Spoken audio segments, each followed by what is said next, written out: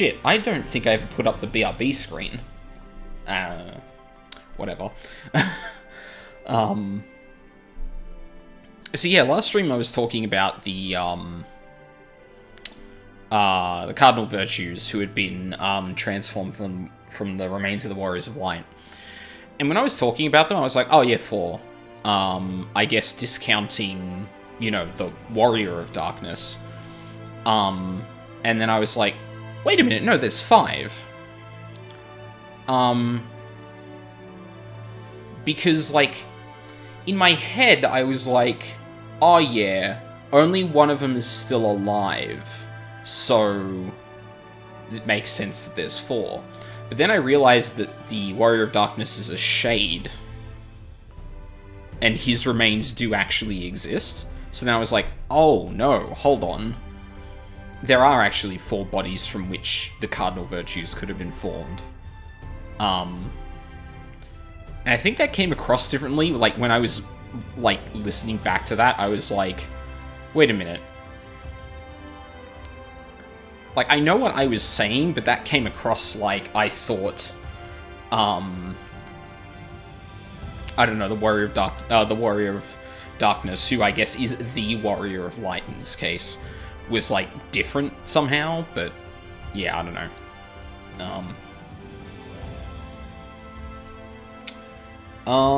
Yeah.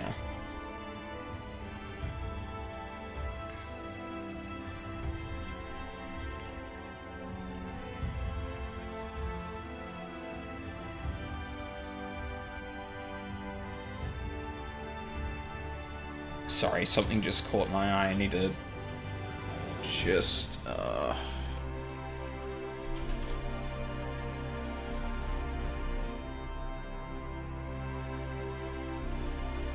Oh no, that wasn't them. Okay. Neato. Alright.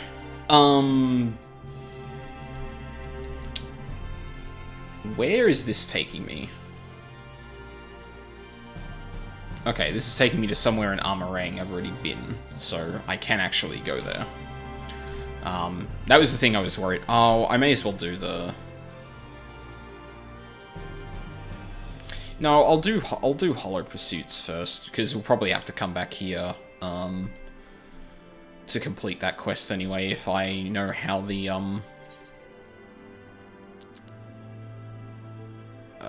launch.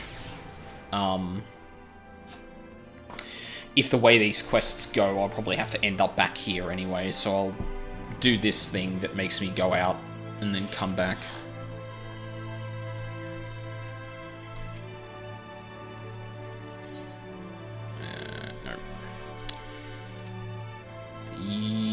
No, you're...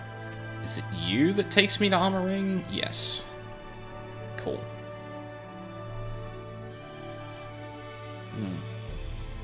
Yeah, like, I'm really curious, like, besides, I'm really curious how, these Cardinal Virtues sort of... what they even are. Like, are they just the Warriors of Light with, possessed much like Ascian's possessed bodies, or... So you came. It's good to see someone who isn't all talk. As fortune would have it, another Sin Eater, a far less imposing specimen than, Phronesis, of course, has been sighted just to the west of here. Prove to me you have the skill to back up your words, and we'll talk further. Yeah, of course.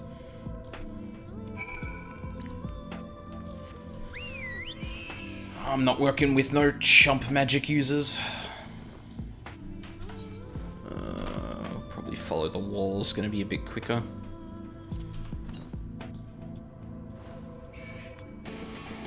Oh, God. No! Go away. 592 west, jeez.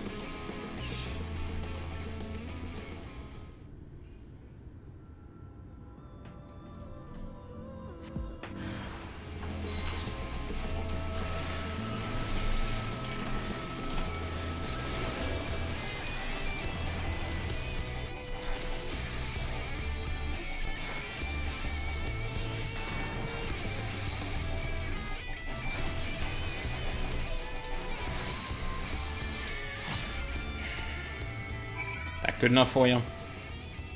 Good show, friend. Wasn't sure what to expect from you, but seeing you in battle has left me with little doubt, since I found myself a formidable ally. And so I'll extend the offer in earnest. Help me hunt down Phronesis, and we'll split the bounty down the middle. Well, what are you saying? That's the spirit. Now, there's more you should know before we proceed. Come with me to Mordsuk, my base of operations, and I'll fill you in on the details. Oh, maybe Mordsuk is where we are. Where most of these quests will be found afterward.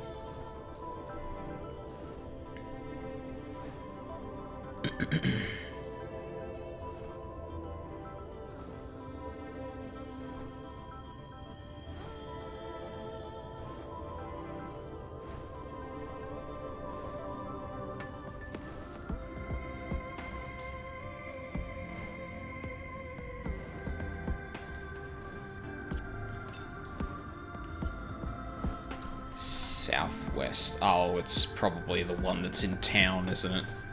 That'll be the one it's pointing to. Yeah. Well, I know I don't need to worry about that one.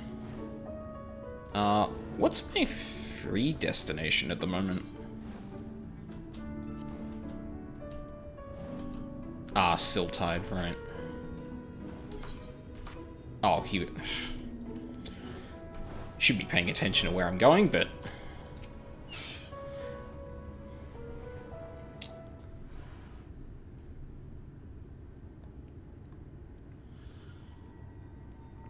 Welcome to Mordsuk, friend. As you can see, it's a bustling trade post frequented by merchants from across the realm. At least it was before Phronesis showed up and started preying on unwitting travellers, hence the bounty, you see. The lucrative reward has attracted the attention of one capable bounty hunter after the next, yet the fiend still roams free. You can probably imagine why. Those few who have seen Phronesis and return to tell the tales speak of the great horrors they witnessed. Carnivorous black holes materializing out of thin air, swallowing everything around them into the abyss. Yeah, that sounds like a black mage. People have taken to calling them the Hollows. Rumor has it one barely has time to lay eyes on Phronesis before he summons forth the Hollows, which proceed to consume everything in sight. And I do mean everything. Just the other day, an entire caravan was devoured by the Hollows, leaving only nothingness behind. Mages have postulated that these holes are literally tears in the fabric of our reality, gateways to other worlds, to put it another way. At any rate, suffice to say that the next man to come back from the void will be the first. Yeah. And yet, there's something odd about it all. Witnesses say that Phronesis doesn't seem to go out of his way to prey on people or settlements. He simply shambles across the wastes, summoning hollows one after the next, and the destruction follows as a matter of course. Needless to say, drawing too near to the fiend is tantamount to suicide. Even attacks from afar have been all but futile, as Phronesis simply summons the hollows to consume every incoming arrow. With every conceivable means of attack foiled, even the most savvy bounty hunters have all but thrown up their hands, even though the bounty now stands at some 9 or 10-fold the original amount. I have a different mind, however. The way I see it, if only there were a way to neutralize the hollows, we'd more than stand a chance against Phronesis himself. This is why I require your services.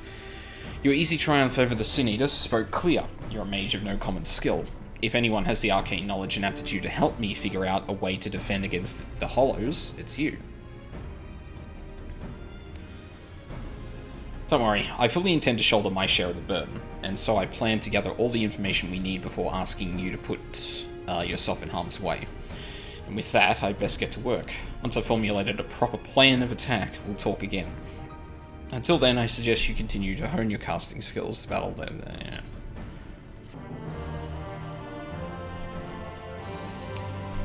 Now, I wonder if I get these, just unlock this whole thing now. Yeah, maybe. Well, it looks like it, at least. Serig has made a breakthrough of sorts. Ah, there you are. Your timing couldn't be better. As luck would have it, a little bird told me that Phronesis was sighted in the vicinity not not long ago. Don't you worry, I have no intention of rushing in like a fool. My plan is to shadow the Sin Eater from afar, that we might observe the hollows with our own eyes and formulate a suitable plan of attack. To that end, I procured this mannequin here from a merchant acquaintance of mine at the... Oh, mannequin, maybe. I'm pretty sure mannequin, like the... like a human mannequin, is not spelt like that. But, yeah, it might not be the same thing. By setting it on Phronissus' trail, I mean to gauge just how wide a berth we must keep from the fiend so as not to be sucked up into the void. Shed no tears for the little fellow, friend. His sacrifice will be the key to our success, and yet, as you can see, he's not quite in the best state of repair. Pray lend me a hand in procuring what we need to get him back on his feet. You're a lifesaver, friend. I just spotted nasty-looking sand-skin Sibylle lurking about to the east of here, and I do believe one of their tendons should serve well to put some spring back in the fellow's little steps, or little fellow's steps. Snag one for me, and I'll see to the repairs.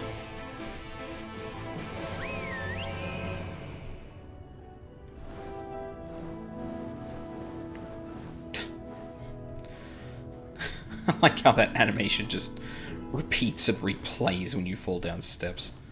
Oh, that's goofy.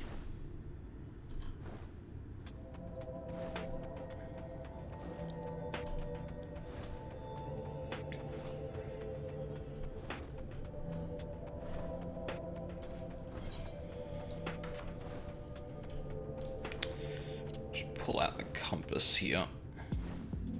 West. No.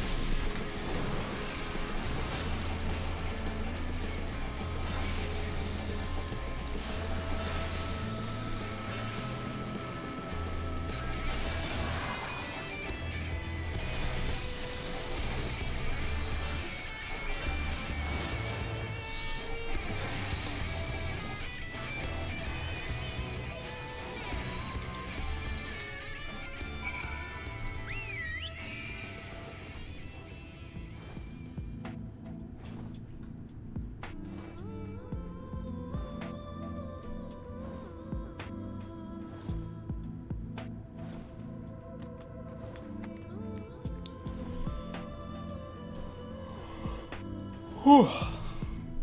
Oh man. I should have tried to get more sleep last night.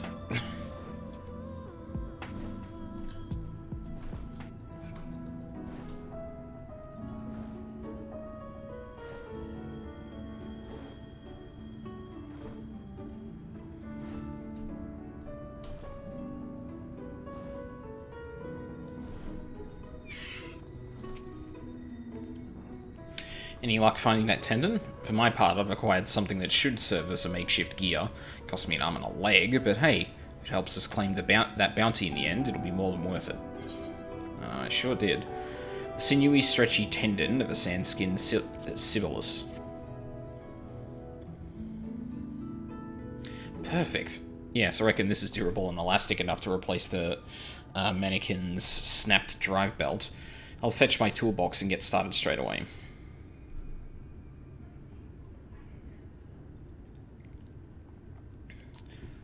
In the meantime, why don't you scout us out a suitable lookout point?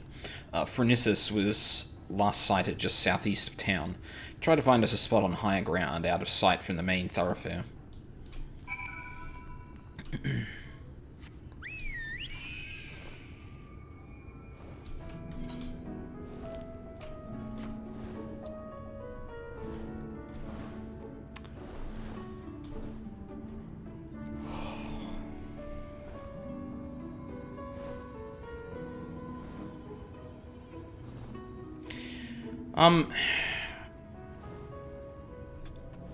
It's something I've been wondering for a while now, just because it's something that's probably not realistically available to me, not knowing a ton of people that actively play the game right now. Like, I wonder how much I'm actually missing out not doing, like, the stuff you do in between patches. Like, obviously the MSQ is kind of the main thing, but there's obviously, like, big quest lines that, some of which I've ignored because I've just been powering through the MSQ, but also like raids and stuff like that, and probably and necessarily story attached to that I'm missing out on. Because I watched a person before I get to this, I watched a person stream the end of Stormblood, and in the scene where presumably Xenos, who has possessed the body of a soldier, appears. He already seemed to know that that was Xenos before the, like, cutscene played too much. Like, basically the silhouette was there and he's like, oh, and I'm like, I wonder if there was more side quests doing into that, or if this person had already guessed. But they seem like pretty definitive and not like, I was right or anything like that. So...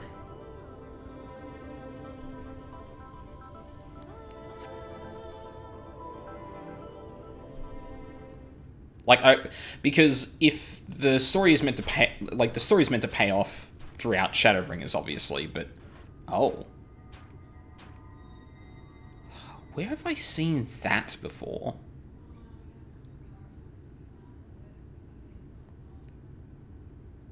I feel like I saw something like that very recently. Maybe it was in a dungeon? Oh, anyway. Because, yeah, like, I worry sometimes that I might be missing, like, payoff. I might be missing points of payoff that I wouldn't get, you know, just playing through the MSQ. And how much that would affect my enjoyment. Oh there, friend. As you can see, our clockwork friend is back in tip-top shape. Since it appears you found us the perfect lookout spot, why don't we get down to work? I'll kindle us a fire. We might be here for a while.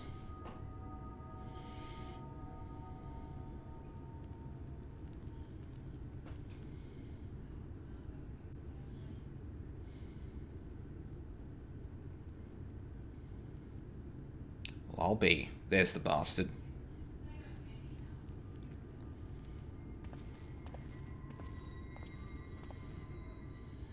Look closely now and hold your gaze. You must witness the sheer horror with your own two eyes.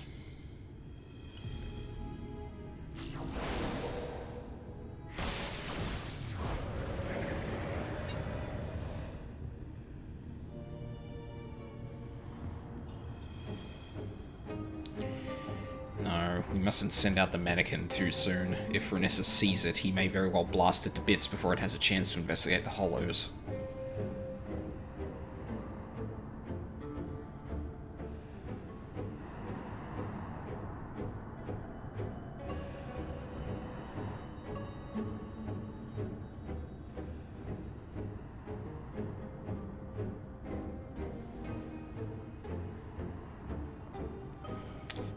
There he goes. I'll send the mannequin in to trail him. Let's sit back and enjoy the show.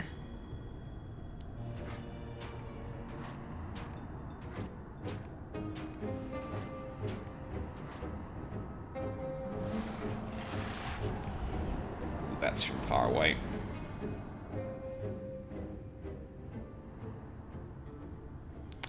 Just as I expected.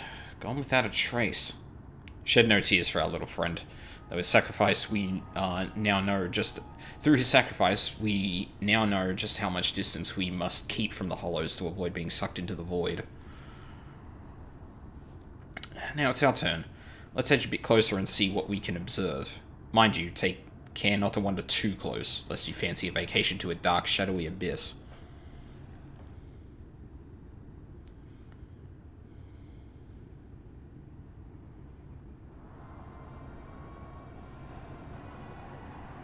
It's as if a shadowy whirlwind rages inside, ready to suck everything and anything and everything into the void. Seen many a horrific sight in my day, but this sends a shiver up up the spine.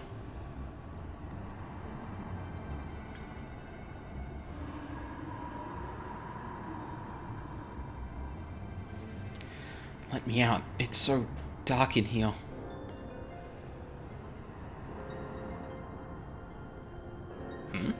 Why the pale face, friend? You look as if you've seen a ghost. Do you not hear that? A voice, you say? From inside the hollow? But that's impossible. Is anyone out there? Please help me. Help me get out of here.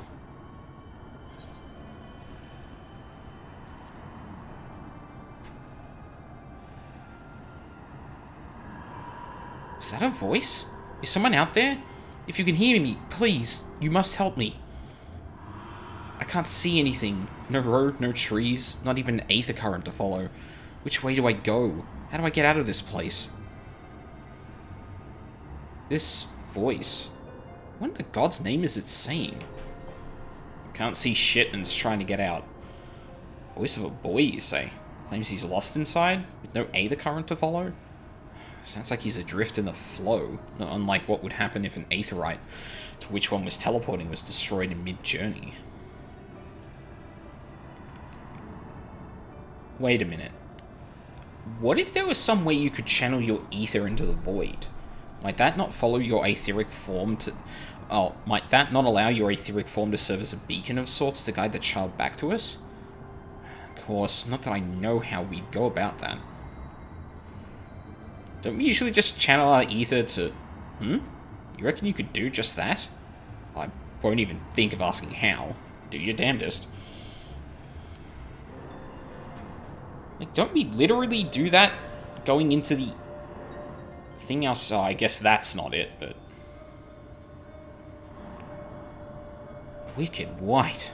I knew you were no ordinary sinner, but even still you find ways to surprise me.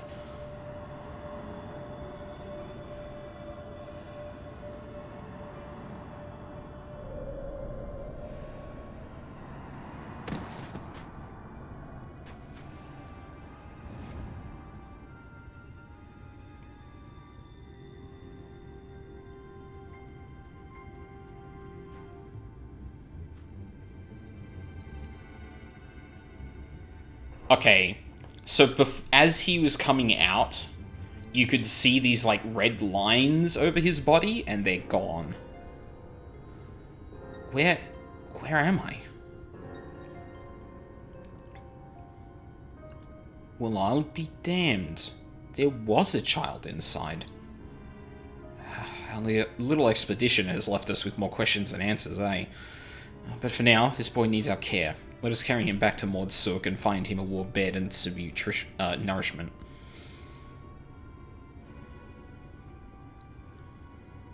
If I remember correctly, that kid has the same eye color as the Magus of Darkness.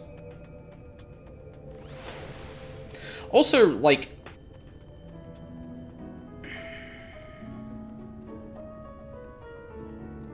I'm kind of surprised that, like, their bodies and powers, or his body and power, at least, is being used so literally.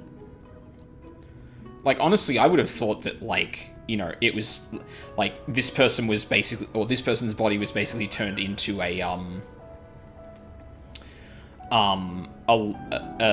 sin, like, one of the more prominent Sin Eaters we've seen, but just being able to also wield a Dark Mage's power, or, like, light versions of those. But no, it really looks like they're just using his body and the power he possessed, which is interesting. The boy's resting now. He is weak, but not wounded, at least as far as I can tell. Needless to say, his presence raises questions. Are there others trapped in the other side of the hollows? If so, might they also be returned to our world alive? There is much we must ask him when he awakes. On another subject, this might be an odd question, but have you ever looked after a child before? I think we have? You don't say. In that case, he's all yours. I'm jesting, friend. I can't very well tie you down here forever. Worry not, I'll manage somehow. I suppose the first order of the day should be to get some food in his belly. He does look terribly pale, after all. Methinks I'll go hunting for some meat. No, perhaps I should take him to a physician first. After all, he may be suffering from some ailment inscrutable to the eye. Or maybe I should... damn it all. I knew I wasn't cut out for this. We're probably able to do the, Echoes of the Past. Yeah, I was gonna say, it would not surprise me at all if this kid was, like, a shadow of the former Warrior of Light. Seri wears a flustered expression on his face. Ah, there you are. You'll be happy to know that the boy's awake and seems to be no worse for wear. Physically speaking, at least. There's just one rub, you see. He has no recollection of where he came from, or just how he managed to get swallowed up into the void. Of fucking course. In fact, other than his own name, Tainer, he can't remember much of anything at all. He seems a good lad, mind you. Eats my half-assed cooking with a smile and nary a word of complaint. Yet, I reckon he's hurting inside. Badly. We must reunite him with his parents with all due speed. I suggest that he go for a stroll around Lord Sook, in the hopes that the sights might help to jog his memories. He can't have wandered far. Why don't you go check up on him? You just let him walk around? It really sounds like he's kind of in a bad way. Why the fuck? Damn it.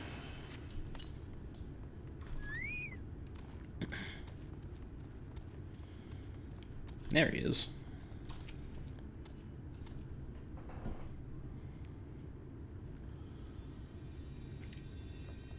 Do not tell me. You are the one who rescued me from the flow, yes? I feel from you the same warmth that reached out to me when I was adrift in the ether. Well, I'll be damned. The boy's a sharp one. That's not the least of it. The carer who examined him said they could feel great power welling up from within him. Despite his young age, Tainer here seems to possess a remarkable command of the magical arts. Perhaps I do, and yet I cannot say. Try as I might, I can recall nothing of who I am, or where I came from. Only the darkness. No need for apologies, boy. You did well just to make it back to us. Speaking of which, can you remember anything at all of what you felt when you were adrift in the void? That I remember, or at least I think I do. I recall a vague sensation of someone passing alongside me. Indeed, I believe this is what roused me from my slumber. Probably the mannequin?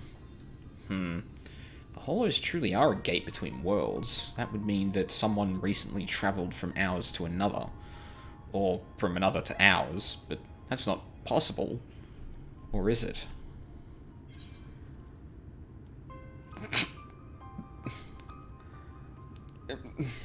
You'd be surprised.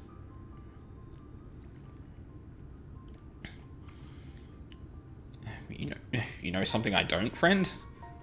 Worry not, I won't pry for details. Oh, well. No sense racking our brains over matters beyond our comprehension. Let's concentrate on what we can do. Namely, finding the boy here a home. No doubt his memories will come back to him in due time. You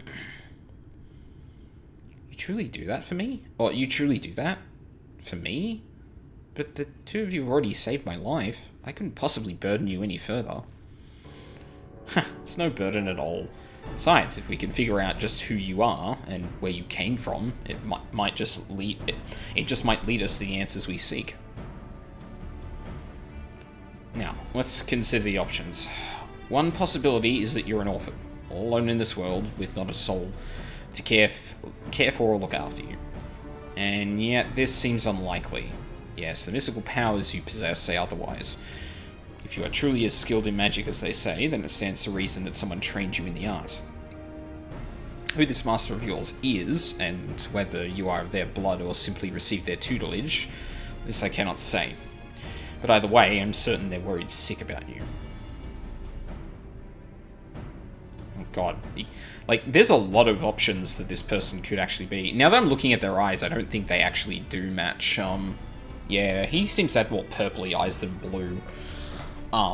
Like, there are a number of things this kid could be. He could be, like, the student of the Mages of Darkness. He could be just some random kid who Phronesis came across. God. I don't know. A lot of options here. If that truly is so, I'd very much like to meet this person too.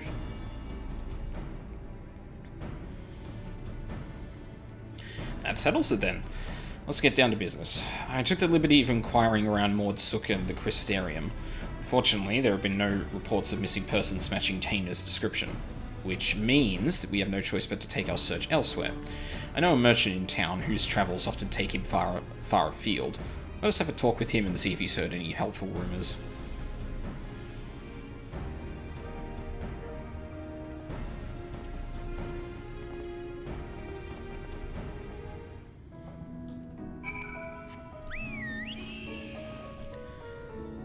God, this mount speed. Slow as all heck. Rumours of a missing boy, you say? Funny that you ask. It's a long shot, I reckon, but I overheard something the other day that might be of use. On my way to Mordsuk, I stopped over at the inn at Journey's Head. There I met an ailing mage. As the carers told it, he'd been ambushed by a sin-eater, and was separated from his child in the battle. Bloody hells, could it be? If the sin-eater that attacked the poor man was Phronesis, that would explain everything. This man you speak of, he could be my father? We must go to him at once. Agreed. I only hope that the man is... No, there's no point in presuming the worst. Let us make for the inn and see what the carers there can tell us. Hey, newest girl. You haven't missed much. I've basically been doing the, role quest.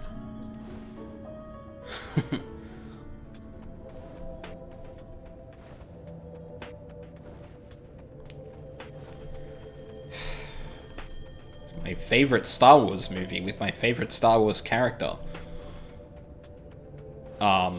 Dexter Jetster. Fuck. Yeah, fuck it. I'm swimming in Gil. I will defend Revenge of the Sith. Yeah. I think there are valuable things about the initial trilogy, it's just not much of it, if that makes sense.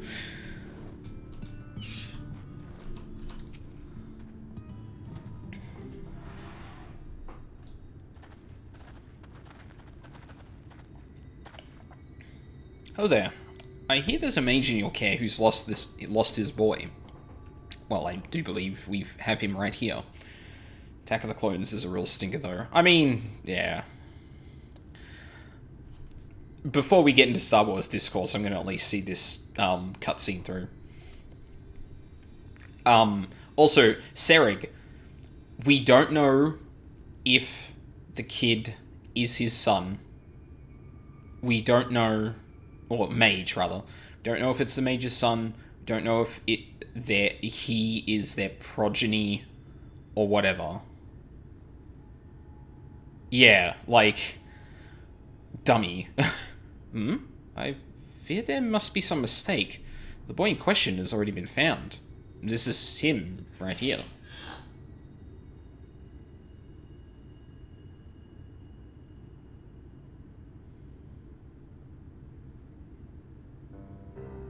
What? So it wasn't my father after all? Billie Jean is nice. This boy with you, he too has been separated from his family? Just so. We heard that a man here was looking for his son, and we just hope... alas, it seemed it wasn't meant to be. But there are many people here, yes? Might I ask around to see if any of the others are my family?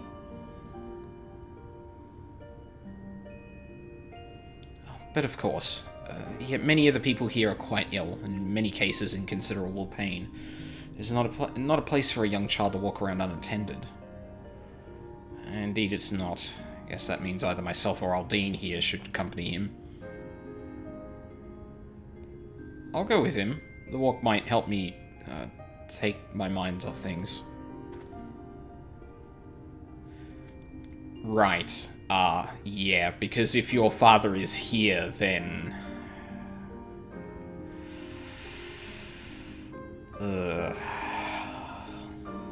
God, what... If this place ever comes up in conversation now, that like, oh yeah, they've just been admitted to this inn, it's like, oh, fuck. Like, the name alone is going to suck the air out of a room anytime it comes up. Not a bad idea if the lad doesn't mind. I reckon Tano would be, would rather be with someone of his own age.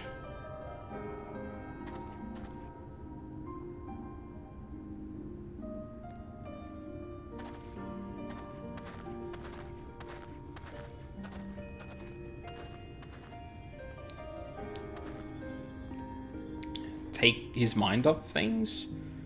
Speaking of which, how is the boy's father holding up? I fear the poor man has already departed on his journey. He is a man no longer.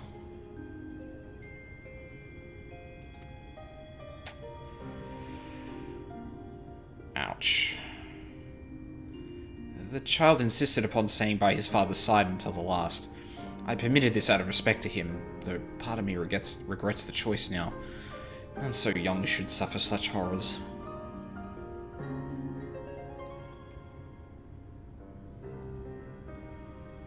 It was some small solace to learn that he has living relatives who reside at the Crystarium. In fact, I was just making preparations to escort him there myself. I see. I reckon we should also find someone to look after Tano as well.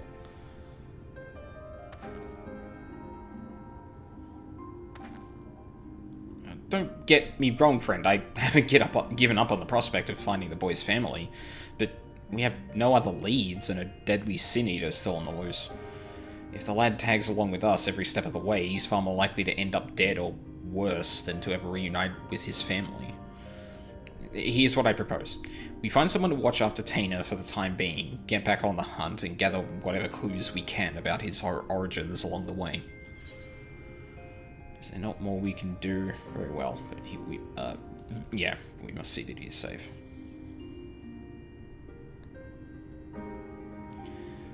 Aye, that goes without saying. Let us have a talk with the proprietor of the Wandering Stairs. He's a kindly enough chap and knows damn near everyone in these parts. With any luck, he'll be able to direct us to a willing and able guardian.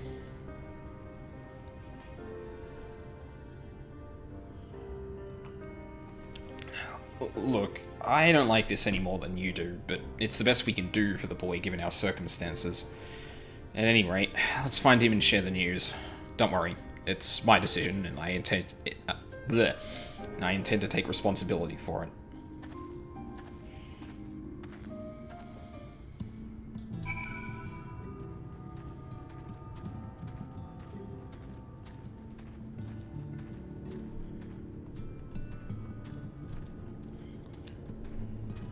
Oh, newest girl, you would be someone I could ask, that would, potentially give me an answer. So, there's a streamer I know of who has been recently going through Shadowbringers and stuff, and I went back to watch the end of their Stormblood stuff, and in the cutscene where we see Xenos possessing someone else's body, kind of, you know, twirl his mustache, or like, you know, bid us good luck in our future before, you know, cursing the Empire and whatnot. He seemed to already know that that was Xenos. And I'm curious if... Yes, my enemy, my friend. And I'm curious if there is anything that, like, side story-wise that I missed that would have confirmed that. Because I think before that scene, the only other thing I had seen of that person was him fixing like an Empire helicopter thing, little personal helicopter thing, and I don't know how this person would have pieced that together from that, but they seemed really sure before you even saw like the dual eyes for the Resonant. I don't know if that's come to think of it, I don't know if that's an easy question to answer, but bad news, friend. It seems the two young ones got into a quarrel of sorts, and Tina's up and run away. Seems the lad mentioned how he'd come out from one of the hollows. No, the 3 big side stories in the patch are the 8-man raid, 24-man raid, and the trial. Xenos doesn't come up in any of those. Oh, okay. Maybe there was something in the scene that tipped him off. Because I believe that person defended themselves, and they may have defended themselves with the katana. So, yeah, I don't know. Weird.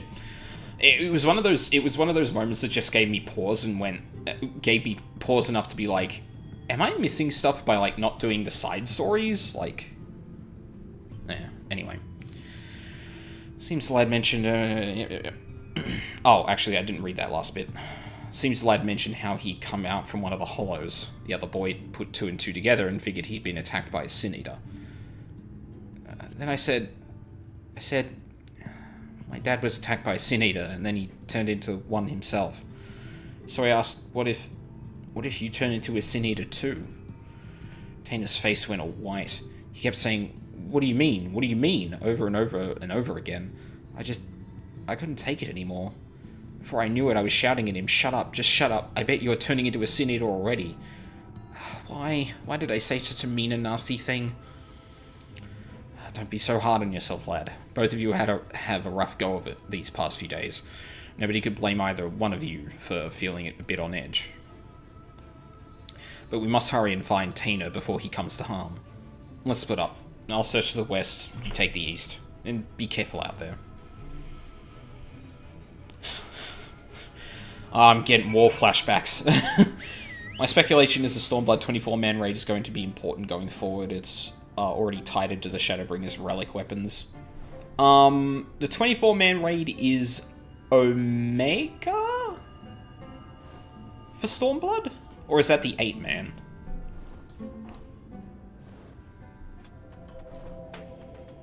Omega is the 8-man. Okay. Did I encounter what the 24-man raid was then? Oh, fuck me.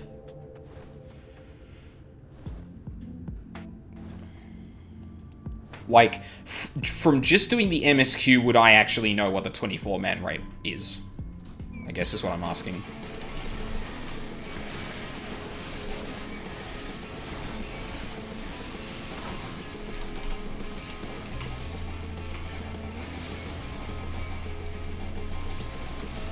Oh, I didn't...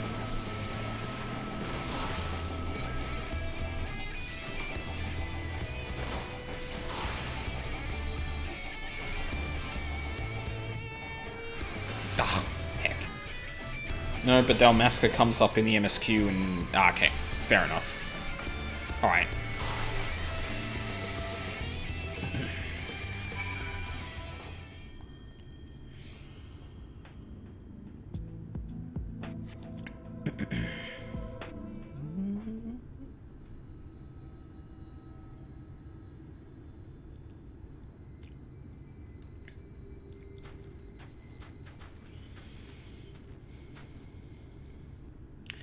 When I heard the clamor of battle, I feared the worst, but I see that you have everything under control.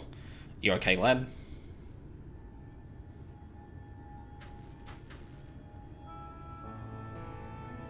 This is a new track. Forgive me. I don't deserve this kindness.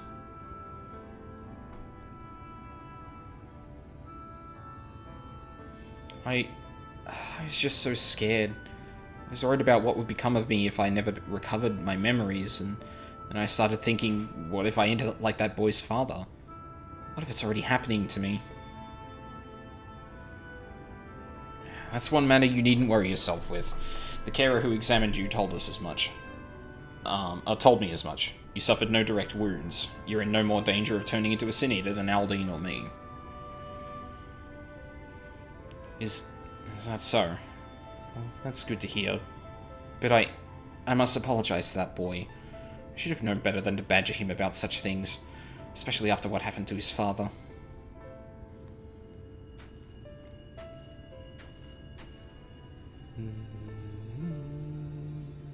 Now, there's that motif.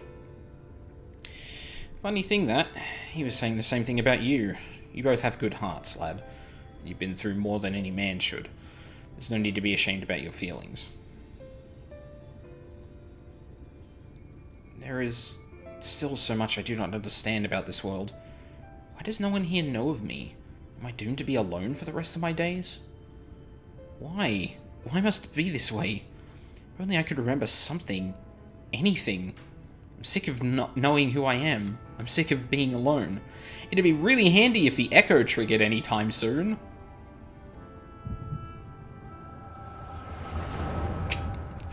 Slow zoom on my face when someone is like, if only someone could see into the past.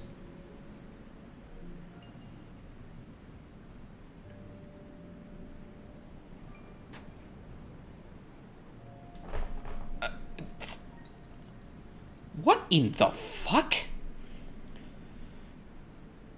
Now it's your turn, Taina. And do not be disheartened by your last attempt. Even the greatest of mages have known failure.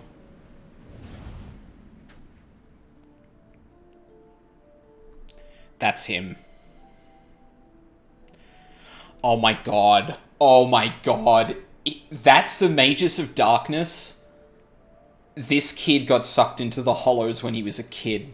Time passes weird. We've already established time passes weirdly between the realms. Or between the realities, I guess.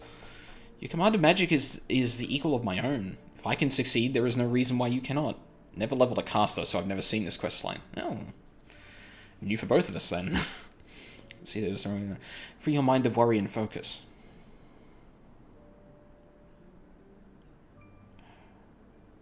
Thank you, Neilbert. Fucking called it. I shall try my best.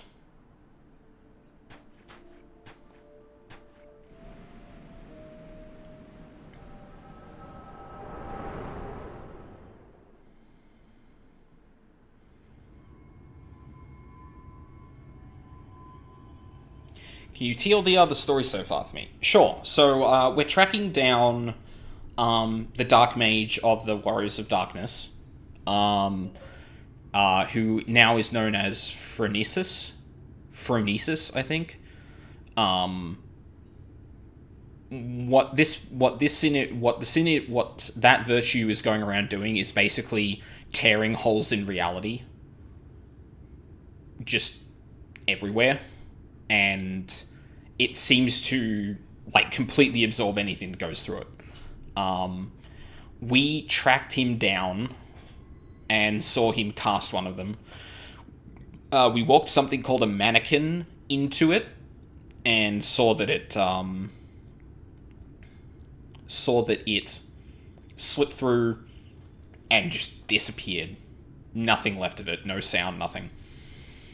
So then we approach it, keeping our distance, and I hear someone on the other side of it.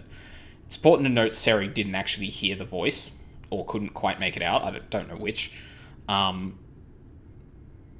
kid, the voice mentioned something about an etheric flow, and we go, I can channel my ether into this, and they may actually come out.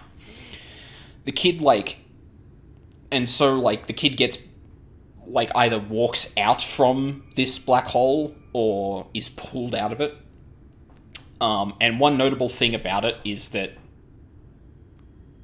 in the brief moment that they exit, they have, red lines over their body, and then when they hit the ground, they don't. So yeah, we found this kid, he nurses him back to health, and we start looking for anyone who may know him. That's literally it. That's pretty much all you've missed. But that, yeah. So I'm pretty sure I'm like almost 100% correct about who this kid is. Wicked White. Are you alright, Aldine?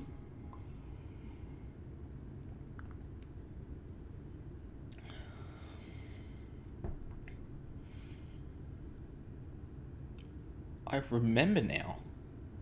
I was standing there on these blighted plains, my head hung low in shame. Then Neilbert turned to me with a smile and heartening words.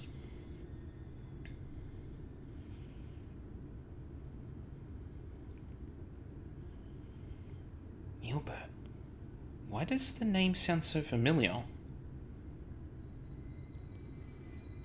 Okay, how the hell do you know not... Okay. If he doesn't pick up on who that is, this is kind of silly. If, however... Fuck, I forgot to do washing.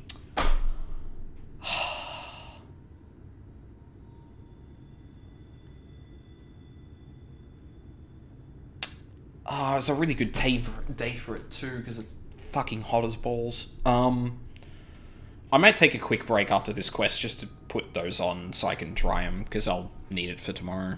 Just like towels and stuff like that, but yeah, Fuck, I was gonna do that after my roommate showered, and then I completely forgot about it. Sorry, anyway. Yeah, if he doesn't pick up on who Neilbert is, then that's pretty... I wouldn't expect the names of the Shards Warriors of Light to survive. Didn't he explicitly...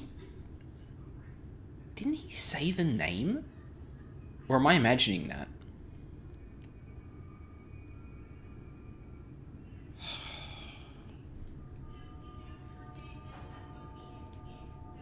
Maybe not. Maybe I'm confusing the explanation with identifying who exactly Phronesis is. I reckon we've much to discuss, but not in this god's forsaken place. Let's head back to the inn and see if we can't get to the bottom of this. Also, I actually would expect those names to live, because, like, they would go down in infamy, you know?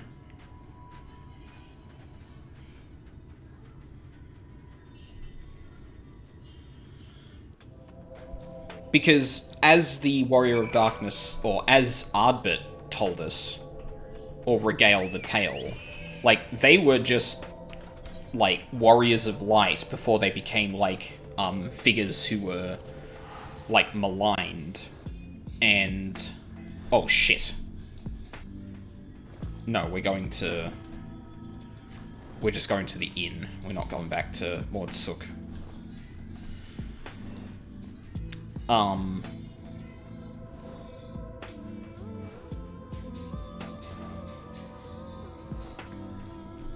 Hang on.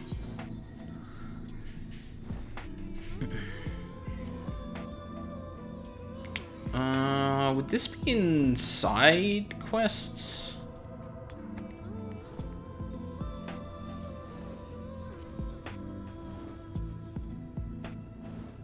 Class and job quests.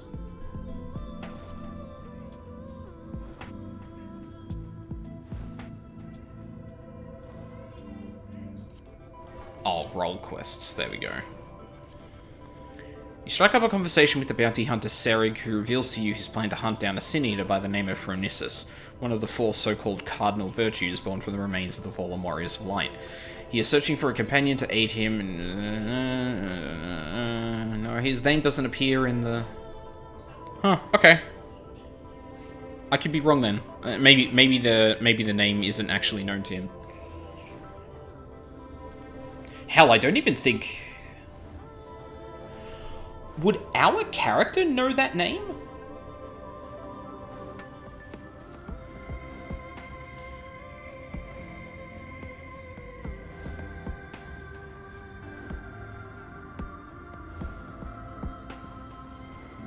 I don't think so. Yeah, they don't say it in Heavensward. Where do I know that? Where do I know that name then? Because I'm sure that's been said. I just don't know where. Tina, are you alright? I'm so sorry. I shouldn't have said those nasty things. Forgive me for reacting as I did. I'm I'm fine. In fact, I seem to have recovered some of my memories. Really? That's wonderful. Maybe you won't feel so scared and alone anymore. I'm going to live in the Crystarium with my relatives. Promise me you'll come visit. I mean, after you get your memories back and all, of course. They do. Ardbert calls him it when he tells him to charge up the beam struggle. Oh, sorry, I misread. Ardbert does say it in Heavensward. I thought you meant doesn't. Or I thought you said doesn't. Right, so that's where I know the name from. But whether our character actually knows that or not is another question. It's a promise. Until next time, my friend.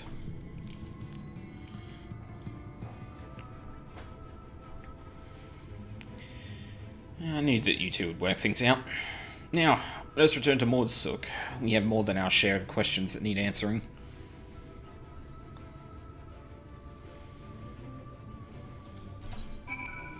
Yeah, we'll probably end up looking into where the name comes from, and then make some unfortunate discoveries.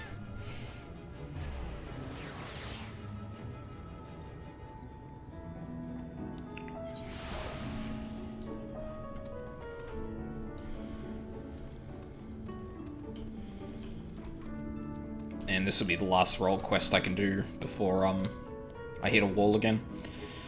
As I saw it, first you fainted all of a sudden. When you came to, a portion of Tina's memories had returned. What in the world happened out there? I can see into a man's soul?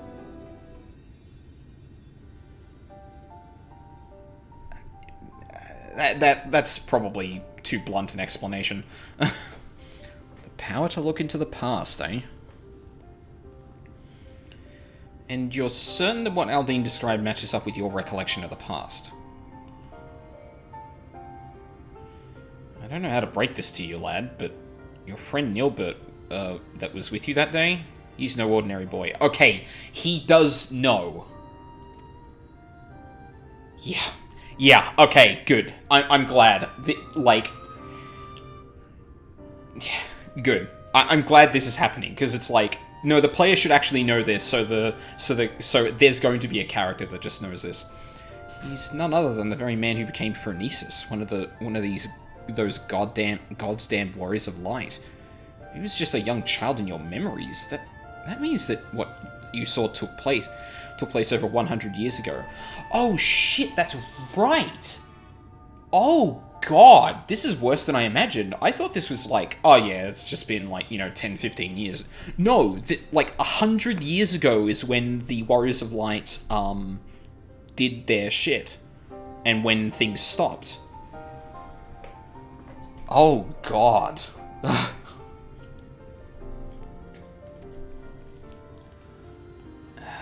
Would that it were just a coincidence, another boy with the same name. But no, judging from the formidable command of magic, we can only assume it was him. On the way back, I managed to recall some more about Nilbert and myself. Tank one is very different. I would imagine. Somehow I don't think the virtue made of the tank is going to be casually tearing holes in reality. Like, I think I made this comment before, but it might have been before you got here. But it seems like the virtues are using, like, very literally using the powers of the body they're possessing. Now, this is easier to spot in this case because we're talking about a black mage who tears holes in reality to the void, presumably, which is very not what you'd expect a Sin Eater to do. So, yeah. We were taken in by a group of mages, a consortium of sorts. They were searching for a means to open a hole to another world, and were recruiting young children with high magical aptitude for the task. Nilbert and myself were the two they chose. You can't be serious. And yet, that would explain the Sin Eater's ability to summon those damned hollows. And if you possess the same knowledge and training as Nilbert does, it could only also explain why you were able to survive in there all that time. But what I don't understand is, why haven't you aged at all? I cannot say for sure, and yet my memories, they are slowly coming back to me. In time, I may be able to help you find a way to close the hollows. Can't display the tank one without MSQ spoilers, so you have to get it to yourself. That's fine. Perfectly happy with that.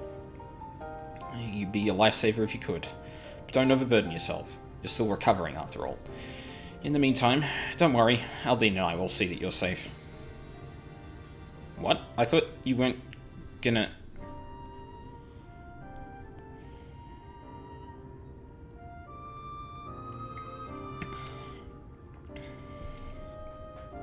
I thought Taino was just a victim of the Sin Eater. Do you think he was actually friends with the man himself? Well, back when he was still a man. This can't be simple coincidence. Yes, I'm convinced of it now. The child holds the key to defeating Phronesis. We must keep him safe and not let him out of our sights. Besides, look at how hard he's trying to recover his memories. Not so heartless as to kick the poor lad aside before he's figured matters out.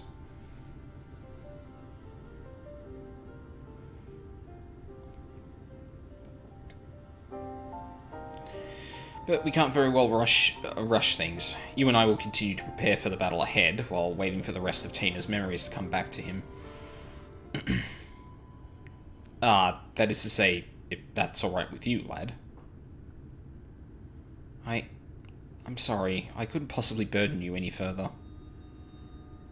Look, lad, I've only known you for a short while, but I can tell you've got a good heart, and a good head on your shoulders.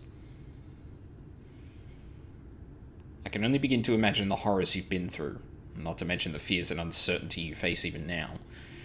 But I want you to promise me this. No more apologies. You're no burden to us, not in the least.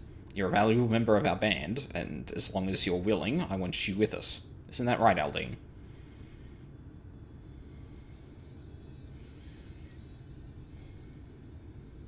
I see.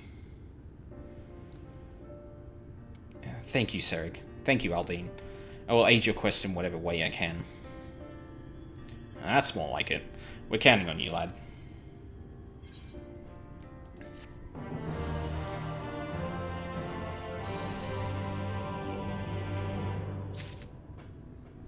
And yeah.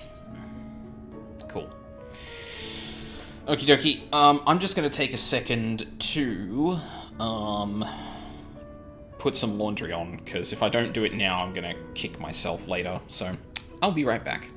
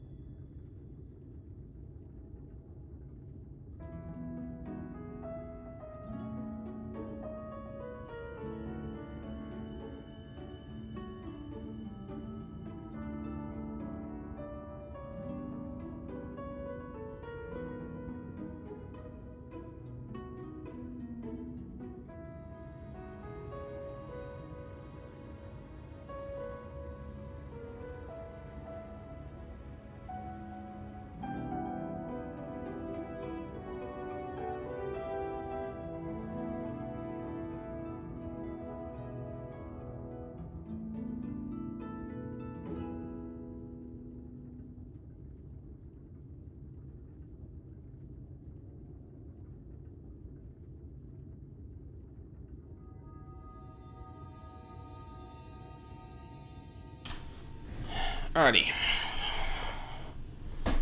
So, with our role quests out of the way,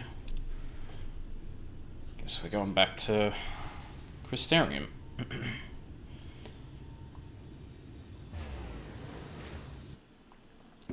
Actually, I should put the Crystarium as my favored spot. No. Thank you.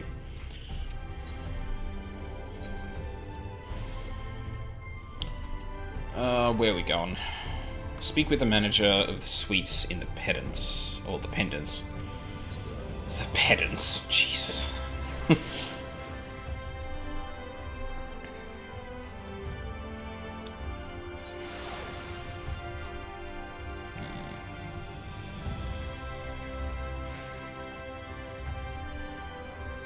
Hi, I have a message, I think. Welcome back, sir. I wonder if anyone can sleep with the city in such uproar, but would you be retiring to your quarters? Very good. In light of the present situation, I have had illumination prepared for all our rooms. No need to rush to the markets for lanterns or candles. Have a pleasant rest, sir. Oh, I need to go back to my room to... Huh. How do you feel about the trust system? I mean, I used it once. I don't know how to feel about it otherwise.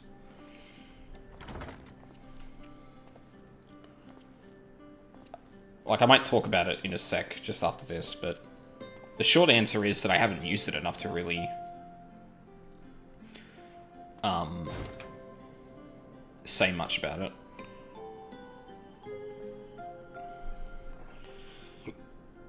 Oh, excuse me.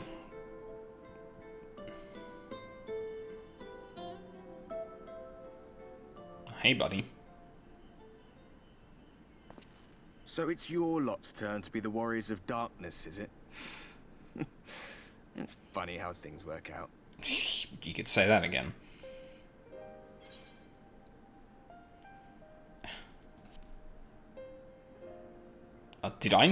Did the character not notice him? I did warn you. I followed you to Yulmore and then on to Armarang. And I was there when you slew the Light Warden.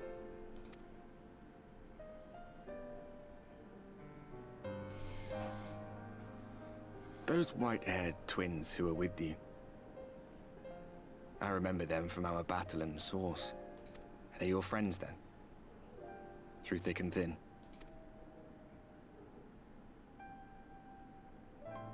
Aye. Then I suggest you keep them close. It's when you charge ahead trying to save someone else that you end up losing those you love. Not that you need telling, I'll bet you've lost plenty. But I wonder, what will it cost you this time? I don't remember when it was that I learned regret wasn't worth the bother. You get numb to it all over the years. The lost comrades, the broken promises, the abandoned principles. Just more nagging burdens to ignore.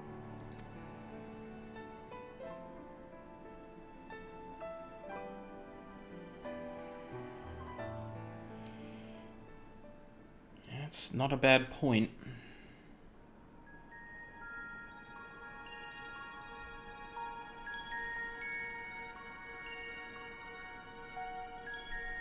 So this is what the light was hiding.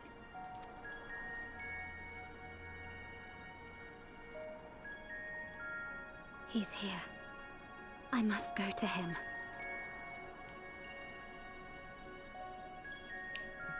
That's gonna be... I mean, there's only one blonde human woman we're aware of, so... It also explicitly didn't show her face, because that might be revealing. Oh, good.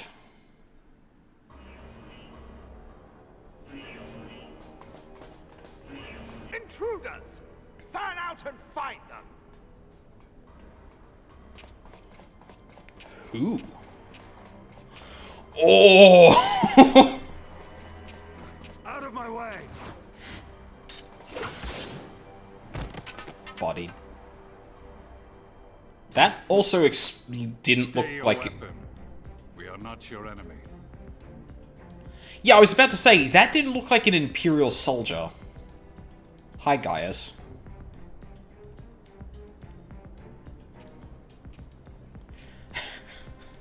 Okay. When the alarm sounded, I wondered what we had done to betray our presence. But I see now we are not the only intruders. You know what's really funny? I saw this scene way before I played 14. It was in a best of 2019, I think? Compilation of clips from Shenpai. And I remember that I had seen something in 14 in that, but I didn't remember what it was. And I'm glad I didn't, because this would have been so bad to remember. Oh, fuck. Saristinian, I presume. The dragoon who plucked the warrior of light from the jaws of death? Your armor is most distinct.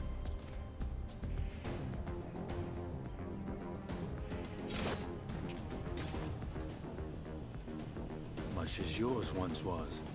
But even without it, I see a former legator still has eyes and ears in unexpected places. Van Baelsar in the flesh.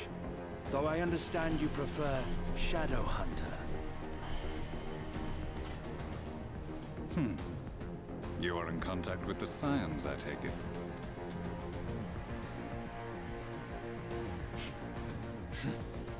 Through no choice of my own, they tracked me down and conscripted me to their cause. Wait, I what? swear the receptionist was trained as a spy. Not that anyone can escape that Baldassian woman once she has caught the scent of your ether.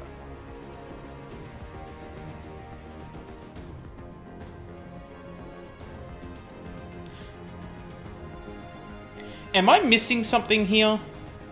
This is out of context spoiler you mentioned a lifetime ago. Oh, yeah, that's what that was. Yeah, 100%. I had no idea what that was. Oh, okay, so this is just something that happened off screen. Right. If they have resorted to using freelancers, I must assume their attempts to wake the afflicted have failed. And what of their champion? Away on other business. Thus, it has fallen to me to root out any trace of the Empire's new weapon.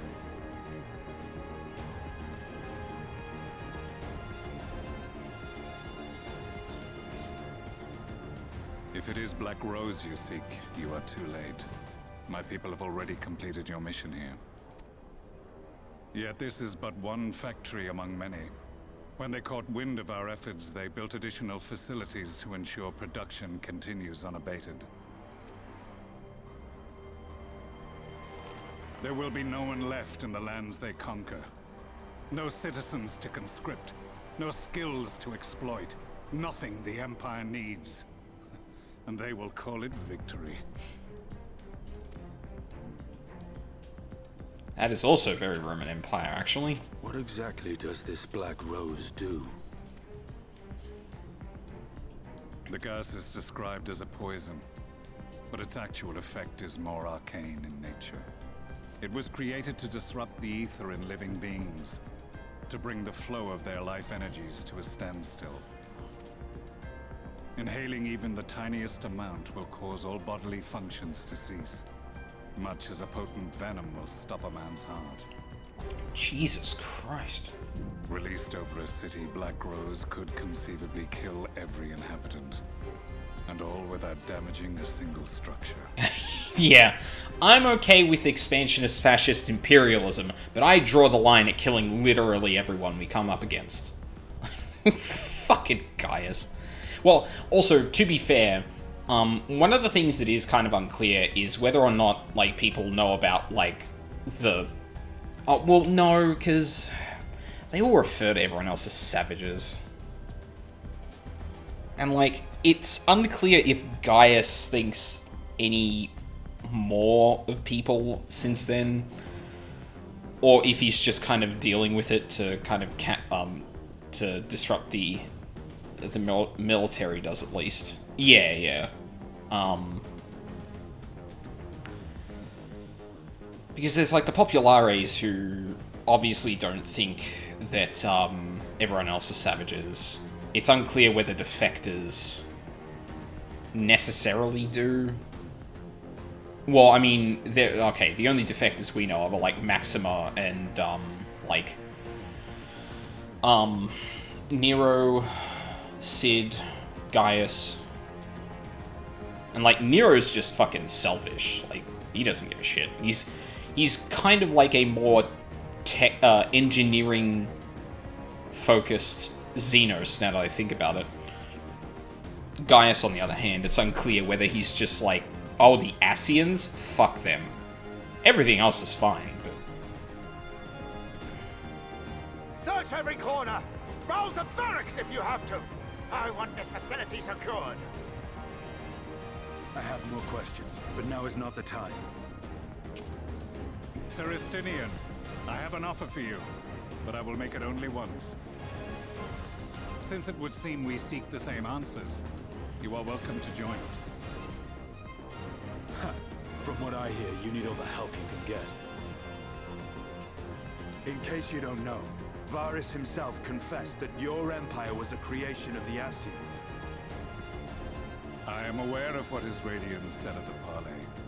Thus, I would return to the capital, that I might behold the truth of this corruption with my own eyes.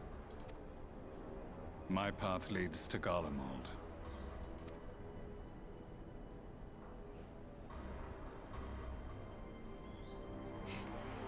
Singing suddenly like, oh. Okay. You have my attention. Good morning. An unwelcome guest. The manager of suites is, that balloon. The manager of suites is wearing a grave expression. Begging your pardon, sir, but do you perchance intend to head outside? If so, I would strongly advise you to not stray too far from the Crystarium. Word has it that Yulmore has dispatched its military to Lakeland. Given the timing, one can only assume they do not welcome the return of night. Even now, the Exarch is in the Ocular, deliberating a response. Goody. Good job, well done. Well, it's probably not going to be a, Aether point. No, fuck it, I'll look into it later.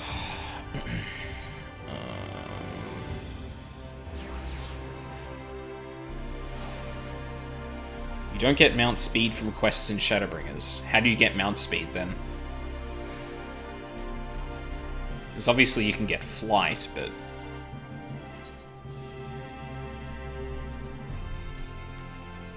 Jesus, I haven't done much in Lakeland, have I? You have business with the Crystal Exarch? Just say the word? No, yeah.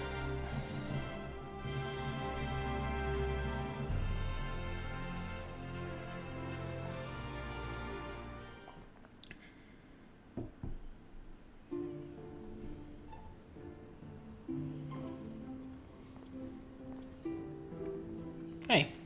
You come at a good time. As you may have heard, we have something of a quandary on our hands. You'll soon unlock a gemstone trader, and they sell the riding maps. You earn the gemstones by doing fates in Shadowbringer zones. Okay, got it.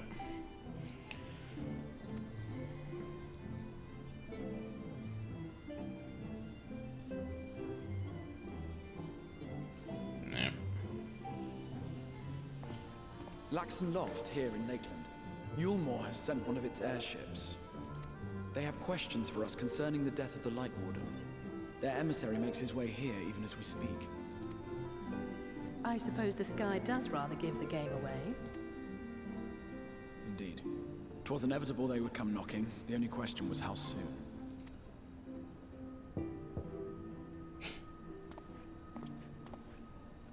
My lord, I am come with the Yulmoran emissary. May I show him in? A moment, Captain, if you would.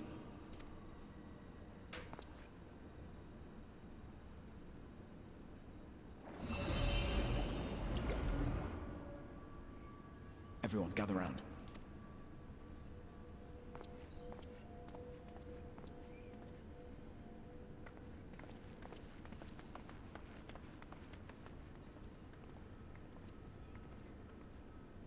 I do not wish to show our hand prematurely. Forgive me this liberty. Vanish.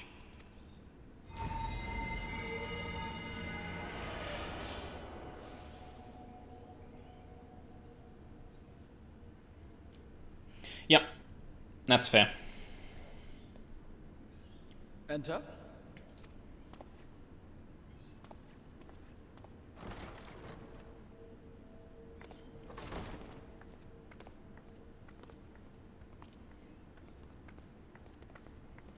Doesn't look happy to see whoever it is.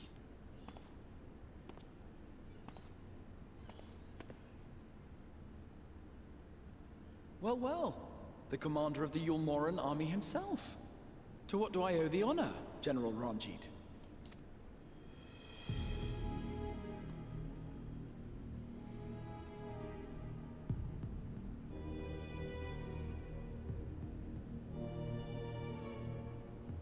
The Light Warden is dead, Exarch. Were your people responsible? You are clearly in some haste, my lord.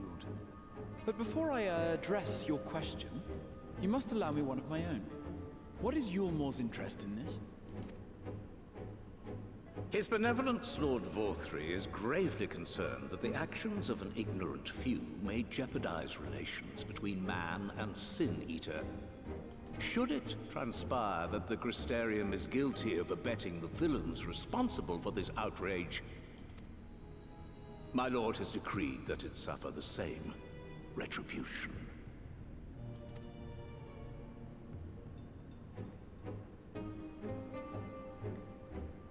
I see. Since you have been so candid, I too shall speak my mind.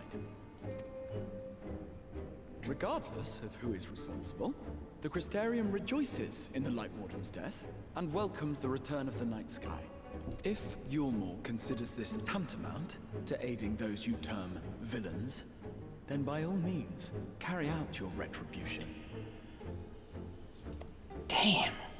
Know, however, that even should every innocent soul in the Crystarium perish, nothing can stop that which has been set in motion.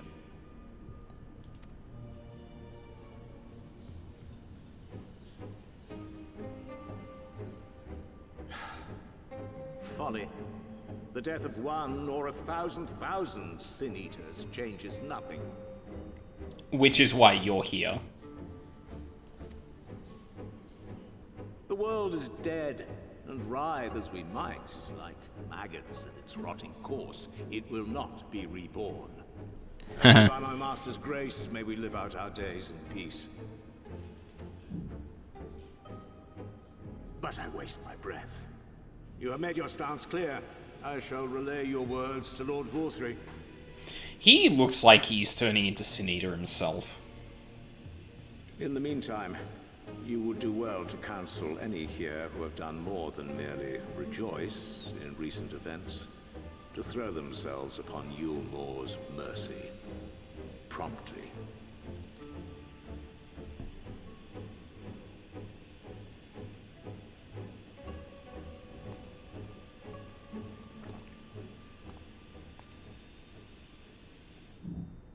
One last matter. We are searching for a young artist and his assistant. Know you of whom I speak? An artist and his assistant, no. I cannot say I do. What a pity. Should they reveal themselves to you, I bid you hand them over at once.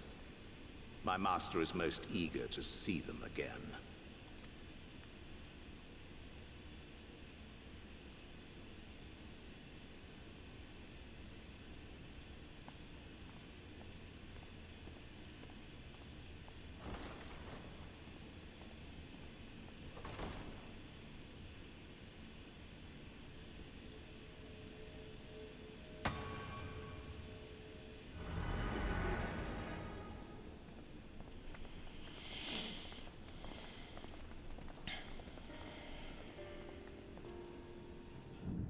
imagining things, or did he just stare straight at us? I fear he did. The General is not a man to be trifled with.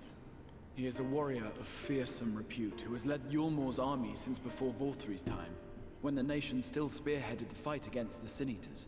One does not command the world's mightiest army, and for so long, without possessing exceptional instincts. If Yulmore chose to send such an individual, we must assume this talk of retribution is more than an idle threat. While we are grateful for your support, my lord, we cannot in good conscience put your people in harm's way. It is noble of you to say, Master Alphino, but my people have been in harm's way since long before you arrived. Yulmore has ever yearned to rule over what remains of the world. Even should we surrender the Warrior of Darkness to them, they would find some other pretext upon which to invade. The people of the Crystarium know this only too well, which is why, when the time comes, I am certain they will fight to the last man. If truth be told, I would not have been surprised had Ranjit declared war here and now. So then why didn't he? He may have reason to delay. According to reports, the Yulmoran forces at Laxan Loft were observed taking a prisoner. A young woman believed to be none other than the Oracle of Light, Minfilia. It may be that General Ranjit wishes to convey her to Yulmore before commencing hostilities. Having mentored generations of Minfilias, it would not surprise me if he had made her capture his chief concern. I'm sorry, generations of Minfilias?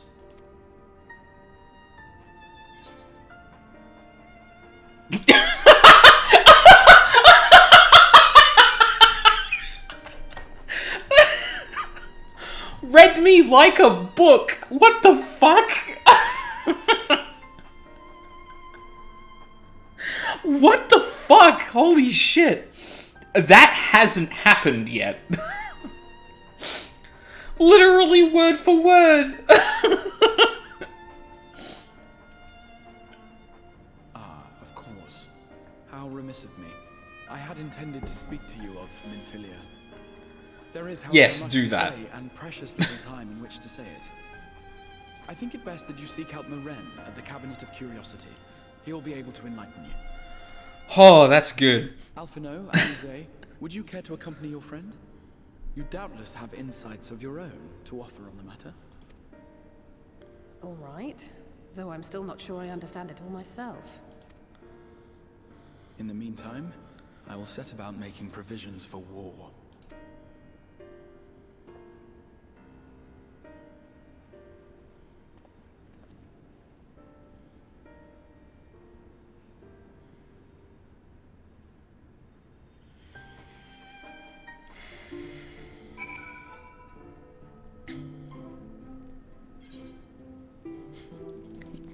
That's fucking amazing. Oh, shit.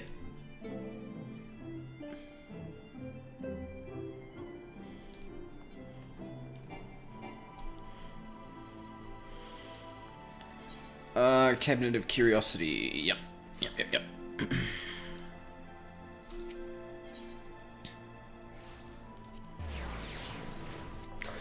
Oh. Actually, that reminds me. I need to do my Grand Company stuff next time I get the chance. Right. So before I do this, the trust system.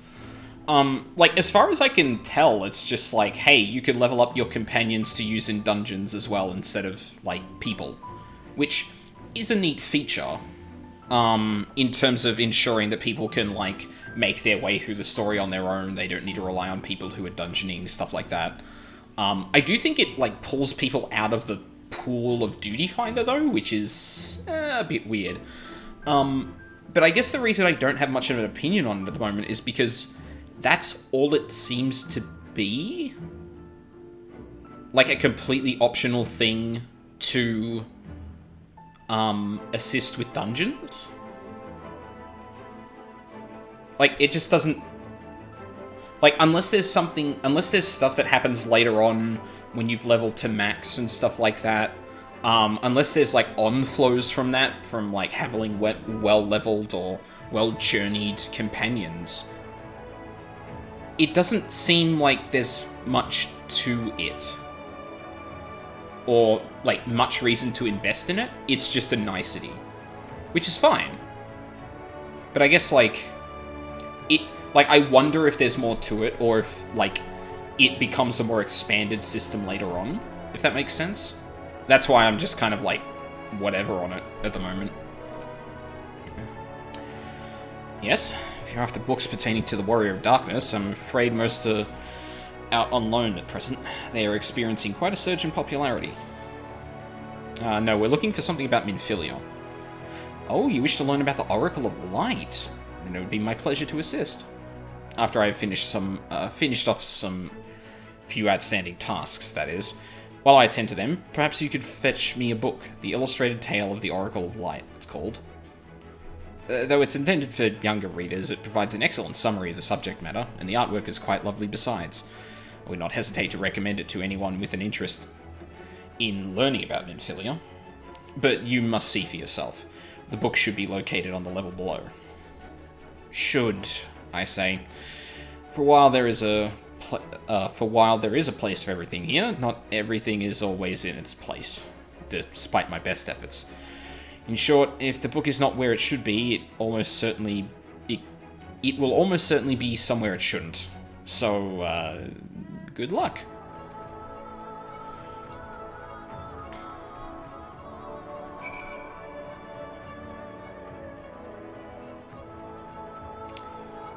Oh, goody. Oh. That's the thing.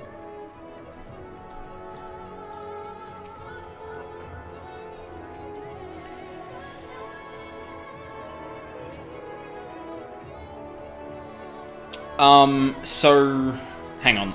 I know where it is. If you click in the top right, oh,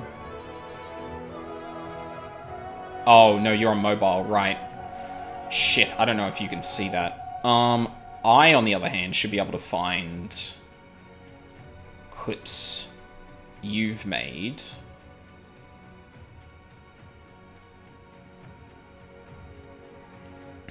Oh yeah, there it is, word for word.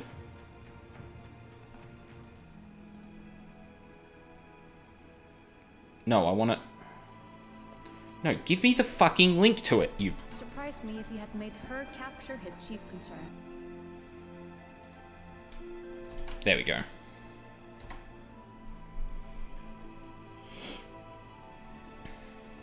Yeah, so ordinarily you can look at clips you've created by going into the creator studio stuff. That'll show you like clips that have been created of that. The other thing you could have done is go to videos under my channel and look under clips. It should have been there as well. Yeah, that was very good. That was very fucking good. The book does not appear to be here. Any luck, Alphino? No luck as yet. I would have seen it if it was there. Is there a stepladder we can borrow?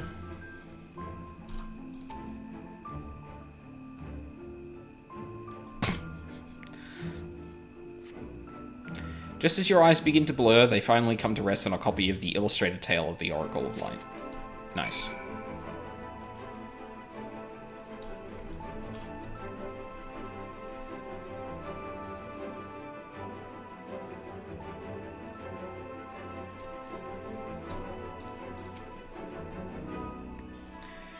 I sure have. Intended for younger readers, this tome featuring winsome illustrations tells the beloved tale of the Oracle of Light.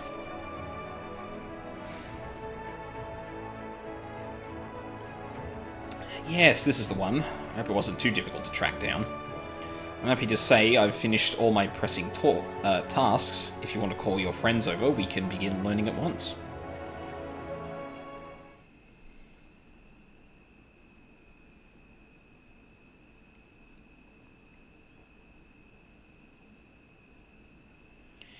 As a comment on trusts taking people out of Duty Finder, the 71 to 79 are part of the leveling roulette, and there are 2 different roulettes for level 80 dungeons.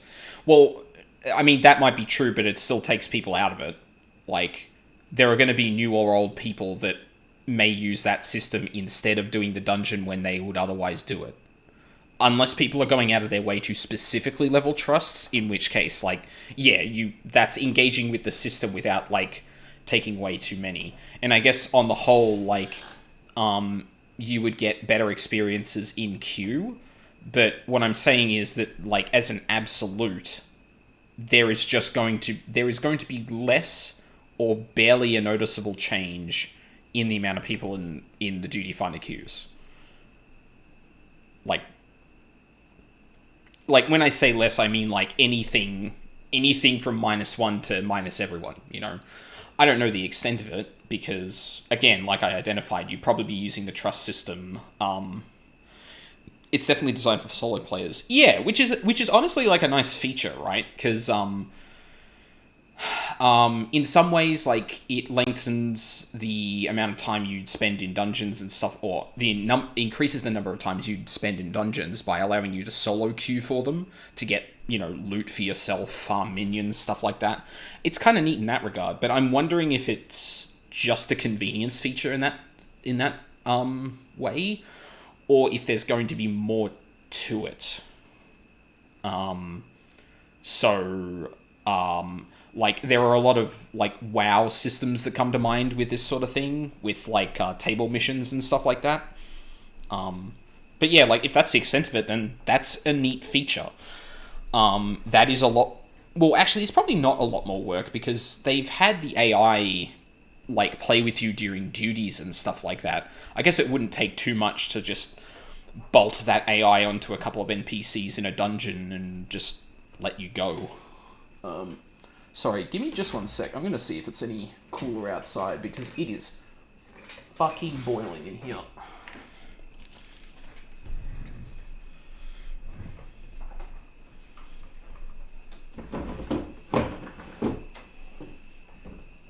Oh yeah, that's much cooler.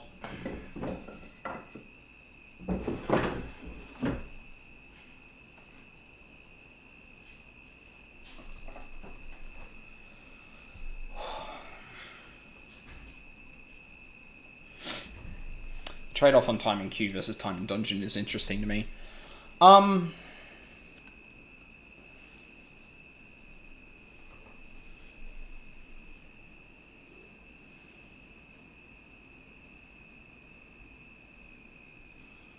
Yeah. I guess it's like the time it takes to complete a dungeon with people is a roll of the dice of how many people are in queue, and then roll of the dice of how experienced everyone is. Whereas if you solo queue it, then like you get in there instantly, but it's going to be slower unless you can manipulate the AI or play exceptionally well to be able to kind of plow through it quicker than you would otherwise.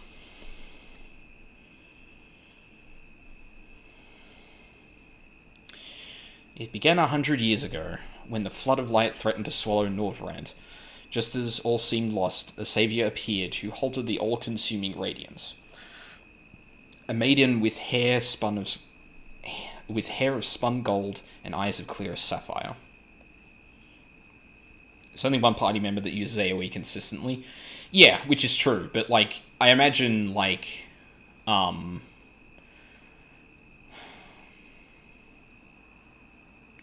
Actually, I wonder which role would have the easier time pushing NPCs through the content. Because tanks can obviously elect to pull a lot more than usual. And they have, like, considerable AoE prowess, as far as I'm aware. Like, a good DPS would shred through the enemies, but without big pulls, which the NPCs aren't going to do, and it looks like the NPC tanks have trouble gaining threat, like opening up in an encounter. But yeah, anyway. Naught was known about her, save that her name was Minfilia, and for delivering the realm, she came to be revered as the Oracle of Light. After stopping the flood, the miraculous maiden vanished without a trace, but 15 years later, her name would unexpectedly reappear in the annals of history.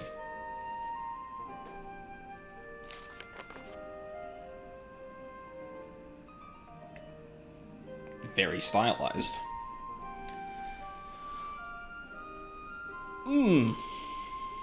Them some Sin Eaters. When Sin Eaters laid ruin to the kingdom of Vobert, a young girl was discovered who was immune to the creature's blighted touch. One with hair spun of gold and eyes of clear sapphire. She was hailed as the Oracle Reborn and came to likewise be called Minfilia. Enlisting in the Yulmorian army, this Minfilia fought and vanquished countless Sin Eaters.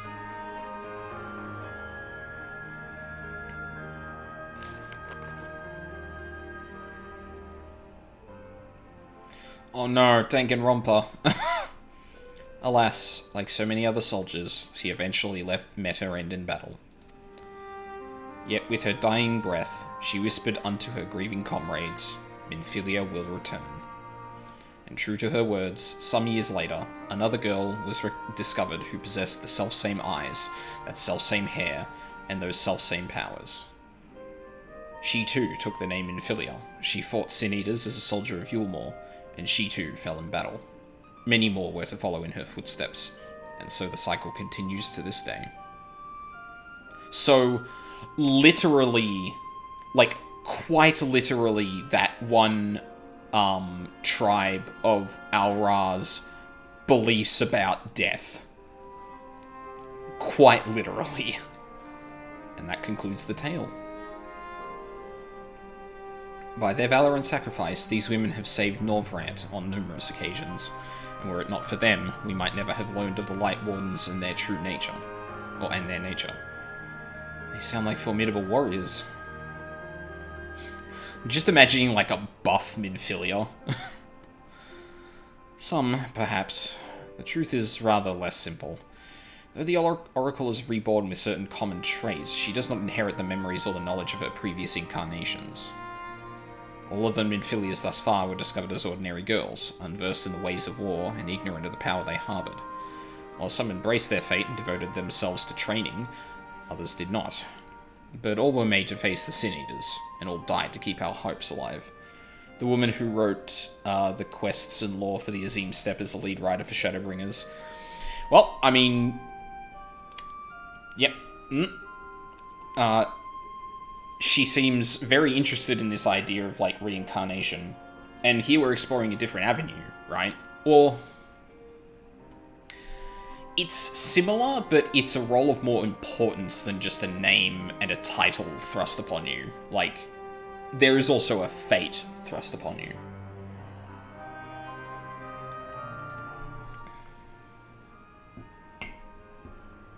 What can you tell us of the current Minfilia? She was found by the Yulmorian army some 10 years ago and taken into their care. Or rather, their custody.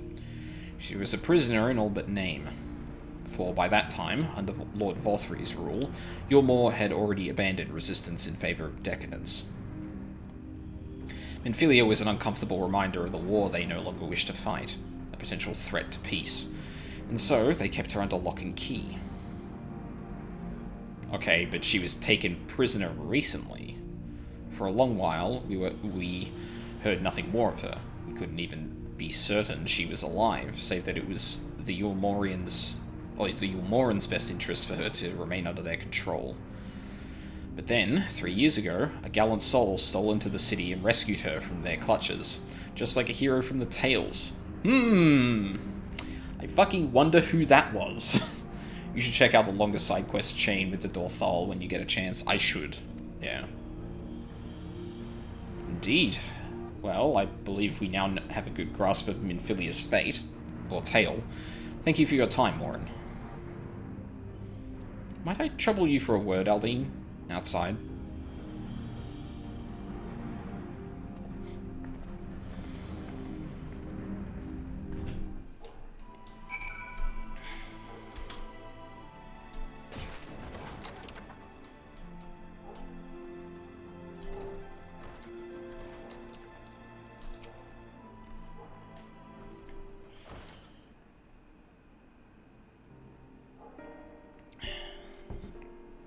As you've already surmised, the gallant soul who rescued Minfilia was none other than our own dear Thancred. They have since been wandering the land together, never remaining in one place for long, which is why we have not yet had a chance to meet them.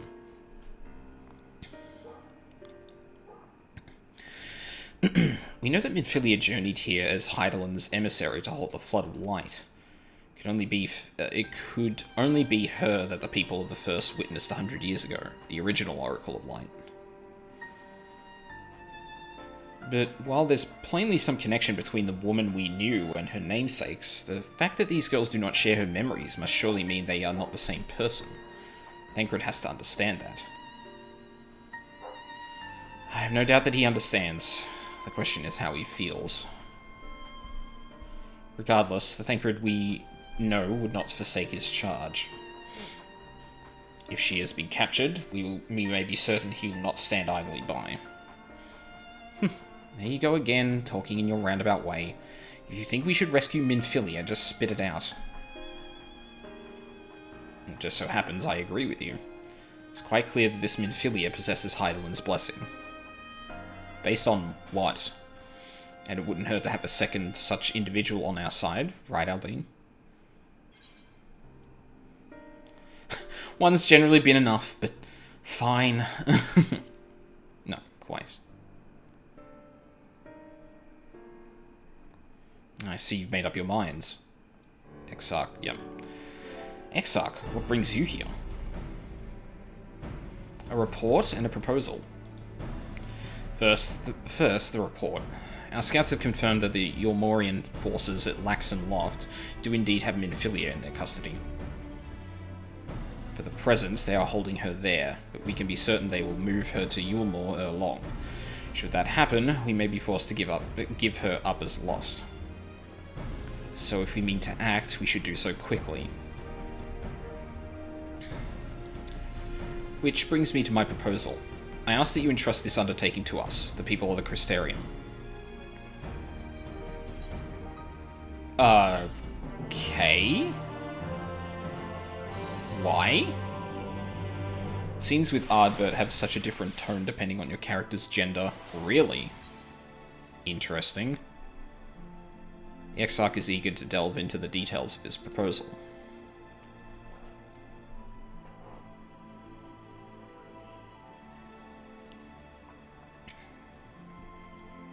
You are doubtless eager to attempt Minfilia's rescue, and with your combined strength you may well succeed. But as I said earlier, I do not wish to show our hand unless absolutely necessary. Ah, that's a good point. If we show up, then it's kind of, yeah, dead giveaway. Dialogue is the same and everything, but it just has a different vibe. What? Like, is his delivery different, or...?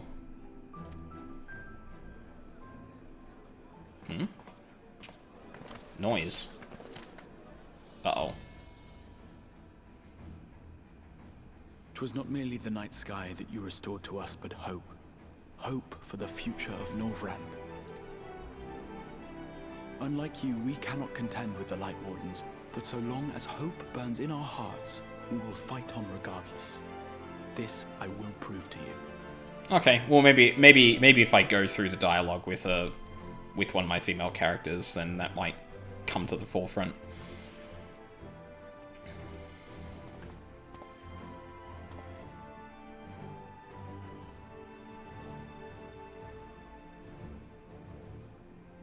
My friends, I thank you for gathering at such short notice. There is something I would ask you all. As many of you are aware, I received an emissary from Yulmor a short while ago in the form of General Ranjit. To my dismay, the General condemned the slaying of the Light Warden, and warned me in no uncertain terms that, should the Crystarium cast its lot with the Warrior of Darkness, there would be war.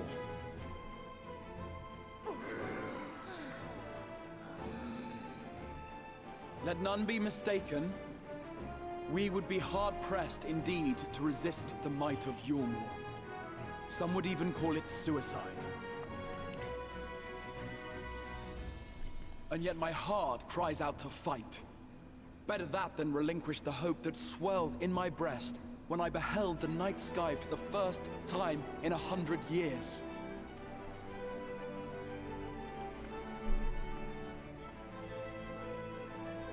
Or so says my heart.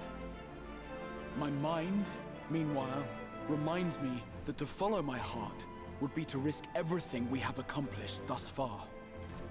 Clearly, this is not a decision to be made lightly, nor less alone. And so I put the question to you all. What should we do?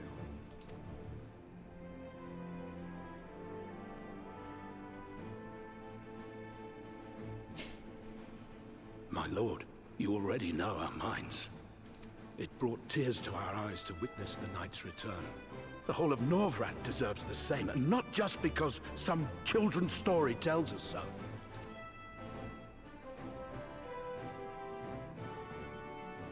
Yulmor's influence is far-reaching. Should war break out, trade would be subject to restrictions.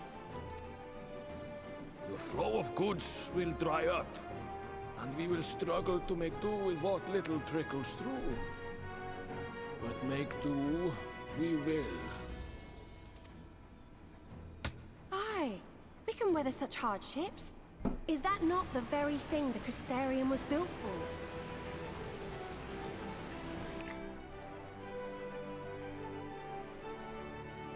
We have always taken pride in our ability to sustain ourselves.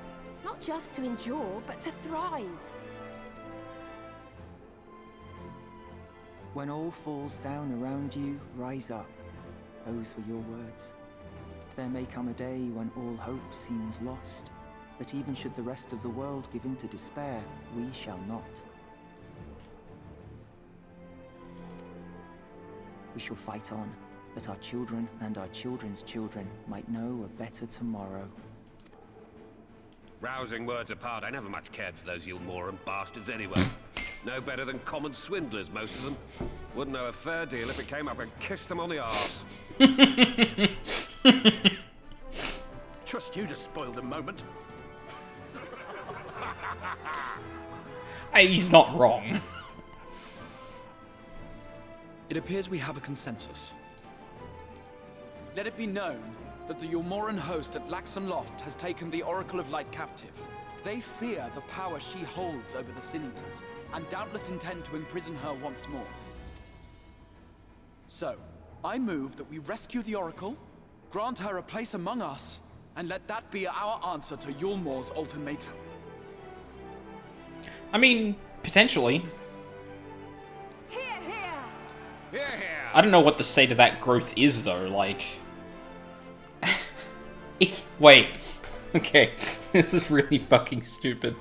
But if you wanted chiseled abs and you had a diamond body, I open the floor or, to you all. or a crystal body, would you have to literally chisel them?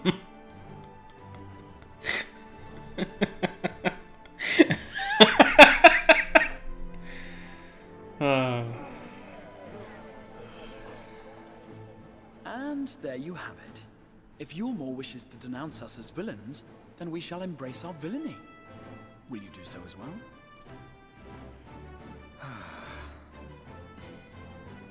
We will not be outdone. Consider us your partners in crime. Yeah, fuck the light.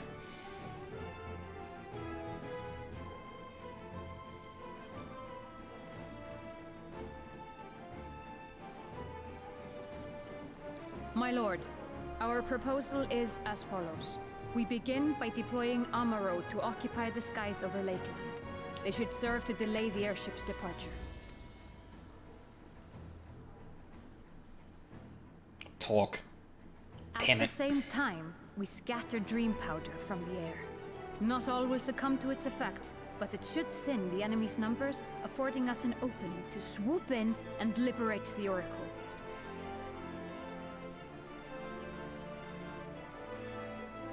Very good. See to your preparations.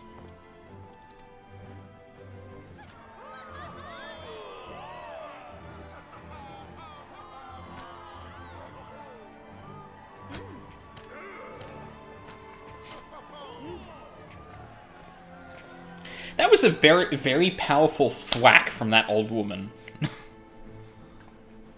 And what exciting crimes would you have us commit? Speaking for my fellow villains, I'd say we're capable of most things, though we draw the line at indolence.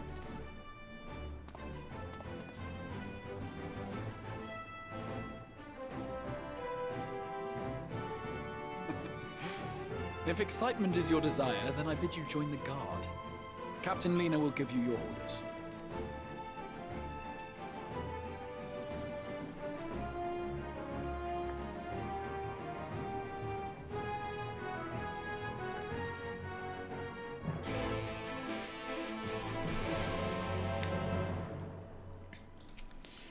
Alright, what's up?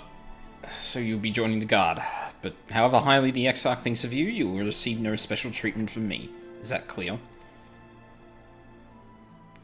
Where's your salute, soldier? Do I know that salute now, or... Better. More spirited than the Exarch's feeble attempts, certainly. Now, first things first, you need uniforms. Go to the Crystal Mean and report to Catelys. She will see you measured and fitted.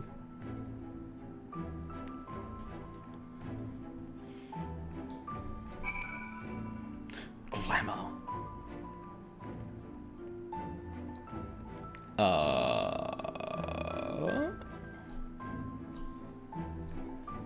Assuming if I just head up here, probably be as close to it.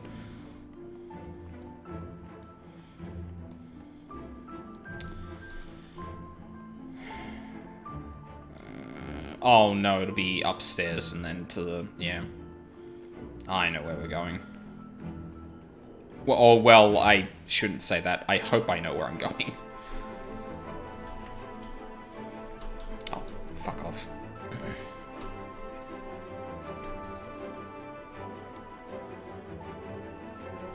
Oh, bullshit. Oh, it doesn't actually open up into here. No, never mind. Actually, come to think of it, my washing should be done, so I'm gonna... And I also need more water, so, might take the quicker break here. Oh my god!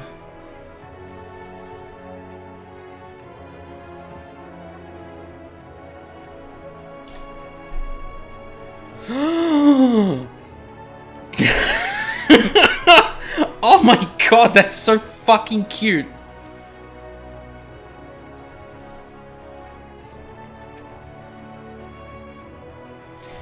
Anyway, yeah, I'm gonna be right back. I'll take a quick break, get some more water and that, and, we will continue on.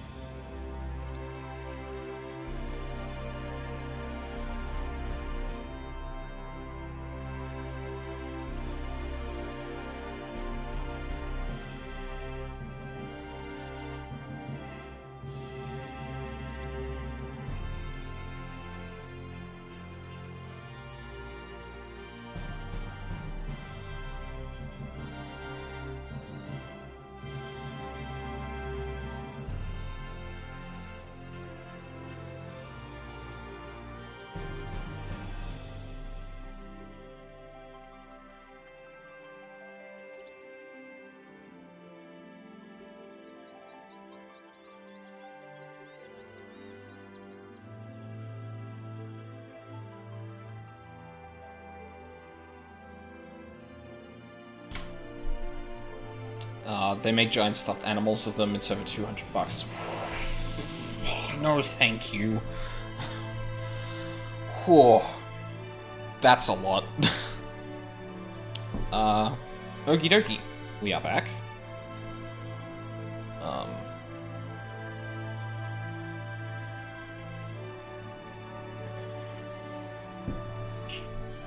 Oh shit, hang on a sec.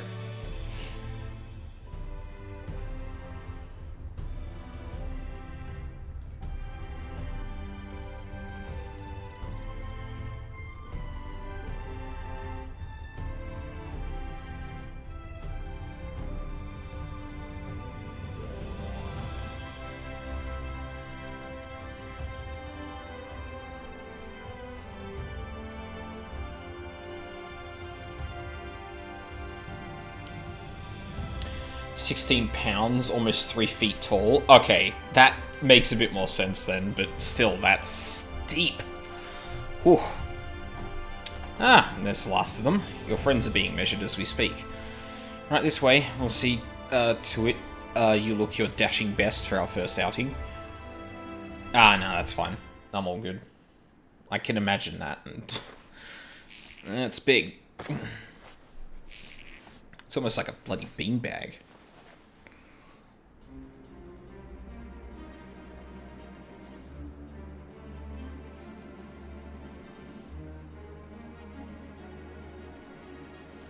Done, are you? Let's have a look at those numbers.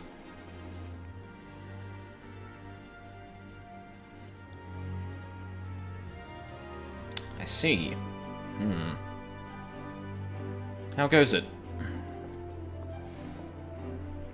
I know what I'm buying with my stimulus check. Sorry, Captain. I'm afraid we don't have anything on hand that's a ready fit. But we do have a few that are fairly close. We should be able to make them with work. We should be able to make them work with some minor adjustments. Very well then, see to it, and have the uniforms delivered directly to the field. Oh, yeah, fair. Should take this opportunity to brief you on the mission.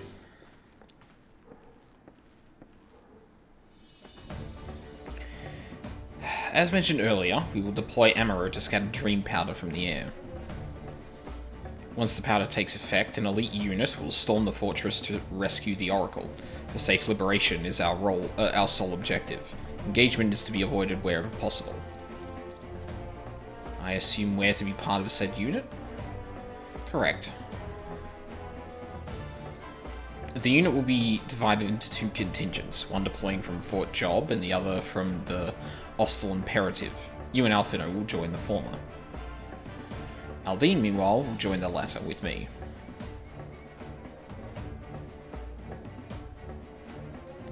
Before you proceed to your positions, you are to report to Chesamele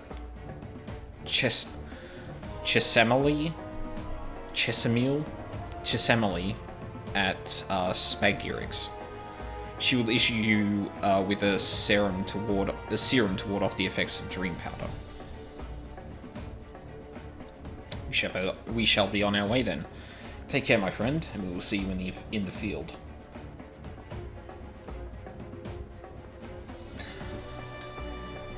It's quite far to the Imperative, so you may take use of an ammo from the Rookery, after you've collected the serum, of course. Oh boy, quality meme. Is it going to be ragging on me, or...? Oh, yeah. Yeah, I saw that. Oh, I saw plenty of those. Huh? Crystalline mean.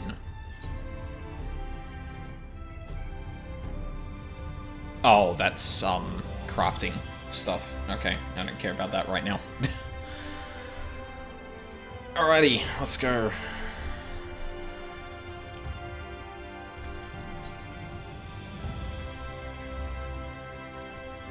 What? I didn't think we were allowed in here. Oh no, this is downstairs somewhere.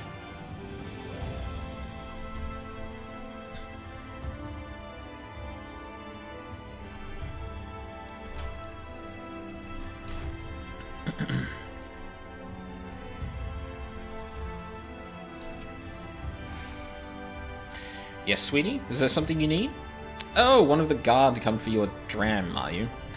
Here you go. A dose of this will keep you firmly in the waking world while your enemies are off in dreamland. Now, if this is your first time, I should warn you. It's bitter as sin. Prince's Kiss, they call it. If you ask me, it should be Crone's Kiss. Jests aside, the stuff is really foul. Most people gag like there's no tomorrow, but if you don't drain every last drop, you're liable to end up taking a trip to Dreamland yourself. So I must ask you to drink it here and now while I watch.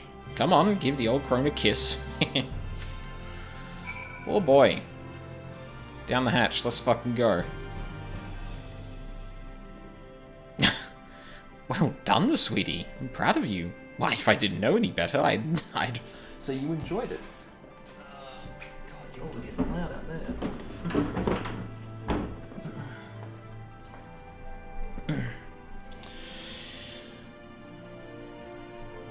Yeah, there were plenty of memes that were basically just like, you know, December 31st, 2020 goes to January 1st, 2020 Savage.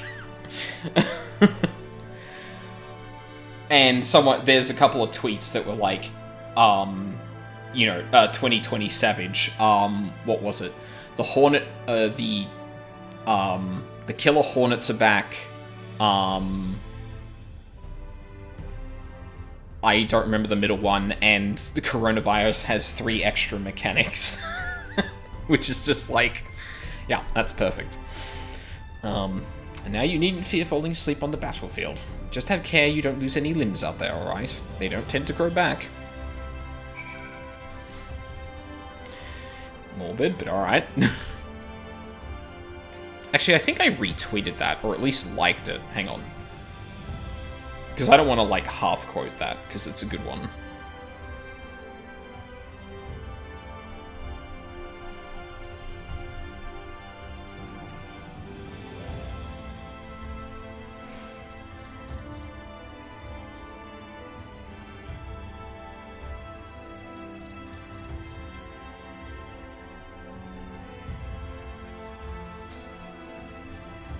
There's also a lot of people, retweeting that one panel of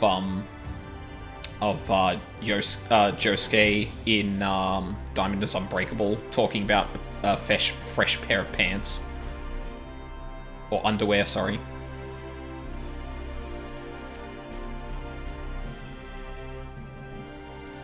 No, it's gonna be in likes, I think.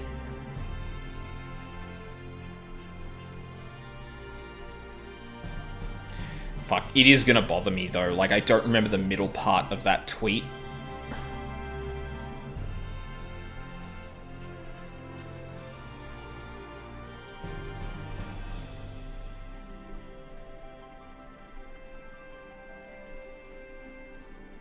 I can't find it.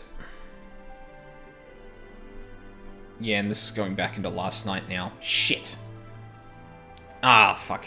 Can't skip the Murder Hornets mechanic on Savage. Yeah, exactly.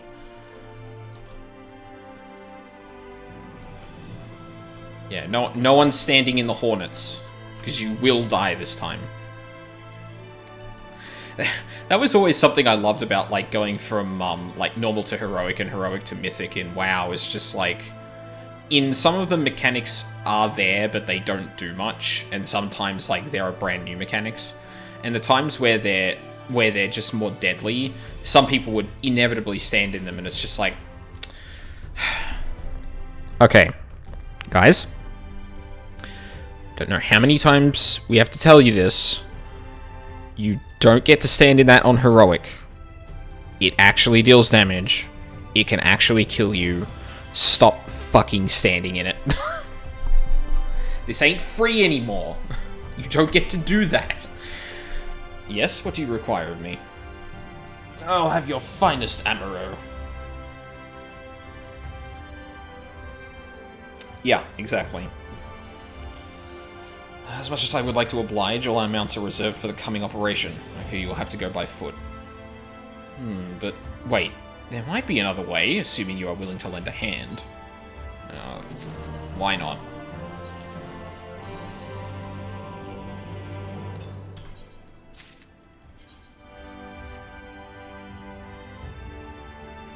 That looks like a beret. I can tell you when people are sandbagging roulettes when I see mechanics I haven't seen in literal years. Wait, what do you mean by that? Also, what? Aether current?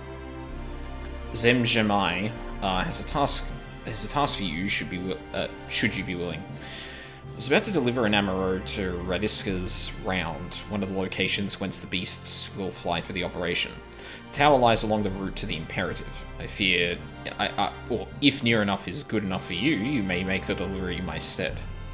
Very good. I shall ready the ammo for departure at once. Oh, yeah, right, yeah. No, yeah, that's always a weird thing to happen. It's just like you get used to like doing certain dungeons or whatever with, Huh? Wait, what?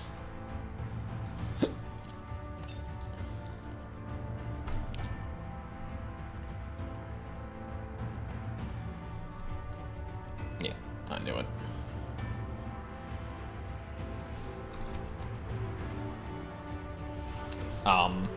Yeah. Like, you get used to doing it with a group that's good, and then you do it with, like, randoms, and it's just like, oh, fuck, I forgot this boss had this mechanic, and you're just not prepared for it, so then you look like a dingus, too.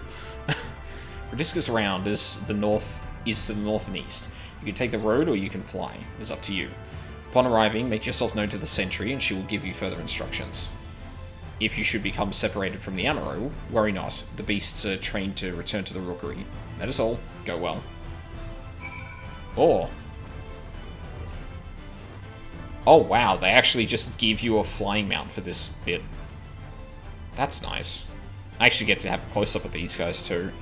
God, they're so fucking cool. No wonder you get one of these for leveling everything to 80. Praetorium, Castrum, Iridium used to have mechanics, lol. Yeah. I definitely get that feeling. The only one that seems to have survived, in my opinion, is, like, Oh, actually, I don't know about that. I was gonna say the unpowered Ultima, but that still tends to melt. Afraid there's been a change of plans. We already have all the beasts we require here. Instead, this one is to go to the Imperative to the west. Please see it to the handle on duty. Zelly Van Theo. If you encounter trouble along the path, return here and I'll set you rightwise.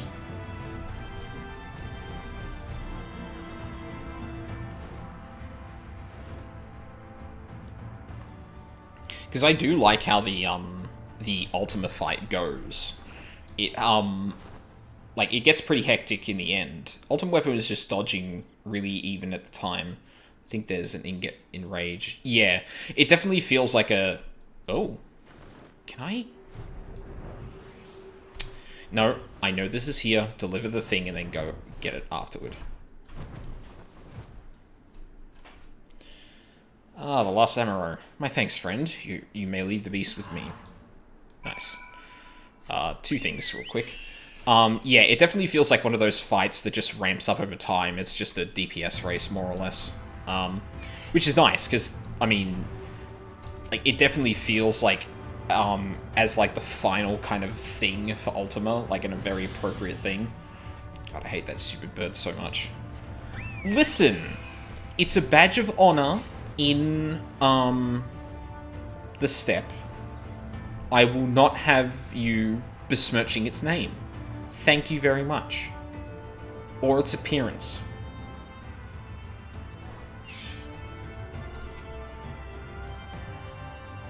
I do want to get other mounts, though. I, need to look into where, other mounts are. Oh, I also looked into the, hairstyles you were talking about last stream. And I think I know the one I want for the Lalafell I'm gonna make. It's just the ponytail one. I think it's like... I think it's just... from memory, it's just MGP, so... Trials, Beast Quests, and Savage Raids, mostly. Yeah, I figured that was probably the case. Say, I don't believe I know you. Did you join the Guard recently? Literally 30 minutes ago. Huh. So that's the way of it. Well, you managed to arrive, and that's all that matters in the end. I bid you welcome to the Ostal Imperative, one of our key strongholds in Lakeland. The first thing you'll want to do is report to the captain. You'll find her at the lookout across the way.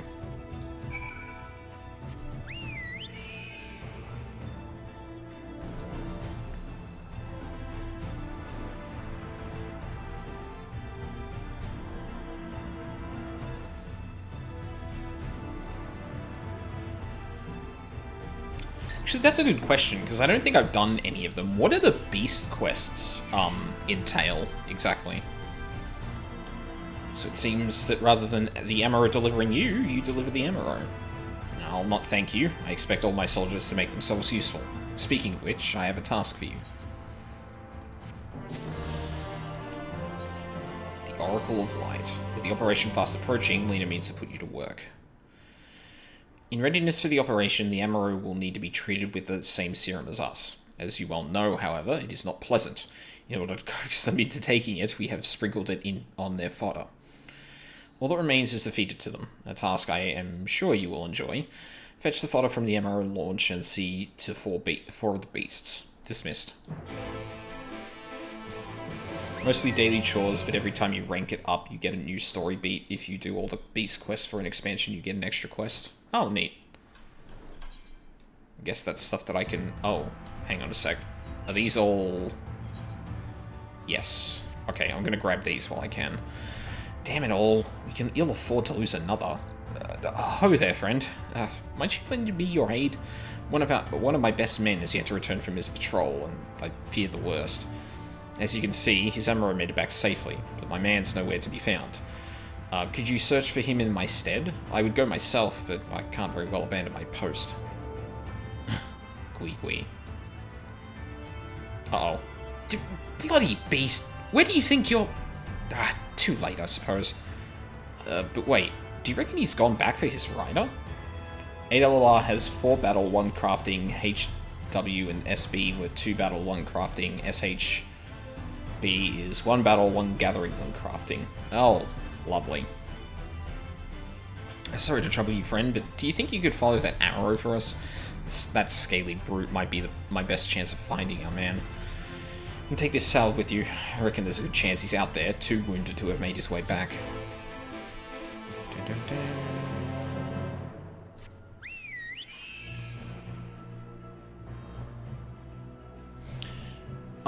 Shit. Where...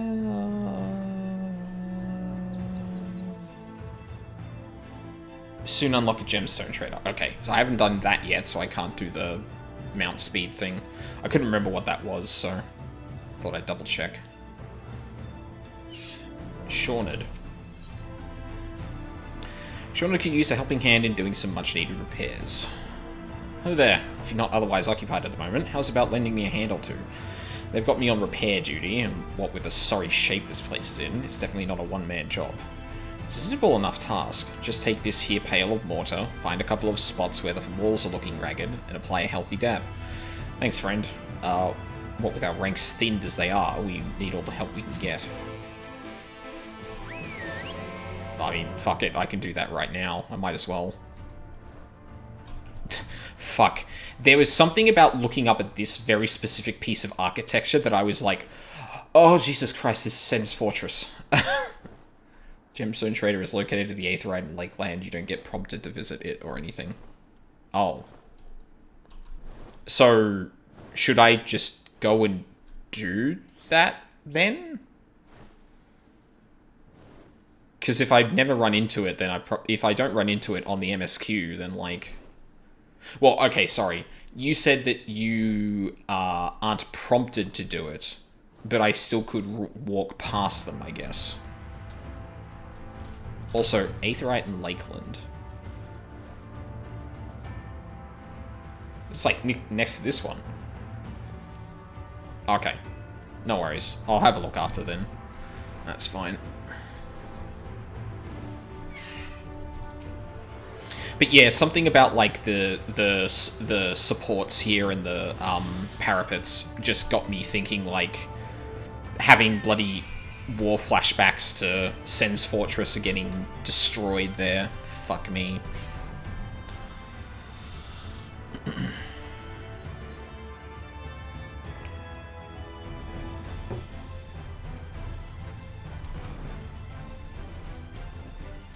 First time I got by a mimic in... Yeah, I think that happened to pretty much everyone. I don't remember if that actually happened to me or not. I think at that point I had fallen for too many mimics to actually not know that. No, the thing that got me was all, like, the beginning area.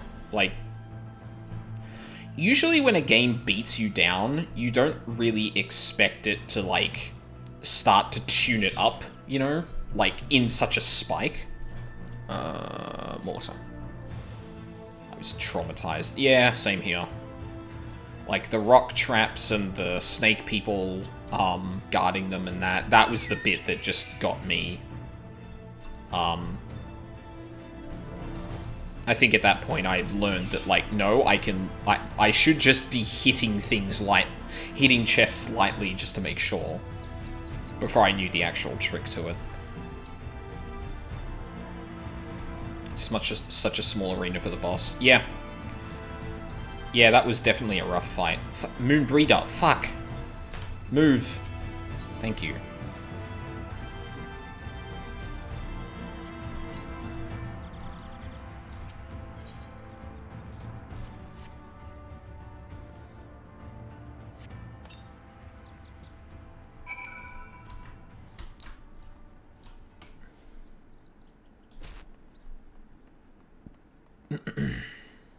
Huh.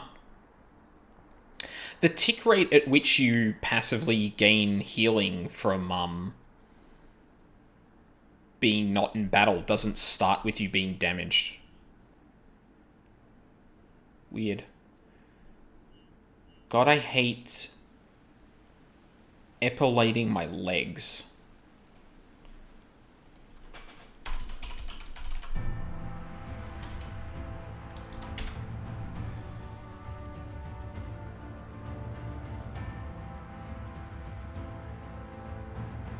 Oh, hair loss, hair removal. Ugh. Yeah, that's... Ugh. God, if I tried doing that, I would be there for days. Like, I don't know if it's much visible here, but, I have a lot of hair on my arms. That would be a fucking nightmare for me. I saw you hard at work out there, friend. I'll rest easy tonight, knowing that some of the stuff... It's basically a rapid-fire tweezer that yeets my hair out and it really hurts. I can fucking imagine. Because if it's not laser, then it's literally taking it out of your arm. It'll last way longer than shaving. Yeah, true. Because it has to, like, grow the whole thing back. Are you familiar with the history of the Imperative, perchance? It was built nigh a century ago by the elves who ruled Lakeland in those days. After the flood, it served as one of our bastions of defense against the Sin Eaters. Yes, this fort's taken its fair share of beatings, but it stands tall to this day, watching over and protecting the Crystarium and its people, and it's our job to keep it standing.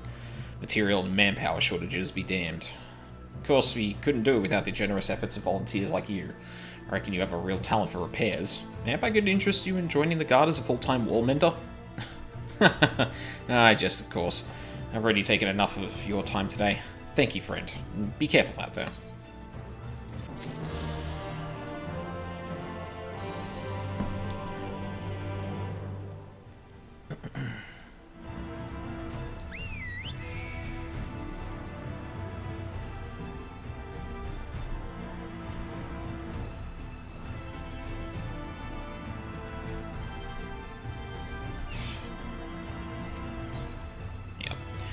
Appears to be confused about your identity. Hold it right there, Greenhorn. If you thought you could just stroll right past your senior without asking how you might aid me in my duties, you have another thing coming. I came up to talk to you. Just so happens that I have a task for you to perform. This is a supply order that must be delivered to mines in Radisca's Round. You are to take it to him, and to do it with all speed. Okay. That is outside of my... Yeah, okay. No, you know what? We'll do these now. Because they probably won't require much more past that. And I might as well do it here. Actually, I'm going to do a smart thing. And mark this aetheryte my free one. So that I can warp back here without spending any gil.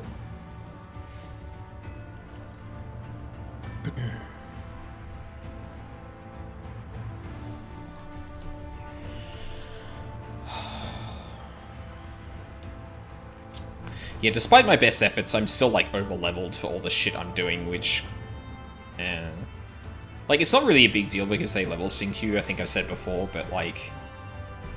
It's definitely, like, weird when you've got mechanics that you do in the overworld that you don't when you're doing instanced shit. Oh, there it is. The Emerald stares intently in the general direction of Damp Soul. Oh, god damn it. Oh, okay, it's not that far.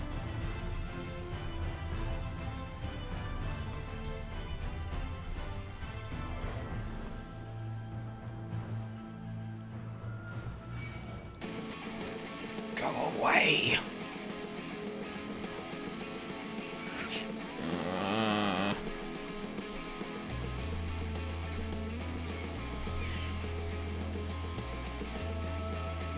The Emerald eyes the wounded soldier with a gaze that could almost be described as concern. This must be the sentry who is separated from his mount. The Emerald eyes you with an expectant gaze. You sense it is hoping that you will tend to the man's wounds. That's the one.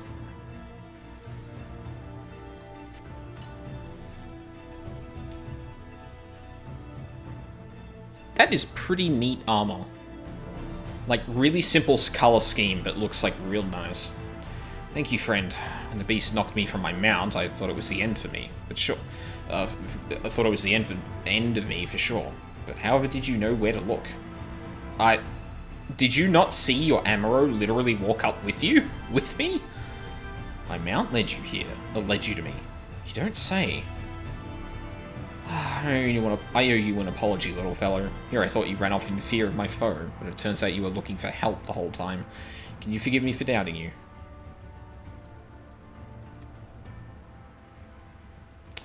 And with that, I best head back to the Imperative and let everyone know I'm alright.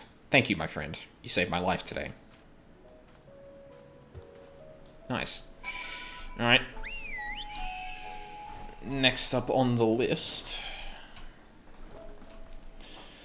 It's different when the X-Pack is new, you actually need to do the side quests and your daily roulettes to keep up with levels. Oh yeah, of course, because you start from literal 0 instead. Whereas here, like, I feel like from the moment I got to level 50 in ARR, I was just working with a surplus of XP. And, like, I've been trying to mitigate that to kind of bring it back downward, but, like, yeah. Like, this is kind of the reason that I wanted to get to Shadowbringers and get to the end, like, as soon as I could, because I love to actually level through an expansion in this game. Because it is very different to experience a lot of this via hindsight as opposed to experiencing it as its current, you know? Speaking of currents. I hate... Why did I say that? I hate myself. What the fuck...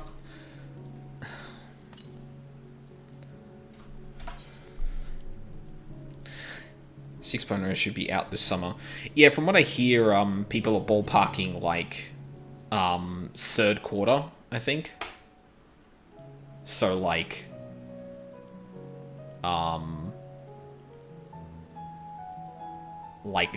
past July, I think, was the last thing I saw. I hang out in a couple of servers that have, like, spoiler-free 14 channels. And that definitely seemed to be the consensus. I expected in June or July, to be honest. Like, from what I saw of discussion, it was like, no, COVID's kind of knocked it back a bit more than you'd expect, so it's you probably wouldn't... You should probably expect it more like August, September, but... Who knows until they say anything.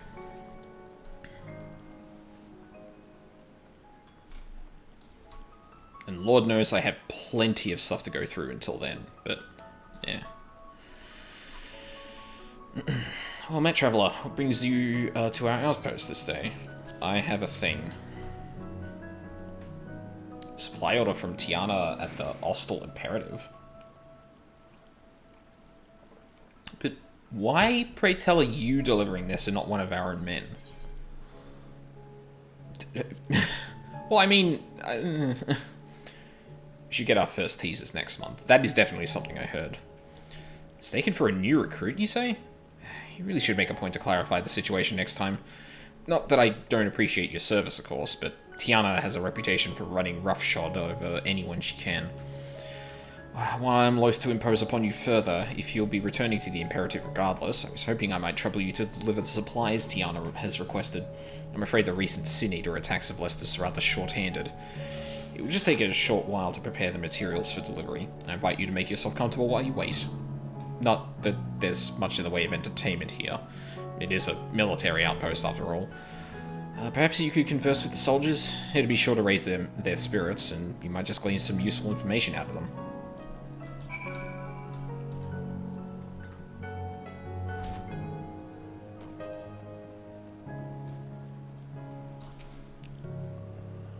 Traveller.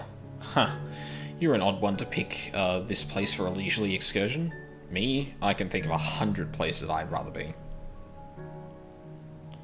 But since you were kind enough to grace us with your company, why don't I tell you a little bit about this place? Radiska's Round was built on the ruins of an old belfry. In more peaceful days, its clarion call would ring out through Lakeland to announce the time of day. Since the flood, however, the bell serves a purpose far more grim, to warn the residents of Lakeland of Sin Eater attacks. The day return when its ring again brings only joy and not fear. Well, I mean, we did step 1 of getting that back to normal, which is restoring the night sky, but yeah, probably still going to take a while. Oh, there, stranger. We don't get many travelers in these parts. What do you think of the Round? She's an odd one as far as forts go, wouldn't you say? Truth is, what you see today is actually the ruins of a larger structure built over a century ago. We took over what was left and converted it into a lookout tower of sorts to serve us in our struggle against the Sin Eaters. Seeing as how it stands at a major fork in the high road, the location's rather ideal, you see. We can see threats coming in from miles away, and send out patrols to deal with them before they get too close. Of course, it gets kinda lonely all the way out here, but what can you do? And there was someone up with him? Oh, maybe it's just up on this bit here. No. Did I walk past someone in that same room who had a quest marker over them? Oh, no, there's someone probably on lookout at the very top.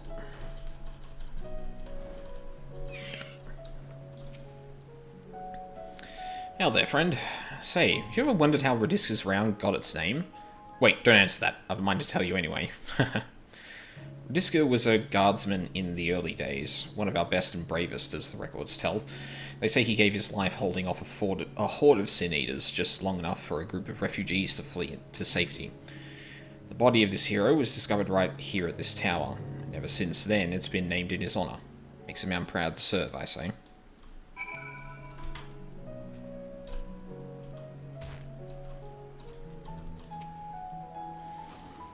Ah, there you are, friend. Did my men have anything of interest to say?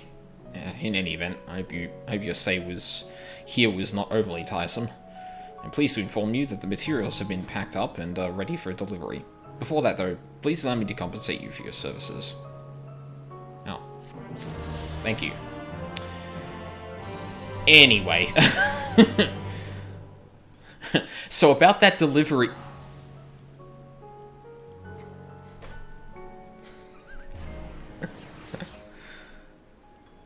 Like, obviously those quests are kind of like breadcrumbs to start off storylines and stuff like that in this area, but it's kind of funny for someone who's just looking for the Aether Currents to just, like, fucking leave immediately after that happens.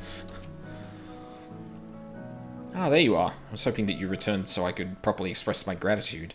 You'd be happy to know, as I would, that my man has safely returned to the Imperative. Those Amaro can be stubborn brutes at times, but times like this make a man appreciate what loyal companions they truly are. Say this one's earned himself some extra feed for dinner today. You didn't get the current until the end of the chain.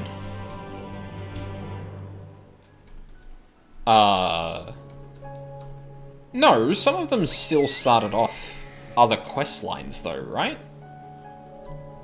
Or were they all just one quest short? Long, sorry.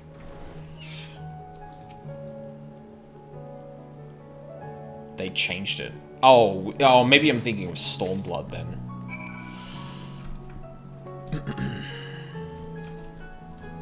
Can't wait to get my hand chewed off with this. Amaro fodder dosed with the serum Prince's Kiss.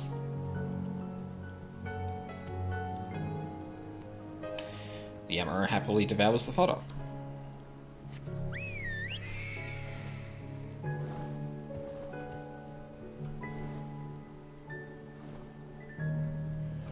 When HW launched, and you had to do the whole chain. Oh, I see. Right. So they would get you to do the entire quest line through to get it, but they changed it so that you only had to do the initial one. Right. Sorry, I was misunderstanding what you meant by that.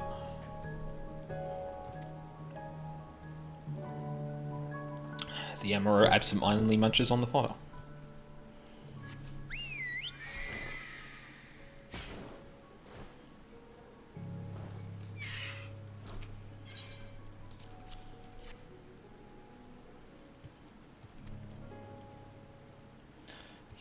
The Amaro is wary at first, but appetite eventually wins out and it accepts the fodder. It's my 76 again? Oh, just a better outburst. Right. 200, it gets increased from 70 to 90, wasn't it? Okay, so definitely 3 or more. Not just 3 or more-ish. Unless you feel like it. The Amaro reels at the smell, but accepts the fodder nonetheless.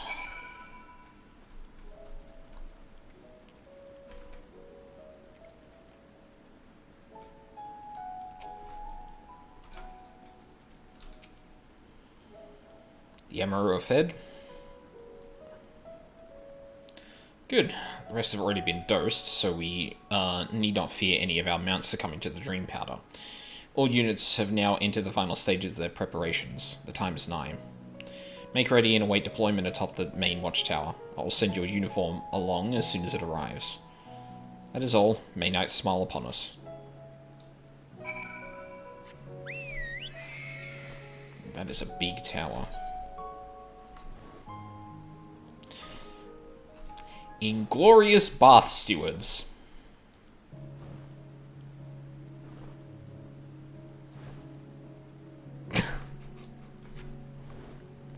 I wonder what that's a reference to.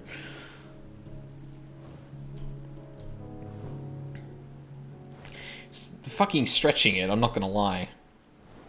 I love Koji Fox. We're going, like, right to the top of the tower?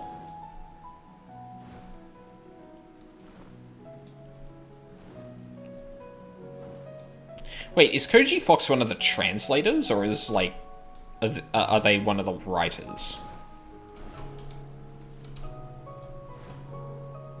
Because I feel like I saw that name in translators when I was looking in the credits one time, but I don't remember if lead translator. Okay, yep, that makes sense. The operation is about to commence. Stand ready. During the operation, some of your gear will be glamored. Your attributes are... Oh yeah, so it's like the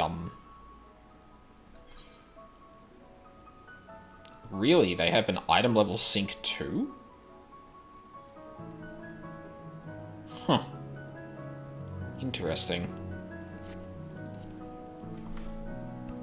Yeah, like the Grand Melee, yeah. Just went through that with my warrior, which was fun. Alrighty.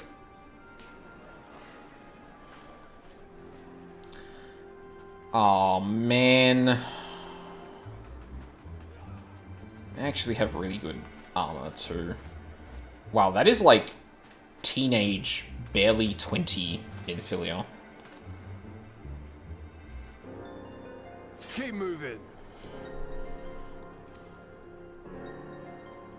Super Eagles in Alliance melee.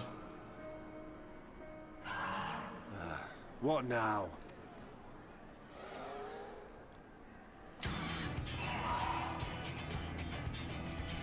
Oh, we got a new track. The Crystarium at a guess.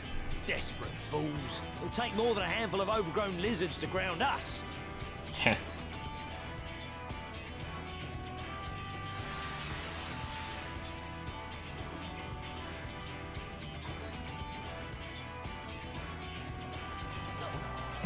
Rip.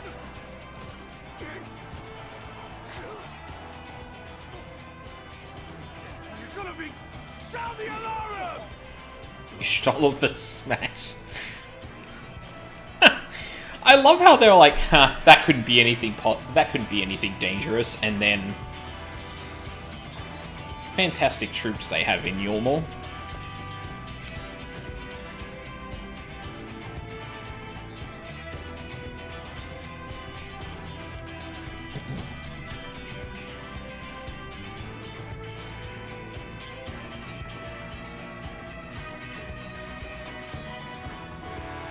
Who's that?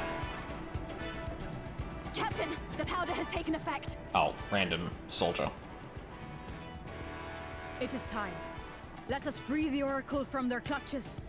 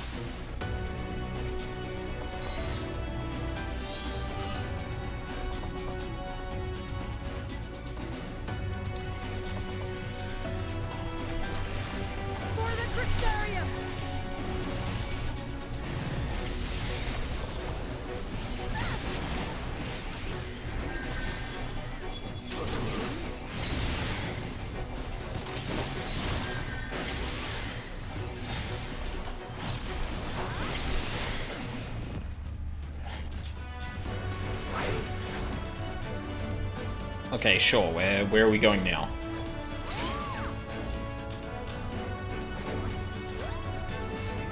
Where the fuck did she go? Oh. No? Oh, there. Okay. I wasn't fucking watching.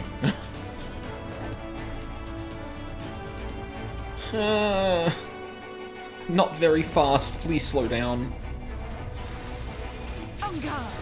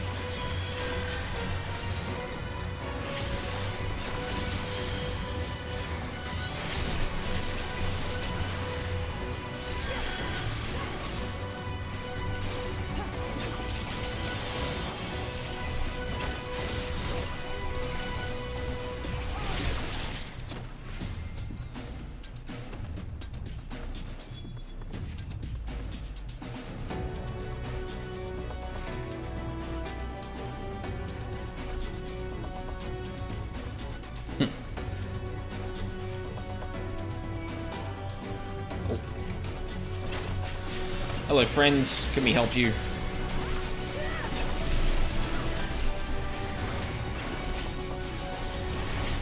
Leave this to me.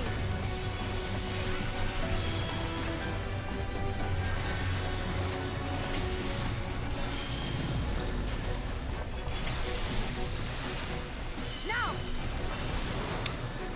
Shit. Oh. I'm glad it stopped me doing that. No, God.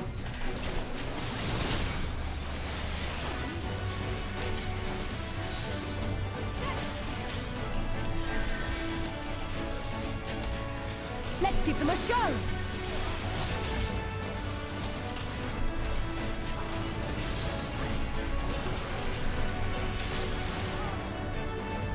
Oh, wait, you're still alive?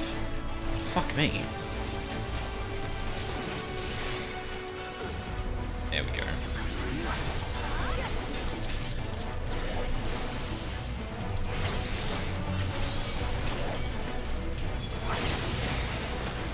Come here, would you? Thank you. You're not alone.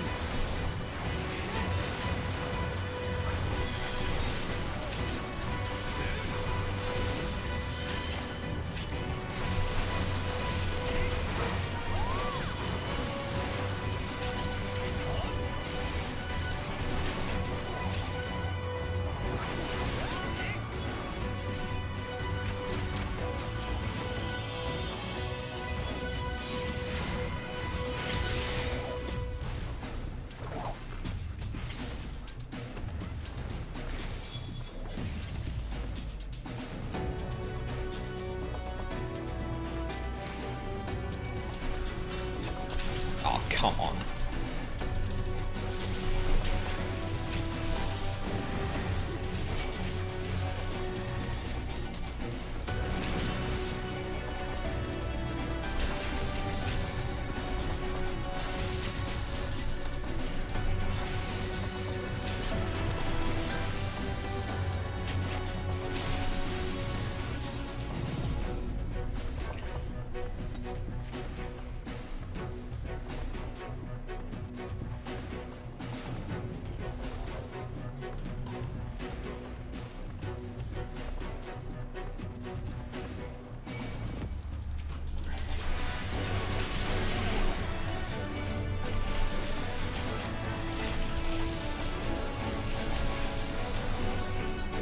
Oh my god. Piece of crap. Who put my quest log there?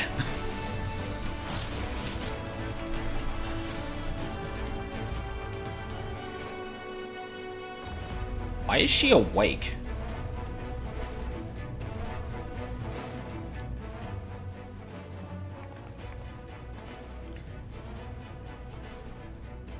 Thank you.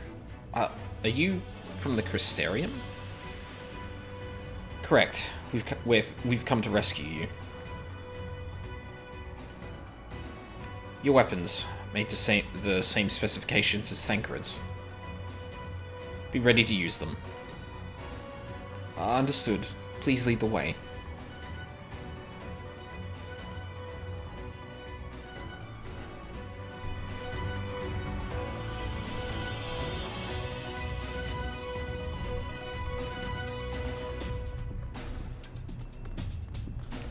I would assume we probably head right here? Oh no, there's boxes.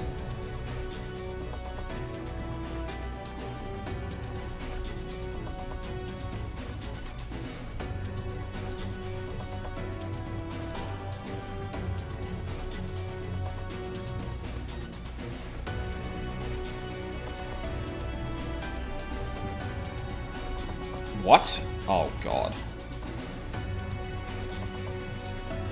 Does he have a dragon with him? What is that? Brazen thieves. You will regret coming here.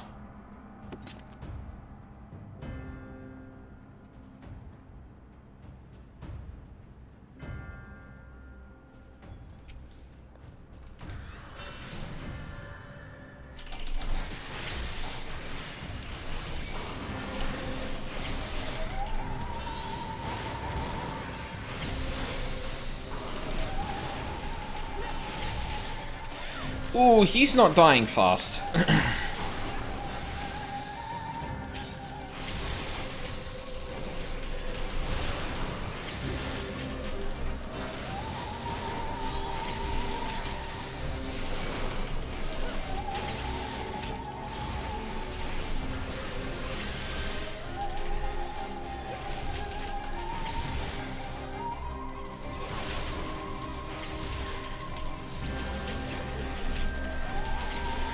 Oh, I wasn't doing the combo. Fuck.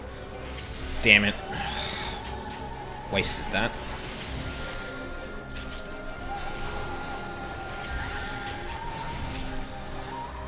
Vanity.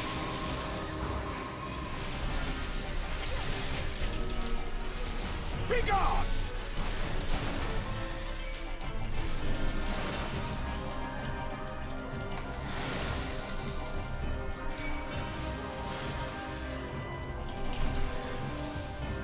Come on, then.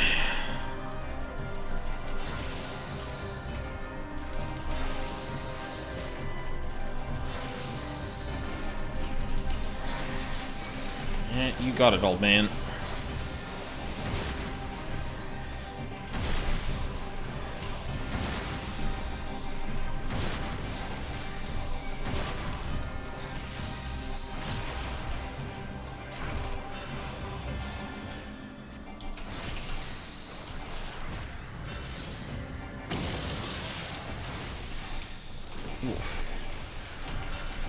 Okay, that was a lot of damage.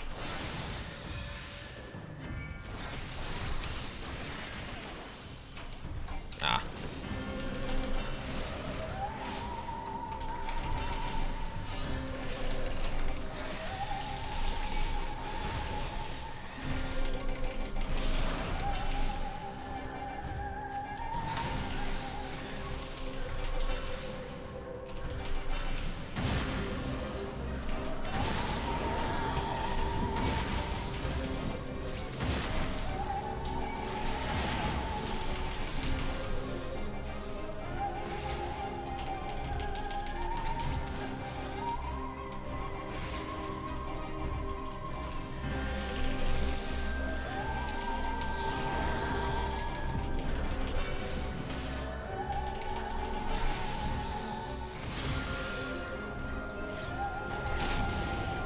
Damn it.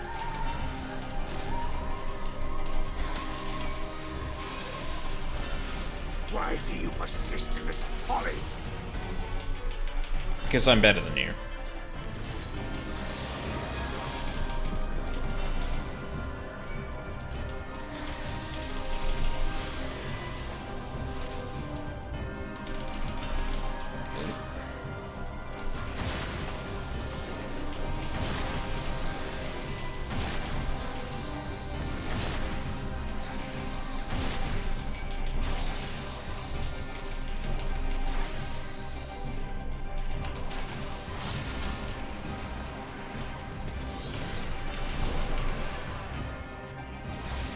It's over. Oh.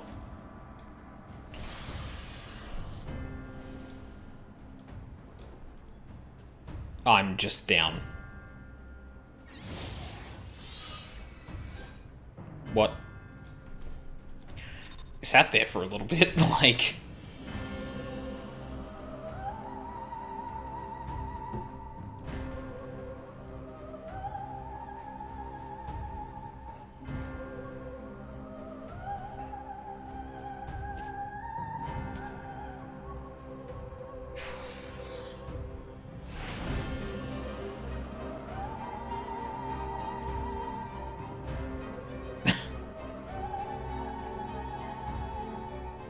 You, boy. You bear a striking resemblance to the artist my master seeks. By all means, keep your counsel. You will all have ample time to confess your crimes back in Yulmore.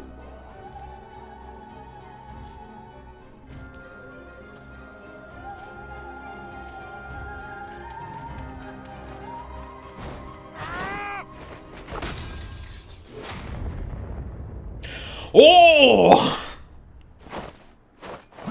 Oh, Jesus. Thancred? Oh, he got a haircut too. So, you are the wretch who stole her from us. And what if I am? Thancred. Oh my god, that's so dumb. What?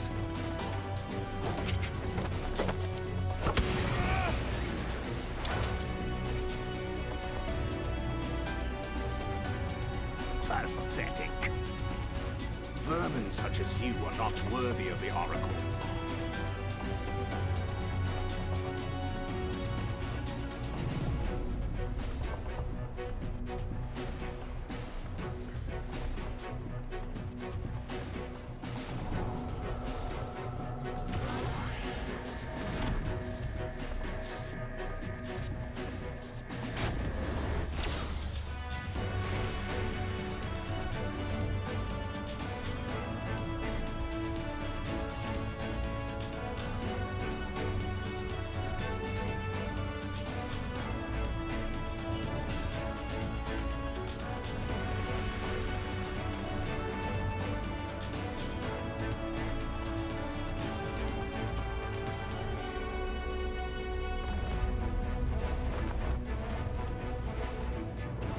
Break!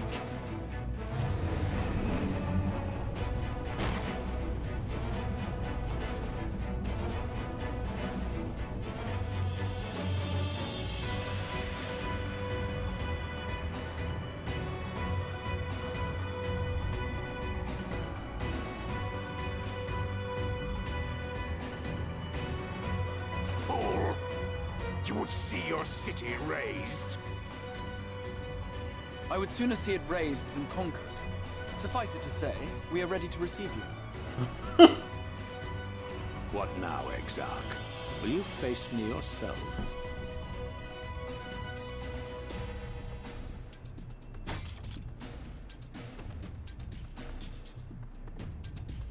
I think not, General. I've quite exhausted my tricks. If you mean to give chase, I will not stand in your way. But you would do well to tread warily, for your quarry goes to a place where even Yulmore dare not bear its steel. Ilmeg, the Fairy Kingdom.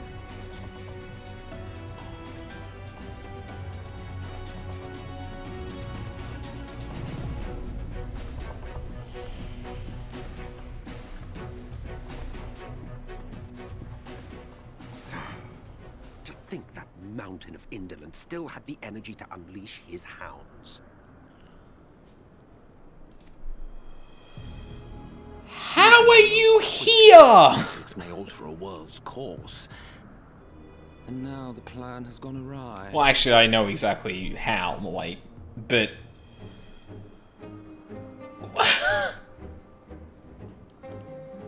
But how? How did the so-called Crystal Exarch bring the hero of the Source to the First? As if I didn't have enough on my hands already.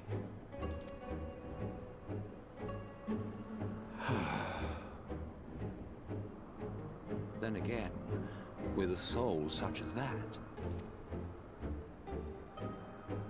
mayhap there is another way.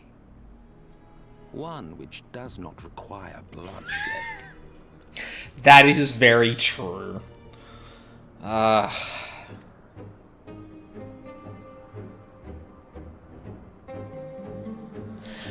Okay, you know what? It's not the fact that he's actually there that like troubles me. It's more the fact that Not so long ago, he's just kind of here there. in the shadow of the northern ranges lay the great kingdom of Verbert. A nation with a proud history that the Sin Eaters cut short, just like all the rest. Since that time, these lands have become a haven for Fey folk. Dreamers frolicking amidst the ruins of a forgotten realm.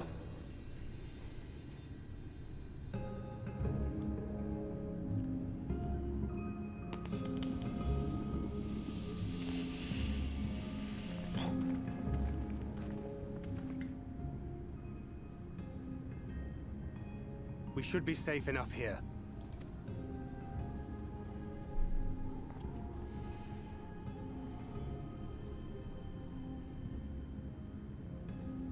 It's good to see you again, my friends.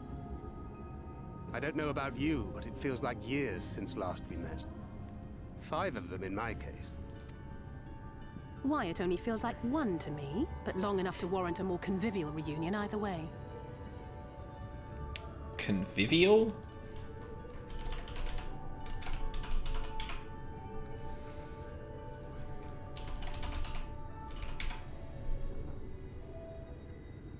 Of an atmosphere or event, friendly, lively, and enjoyable.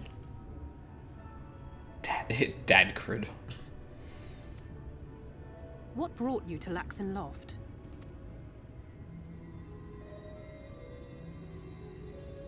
The girl, Minfilia, she and I were traveling together, hunting sin eaters. But as we were nearing Lakeland, she abruptly ran off on her own. I found her too late to stop the Ulmorans from taking her prisoner. And as I was considering rescue options, I observed that the Crystarium was on the move.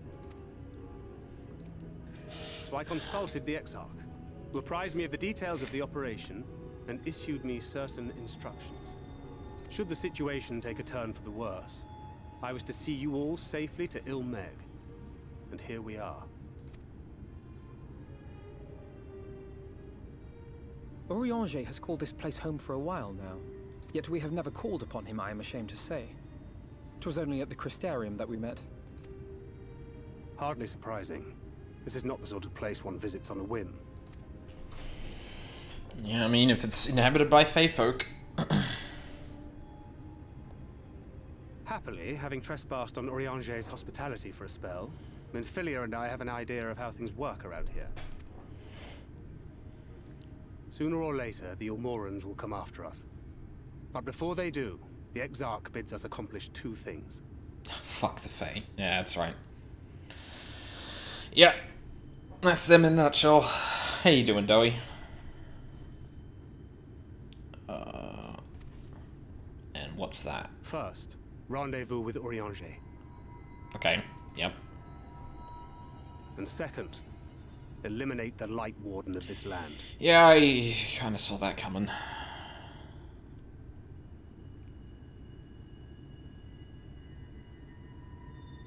So, Minfilia. What made you leave Thancred behind, if you don't mind me asking?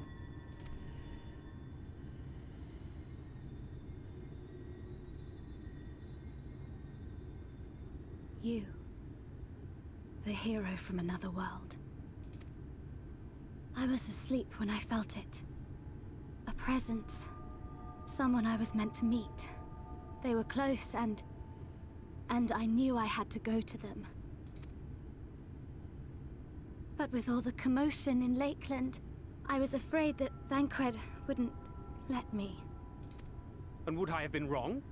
Had I arrived a moment later, you would be back in your cell in Yulmore. And now we have Ranjit snapping at our heels. You really have outdone yourself this time.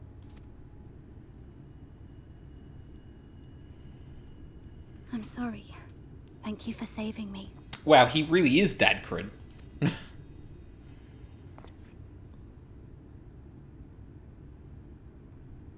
Oh, poor thing being scolded so.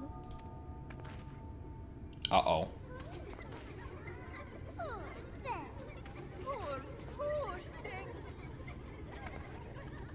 Who said that? Show yourselves. Come now, put away that frown and have some fun with us. This is what you get for walking straight into the fucking Feywild, you idiots. Yes, let us have some fun. Lots and lots of fun. Which way was it to Orianger's?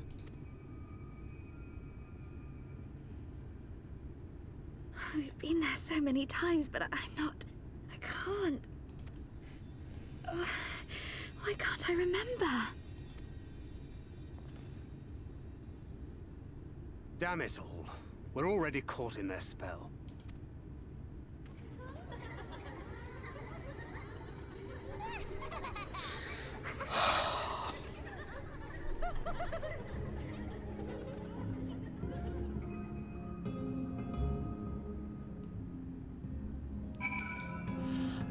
There's one thing I want to say before we kind of move on.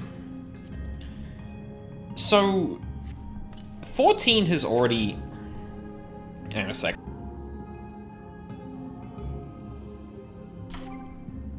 Excuse me. Just when Thancred talked about, Ranjit, snipping at our heels,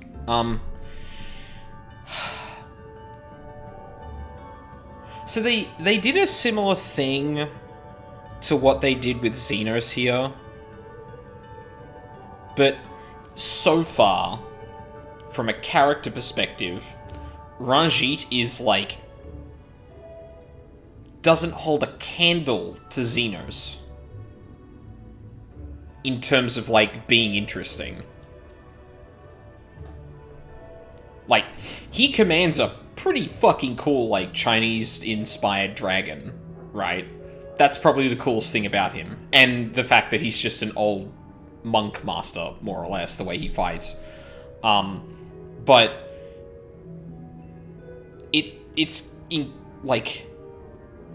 and maybe this is just a personal thing, but it's far less interesting than Xenos, in my opinion. I hope they do something interesting with him. But, like, doing the same thing, but not Xenos is like... Well, it's not even Prince Commander of the Garlean Empire versus an old man. Because that old man is very much a general. You can tell. Like, all we know about him is that he's led the Yulmoran army for God knows how long, right? Like, it's very clear that he is reputable, even so much as a Prince Commander of the Garlean Empire. The thing that distinguishes the two of them, and granted we haven't seen much of Ranjit beyond him kind of twirling his mustache at the Exarch, Xenos has a much more compelling character because he's not just his title. He is bored. He is in a position where he is one of the most powerful people, and he, like, with the flick of a wrist, just wipes out entire units, and he is bored. And that makes him interesting. This guy is, like, literally what I would think of if he was a general. Like, it's not even to do with their positions, in my opinion, so far. It's really just, like, their personalities. Xenos oozed, like, power, but bored. Right? Ranjit is powerful.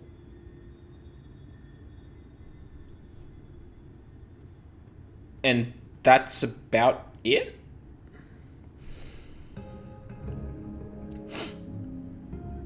Yeah, like, he's absolutely... Well, but I wouldn't even say that, like, Ranjit isn't ruthless.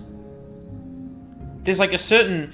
And granted, like, we obviously have hindsight on Xenos. You've seen his entire character come out. Like, I don't know what happens with Ranjit. Whether he's just kind of one note, or whether he actually has some character to him. Or whether they do something interesting with the fact that he is one note. But I guess the thing I'm getting at is that from moment one, you could tell that there was something about Xenos that wasn't just his title, whereas Ranjit comes across as his title. That's basically it. Like I said, there was much more of a character to Xenos that was immediately identifiable, whereas this guy is an old general who know how to fight good. Ilmeg is the fairy kingdom, and as one might expect, it is home to the Fey folk. The most prominent among these are the pixies, who have a penchant for making mischief. They use powerful illusions to play tricks on all who venture into their domain. By way of an example, they can make a familiar path seem wholly unfamiliar, or lead you to believe you're somewhere you're not. And we are now, I am sorry to say, entirely at their mercy. Is that fucking Dryder? Well, I mean, something that looks like a Dryder, but... Yeah, that is literally a Dryder. We're literally in the Feywild. What the fuck?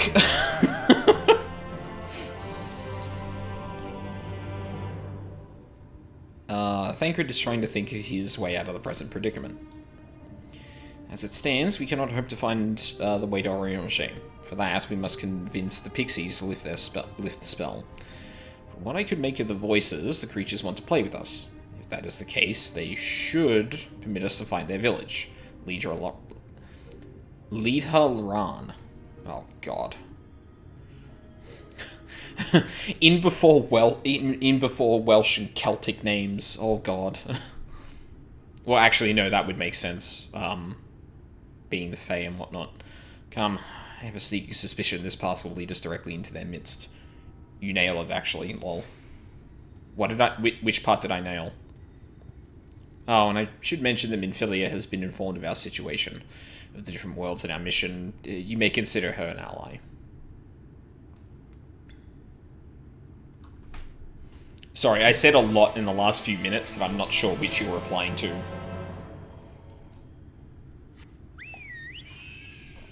Oh, the name of the city. Lead Ran, yeah.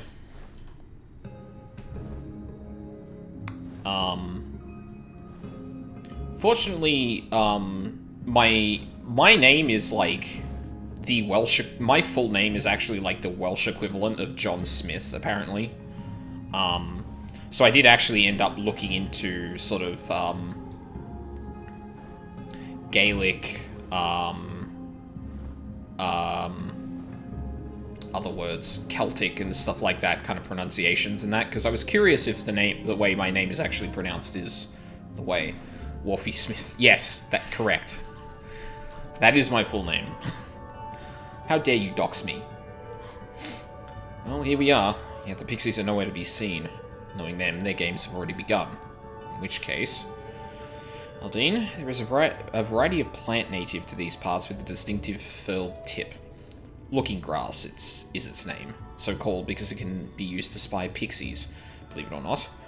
I'll explain how I know all of this later, but first I need you to help me find some. Oh, if a voice calls to you, under no circumstances should you respond. You will only subject yourself to further mischief.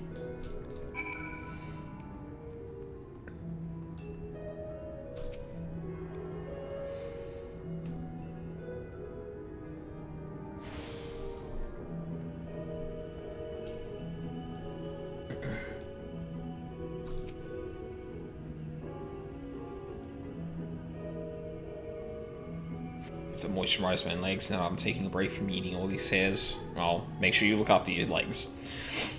Kind of want to change my name to either me or you, just to confuse people.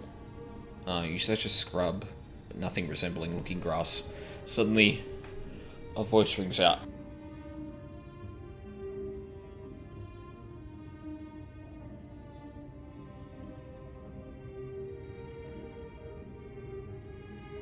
Son of a bitch, I thought I was going to sneeze. Well, I mean, there are already people who are... I heard that as, you're such a scrub in response. No. Do not put words in my mouth. I said, you search the scrub.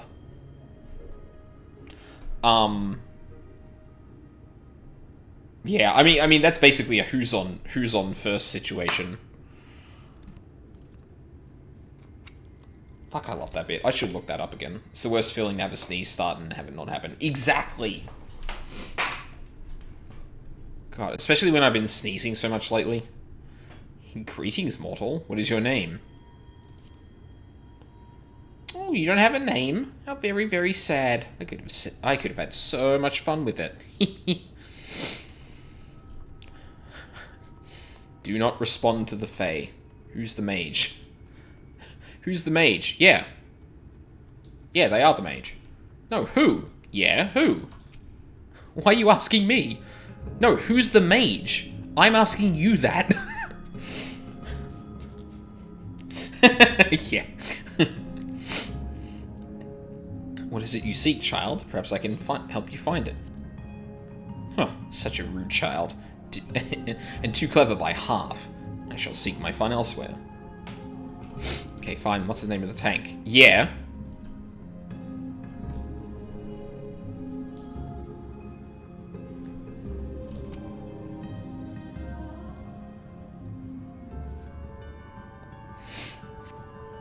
Love keep talking and nobody explodes.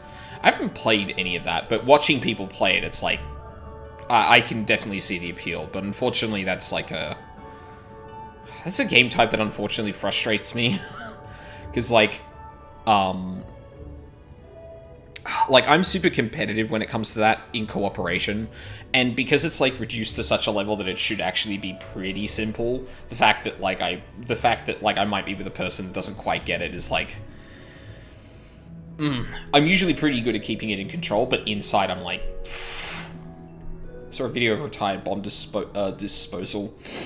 You know, guys just complete nail it instantly. Oh yeah, I could imagine, because being trained in that to begin, like the situation assumes you don't do that often. So like, you know, knowing the manual back to front and being able to discern and correctly communicate a bunch of different things that you've never seen before is part of the challenge, which is why the difficulty gives you more things to look up and stuff like that. Now I've got the hiccups.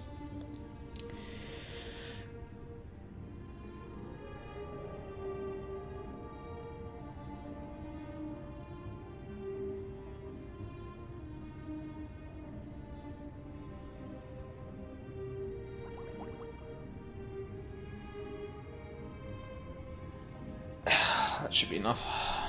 It's okay, I have major heartburn right now. I mean, that's not the same. That sounds more painful. But yeah, I could totally believe that people who already kind of do that for a living would just fucking nail that in a second. It'd be fascinating to watch, because I reckon, like, with enough preparation, those people could do it in, like, minutes flat. Even, like, the most complicated ones. Oh, a visitor. Where are you from, pray tell? Perhaps this one's hard of hearing. What brings you here? Ah, stone deaf. How boring. Still picking plants at our village is as good as indulging in our hospitality. And who are we to turn you away? Hehe, stay a while. Stay forever. Your body begins to feel heavy. Thancred, I didn't talk to them and they did the thing anyway. Please help.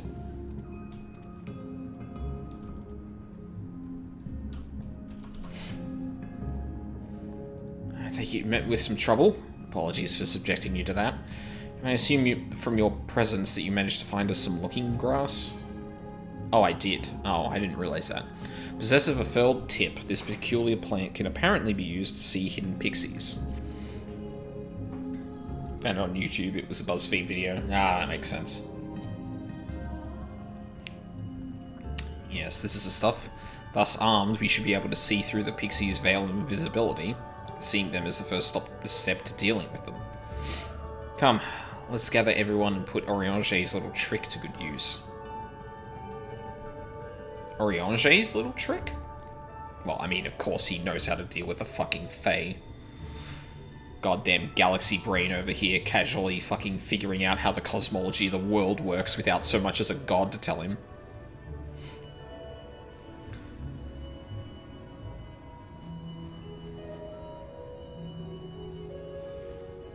Yeah, they're all in front of us. Cool. Farasitha, Krakleath.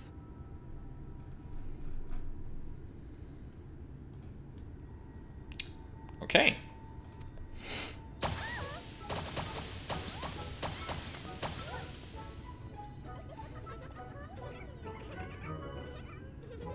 I do really like their designs, I'm not gonna lie. Oh, we're found! How did this mortal know our trick? Oh no. Oh, the accents. What? Thancred speaking Fae. I mean, let's be honest.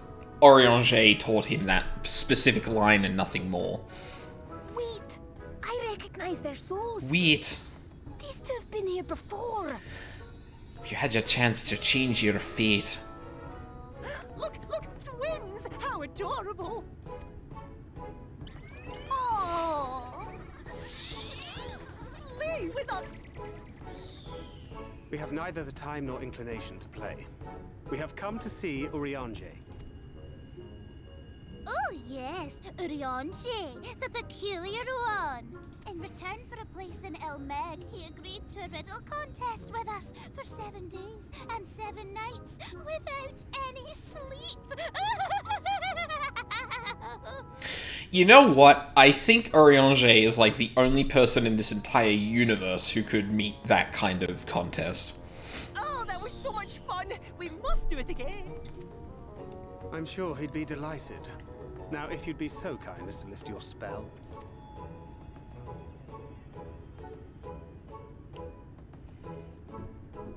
Shall we? Should we? Would we? What now?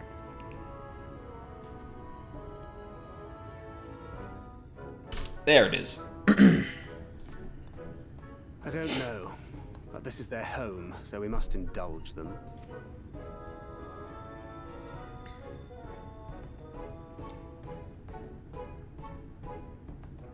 Right, we've made up our minds. We will lift our spell on one condition, but you first lend us a helping hand. Or 2, or 3. It's not Pepper today. I know it's New Year, but that's a bit much. I don't know what's up. Maybe I need to vacuum in here again. Oh, actually, no. I vacuumed in here recently, and it probably kicked up a lot of dust. It's probably still kind of going through. Solve all of our troubles. We'll let you see Urionje, Pixie's honor.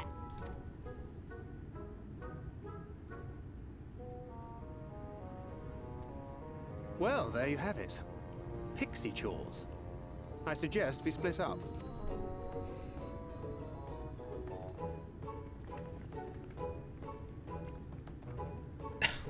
Just everyone leaves, and I'm standing there like...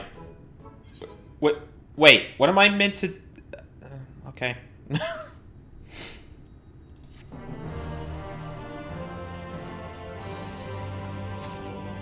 My god, what did I do to deserve this? Yeah, Thackerid seems to get the short end of the stick when it comes to a lot of, like, situations people are thrown into.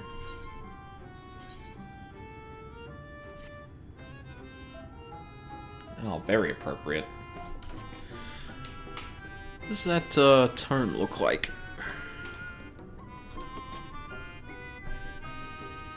Ooh, I like the outside. Inside's kind of neat too. Also, this fucking music.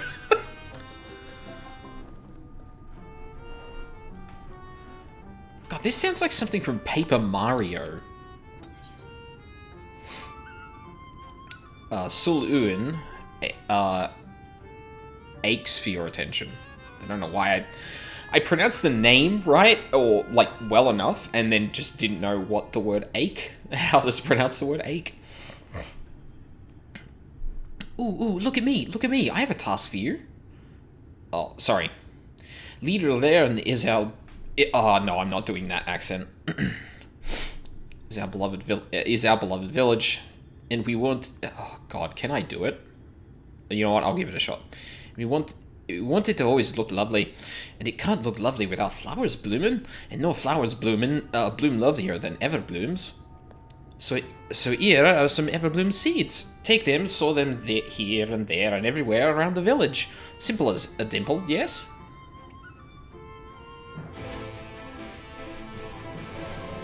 Oh god, I've got like 3 quests to do here. Jesus. I tried, I know. Isiala. Hungers for your assistance. Oh, I'm so hungry I may faint. Fruit. I need a little fruit. Will set me right. Will you go and fetch some for me? Oh god. What the fuck is that on my... Hang on.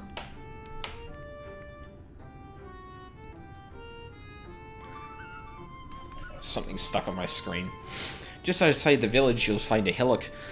2 great bell trees grow there. If you give them a shake, they yeah, I'm not doing it. They should render up their sweet succulent burdens. I feel like I actually should be better at doing that accent than I actually am, but here we are. You missed a spot. There's a bit right there. I could see it somewhere in the desert area of the village, just past Boo's Manor.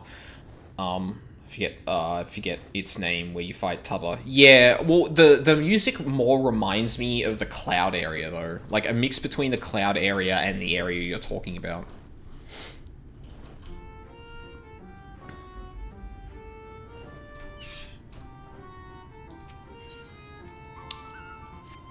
Everbloom.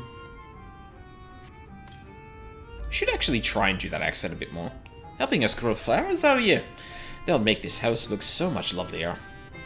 There used to be a city of mortals here. There's a sigil on the thing. Yeah, fuck it, I'm done. Here, a great big bustling place called Vobert or Bovert or some such. But the Sin Eaters came and everyone disappeared.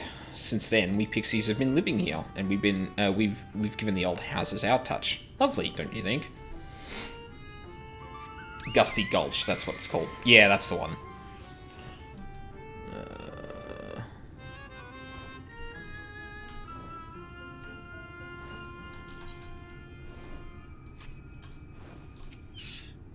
Lad Ken. Forbidden Ran. Lad Ken is gravely worried for a friend. Help me, I beg you. My friend has gone to Fisol Ran, a place we're told we must never ever set foot in. I thought about giving chase, but I'm scared I'll run into that thing. But you're a big brave man. You're not scared of such things, are you? So please, find and bring back my friend. Ken Gyoff is their name, and if you hurry, you might catch them before they get to Fizzle Ran.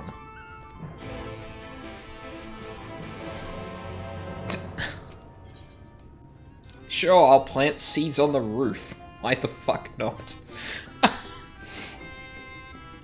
Now I want to play Super Paper Mario again. I really should play Thousand Year Door. I never got around to it.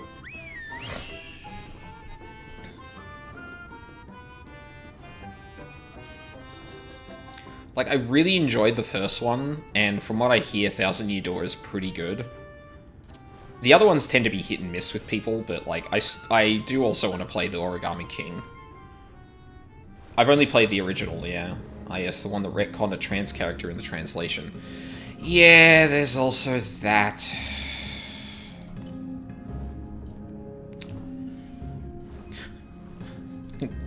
Can't have fucking shit in the game industry.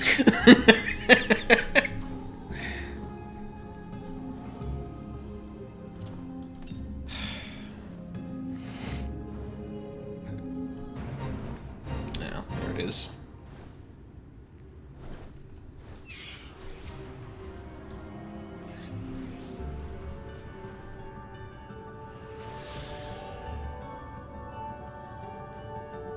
So my gender identity can't have shit from Nintendo. Yeah, that's about right. First three are great. Sticker Star and Color Splash are pretty bad. Origami King's alright. Yeah, Sticker Star and Color Splash are definitely ones that are negative to Divided. Origami King seems positive to Divided, which is definitely an uptick from, well, just bad. But yeah, I've only played the Nintendo 64 one. That's like easily one of my favorite games on that console too. So the fact that I never followed up by playing the sequel is kind of... Old Sigun. Sigun. Thirst for your kindness. Mortal, hear my plea. Our precious children are thirsty, and I need you to bring them water. Who are our children, you ask? Why, they're the leaf men you see standing about our village. Pardon? Adorable, aren't they? Now, you'll need to go to Long Mirror Lake to draw the water. Once you have it, see that our children have a good drenching. Oh, but be warned, the Fuath make their home in the lake. They tend to play rough, so have care. Zelda's 35th is next year, and all I want is a TP port. Yeah. I feel like we're not going to get that. Oh, man. Like, Nintendo in general is, like, being really shitty lately. Which, like, in hindsight, like, for some reason, I thought that buying the Smash, season, or the second Smash, character pack in advance was a good idea, and then they pull all this bullshit recently, and, Would love if they remastered the CDI Zelda games and nothing else for their anniversary. Yeah. The CDI games for a limited time only. Because, you know... Newest girl?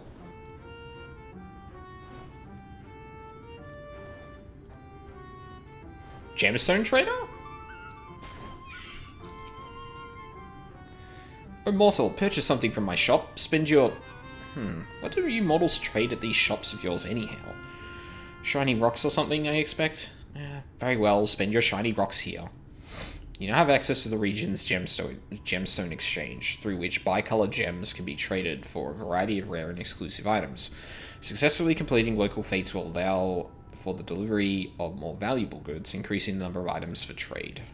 Okay, so you have to find... So you have to find someone within the area that trades gemstones, and you trade it to them for stuff. There's a writing map, and that costs 70! Oh, good! We will literally delete the license from your Switch after 4 months. Yeah, that's the fucking... God. Fucking timed exclusive shit for literal video games. I really, really hope that doesn't become a completed fate is like 12. Okay, good to know.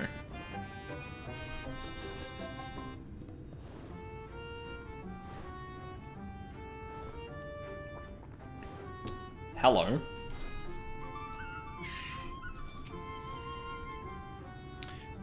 Aren't you one of Uriange's friends? Oh god, could you... I could only imagine trying to do... Okay, hang on. I'm gonna try this. Aren't you one of Uriange's friends? Actually, that wasn't too bad, I feel. Have you business with me? I can't remember what I'm here for. That Ken is worried? Well, that's all well and good, but when someone tells me not to do something, it only makes me want to do it more. No one can stop me. Heedless of your warning, Ken Goof continues on in the direction of Faisal Ran. If you find them again, perhaps you can still convince them to turn back.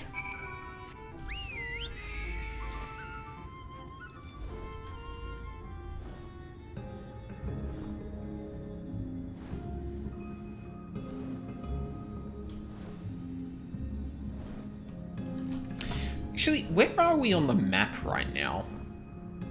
Okay, we're still in Northrend. So...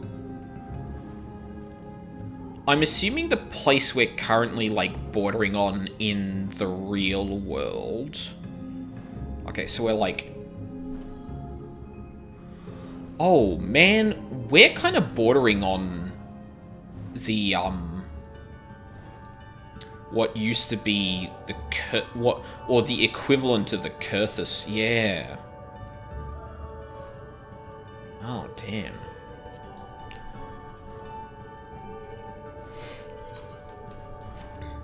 Yeah, because I was like, I don't think that landscape actually catches up, like, meets up.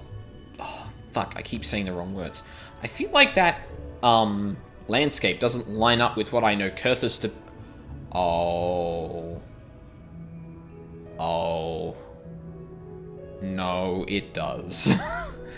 It very much does. Right. Why is this a thing? I don't...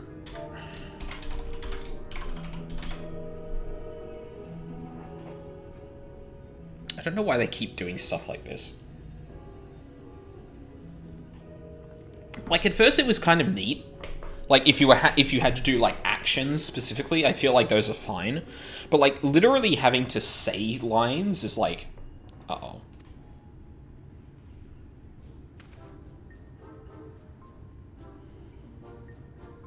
I don't see anything. Oh.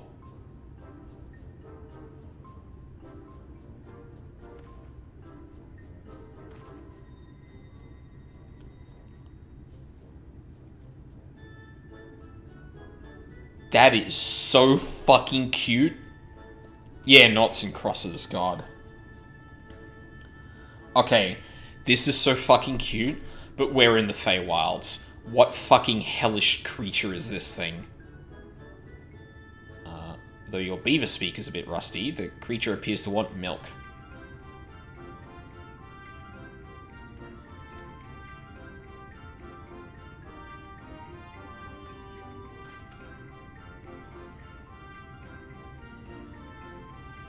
This is a character in FF2 who there is a character in FF2 who speaks beaver.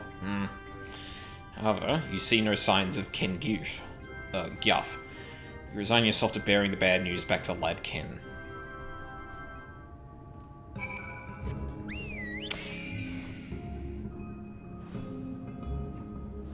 Really?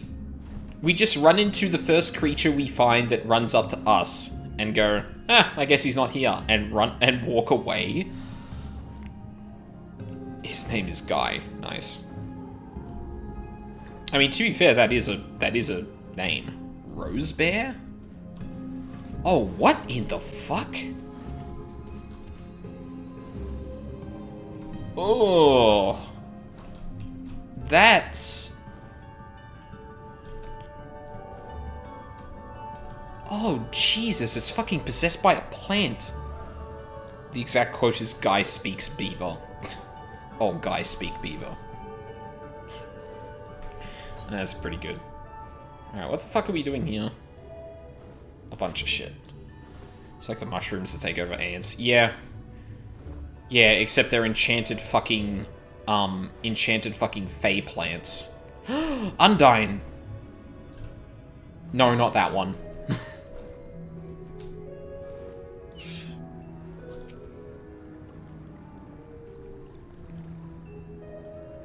I'll be honest, if I don't see a Kelpie in this... Oh, hello.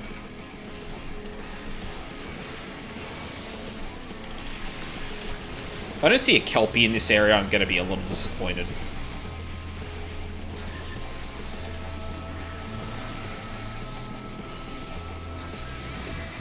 Some froggy boys?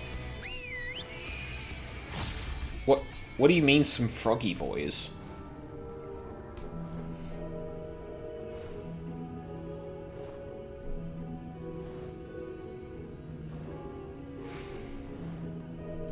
The enemies you just fought. Oh, okay, right, yeah, sure. Yep. I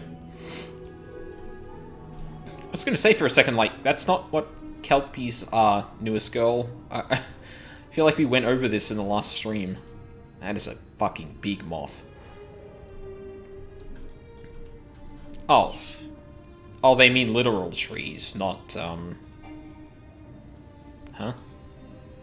Oh, that's not what we're doing.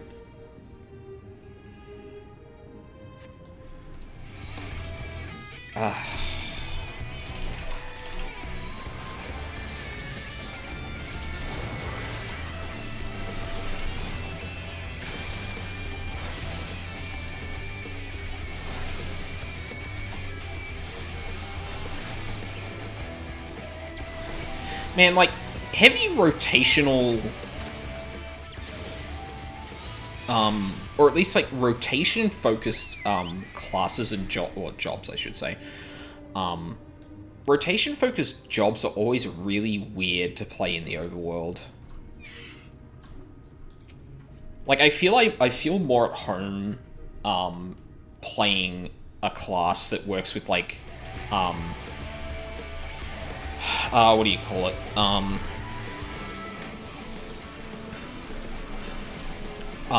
Like, resources and stuff like that to, use all its, like, potent spells and stuff like that.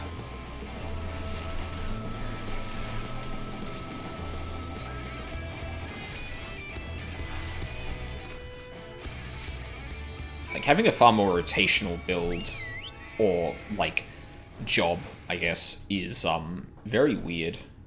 A priority system. Yeah, I mean, I guess that's the case, yeah. But, like, specifically the kind of, like, job where, like, Warrior. Warrior's probably the easiest one, right? Where, like, you build up Fury, or sorry, you build up rage by attacking. What the hell is this other one? Oh, it's back the way I came. Okay. But yeah, like warrior, you can build up rage, and then in certain battles you hit Fell Cleave over and over and over, and like in one of those battles. And Bard's a good one too. Bard doesn't have resources though. If anything, Bard is like a very rotation heavy job.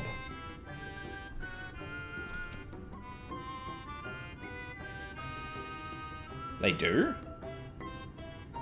Do they?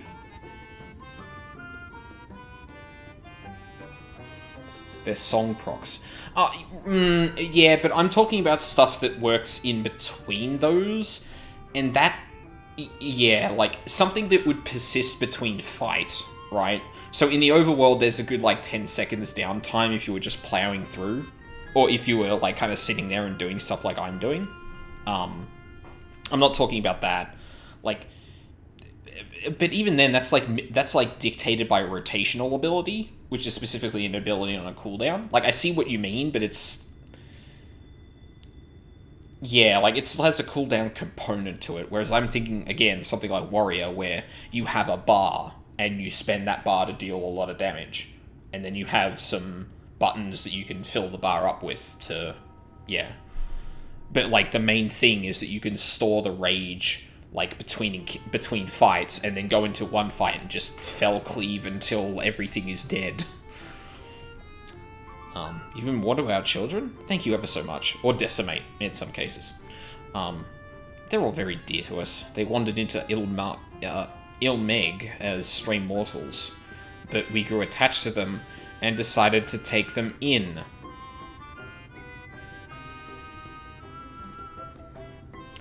You and yours would have been our children too, but the enchantment didn't catch as well as we'd hoped. It's never too late, of course.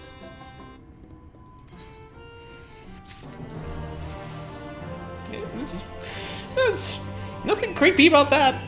Nope. The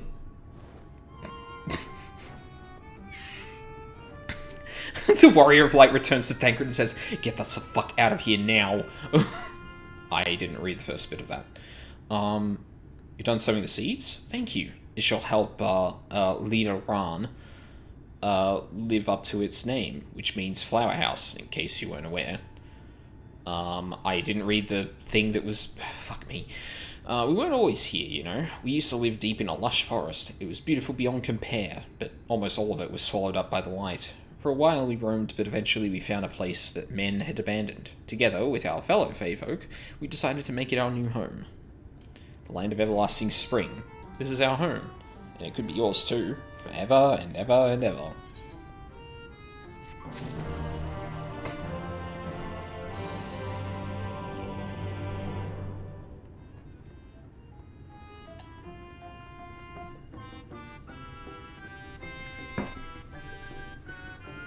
So hungry. Did you get the fruit? I sure did. Oh, thank you ever so much. You've saved me. Hehe. Yes, saved me from my boredom. You should have seen the look on your face when the bugs came down. You've done me a great service, mortal. If there's one thing we pixies are serious about, it's having fun. Dull and painful things, hate them. Sin Eaters are dull and painful both, so we hate them especially. You mortals try to fight those monstrosities, but there's no fun in that. Best to avoid them altogether, we say.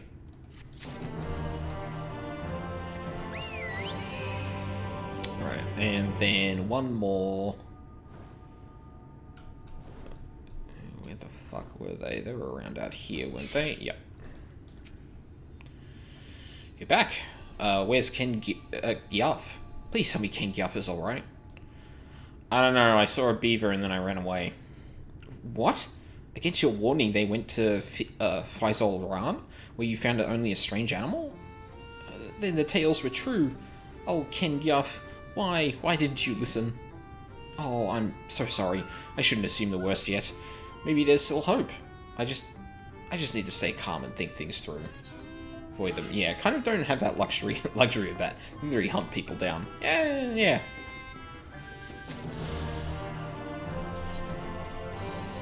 kind of hard to do when you're, when they're kind of like the big, awful thing that's happening right now. Hello. Thank you.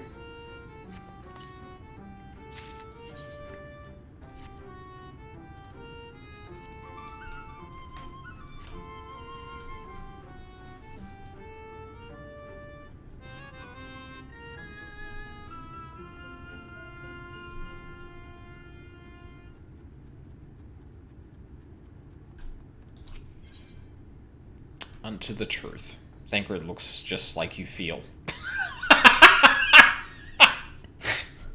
Ouch!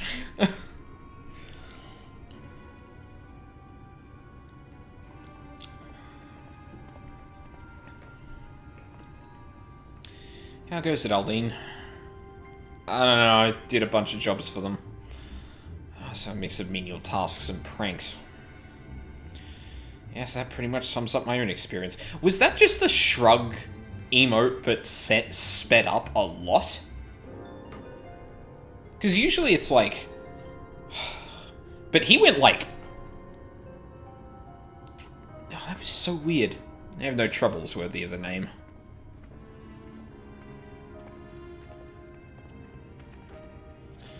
How long are we supposed to keep at this? They're clearly playing with us.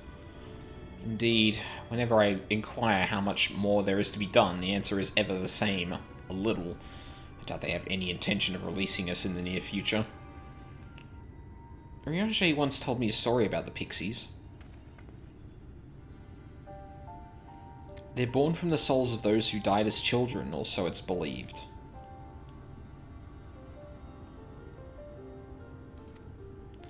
Though they don't have memories of their previous lives, the desire to have fun remains, imprinted on their souls. And so they live only to play, keeping hapless mortals for their pleasure for years on end, sometimes even until death. In the past, when I sought to identify the true nature of ghosts, I came upon literature examining a similar subject. The soul was likened to a core that resides in the ether, and its presence is what differentiates us from such beings as sprites and arcane entities. Upon death, said core ordinarily dissipates alongside the ether that composed the flesh. However, it may be held together and bound to the corporeal realm, either by the will of its owner or by means of certain arts. In time, the soul may regather ether unto itself to assume another form, or find newly emerged life in which to abide. The pixies may be one such instance of this. If ghosts are merely souls without bodies, what does that make us? I think you become that which you fear most, brother dearest. That's actually pretty accurate.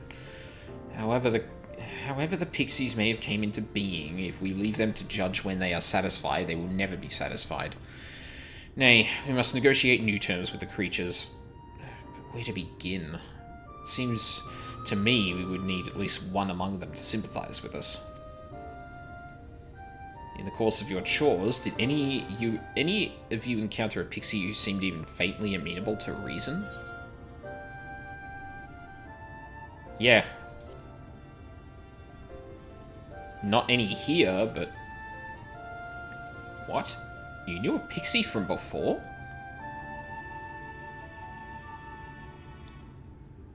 Not only are you acquainted, but you've entered into a pact? You might have mentioned this sooner. At any rate, I dare to hope this will offer us a way out. Without further delay, then, summon this Feu Al, if you please.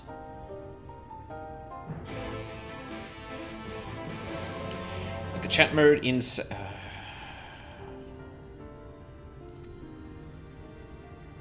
Okay.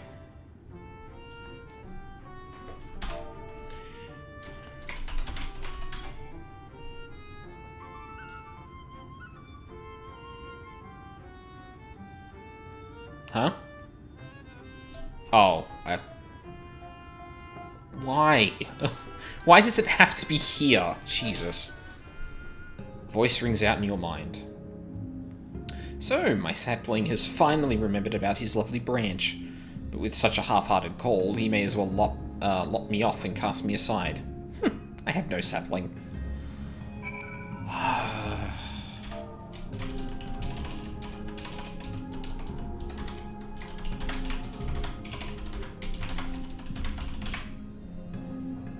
Is that your idea of a fervent call? A sodden log could do it with more fire.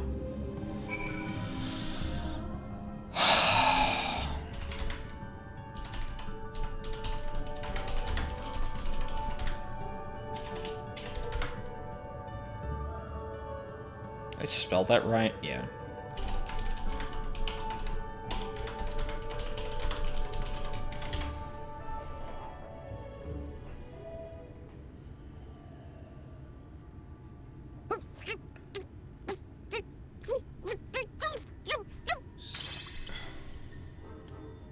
You're late! Late! Late? I've been waiting for you to summon me ever since you came here. Waiting and waiting and waiting. But my sapling didn't so much as utter my name. Such a heartless thing he is. Cold and cruel and heartless!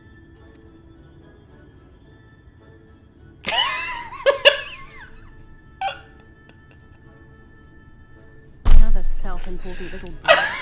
Just what we need. That fucking face! Oh my fuck! Oh, that was so dumb. He's just like, God. Reminds me of my childhood.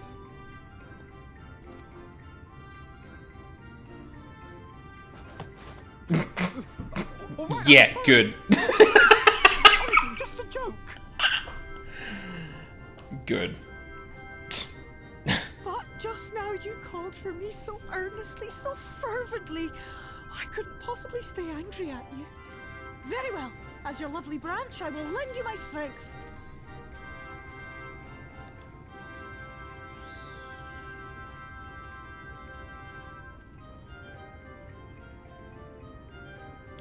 I suppose making a pact with a fae does have its...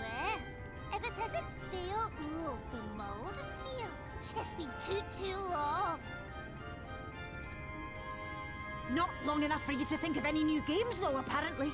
If I were you, I'd be bored of myself.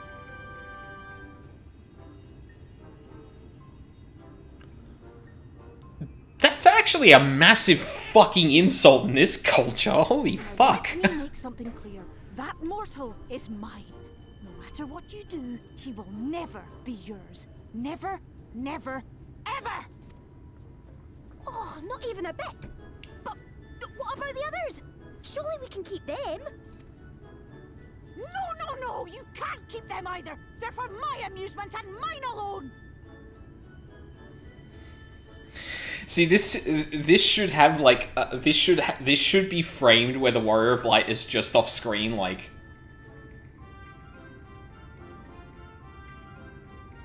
Maybe I shouldn't have made a pact with a Fae being. And if you lay so much as a finger on my sapling, I'll scatter the contents of his bag all over your precious village. You'll what? Cold, hard metal, furry, festering food, stinky, sweaty small clothes, and all manner of other terrible, unmentionable things. How would you like that, I love this voice actor. I'm not gonna lie. I fucking they're doing such a great job.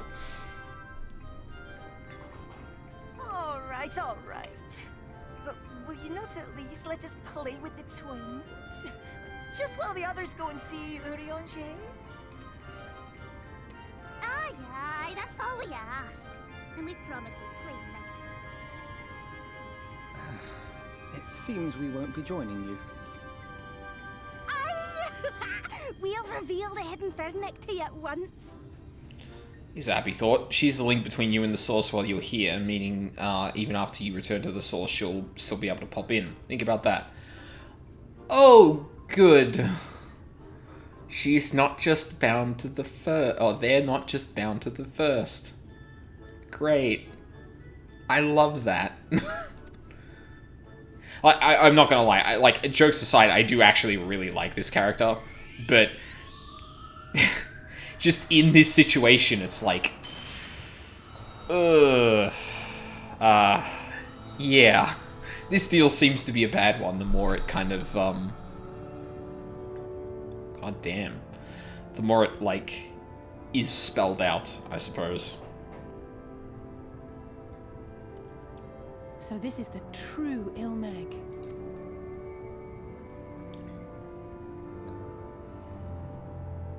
How are you feeling? Better. I think I remember the way now. Apologies for the delay. Shall we go and see Urianger? Your lovely branch is useful, yes? So whenever you're in trouble, you must remember to make use of me!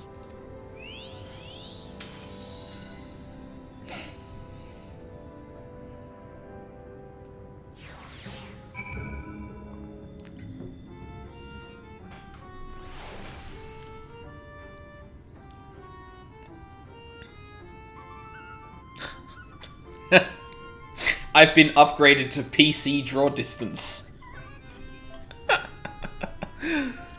The PS4 draw distance is fucking terrible. That's what I learned in my short jaunt on the PS4. For no analysis' sake, let us be quick. It'd be a shame to return only to find that they had made to play one game too many. Here lies Flash, rip. Yeah. God. Thankfully, there is like a group of people keeping, or like basically archiving a literal ton of the Flash games on the internet. I think Flashpoint? I think that's the name of it. Definitely worth a look in if you're ever feeling nostalgic on that front. Oh my god, there's a wind up to Taru. Wait, do I have a wind up to Taru? There's the archival project and another group starting a program to let you keep running Flash in browsers. Yeah, that makes sense. Yeah, we're in a really weird period of time where technology is going defunct because a company that owns the IP just doesn't give a shit about it anymore. Will not release any of the source code, but let it go unsupported and dead for years. It's honestly really shitty. Like, VHSs are in a similar situation. And like, well, I mean, if I'm to take the really societal critical look at this, the fact that, like, capitalism is not incentivized to keep that shit preserved because they can't make money off it. So it doesn't happen. And it's pretty much only volunteer groups that ever end up preserving a lot of this shit. And even then, you need to hear of it to actually know of it. It's a really shitty situation, unfortunately. Now, the place we seek is the abandoned manor of a nobleman and scholar. The Bookman's Shelves, it's called, after the fellow's vast collection of tomes. An agreeable habitat for our friend, I'm sure you'll agree. If we follow the path north, we should find the place. Come along.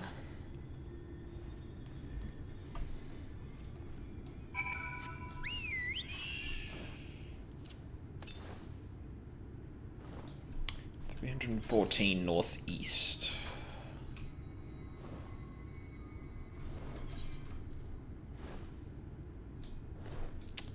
I don't know where that's going to be. I would assume it's probably more north at this point. No? Oh, maybe it's around here somewhere.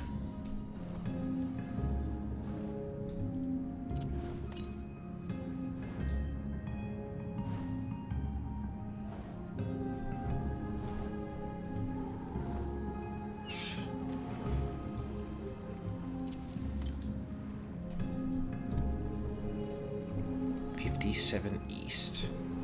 Ah.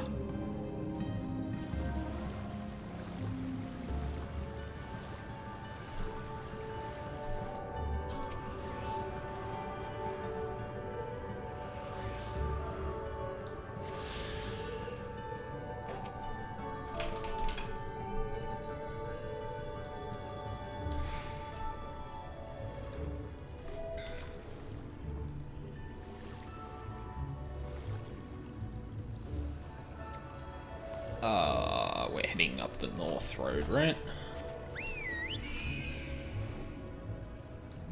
Oh, that's cool. all these crystals are refracting the light in such a way that they show the entire rainbow. That's really cool.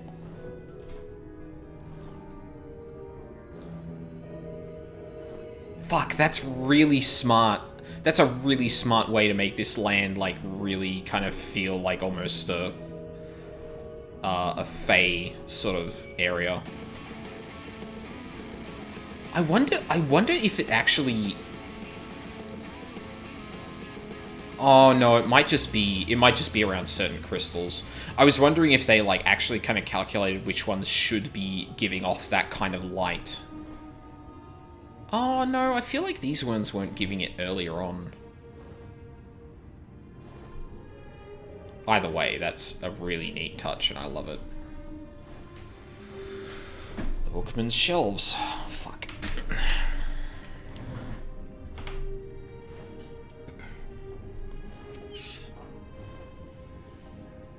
Here we are at long last. I give you Oriange's humble abode. Come, let us see if he's home. Yeah.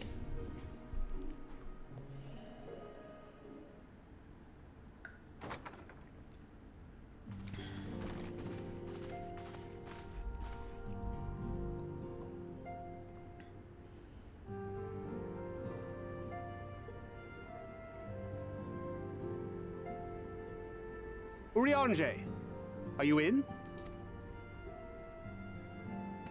Unto a world weary of heroes, a hero wends his way.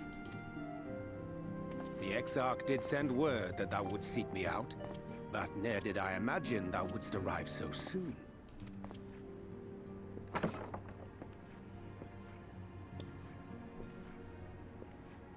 It is he.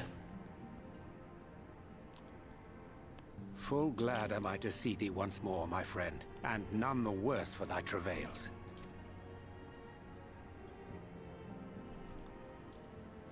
Run along, Minfilia. We'll meet you outside. Is that a good idea? Another one for you to imbue, if you'd be so kind.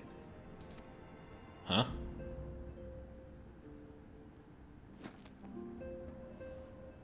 Wow, Thancred is being really blunt. I take it thou hast met with our other comrades already?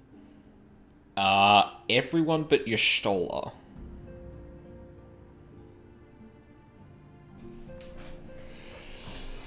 I wonder if he's an astrologian now, in terms of playstyle.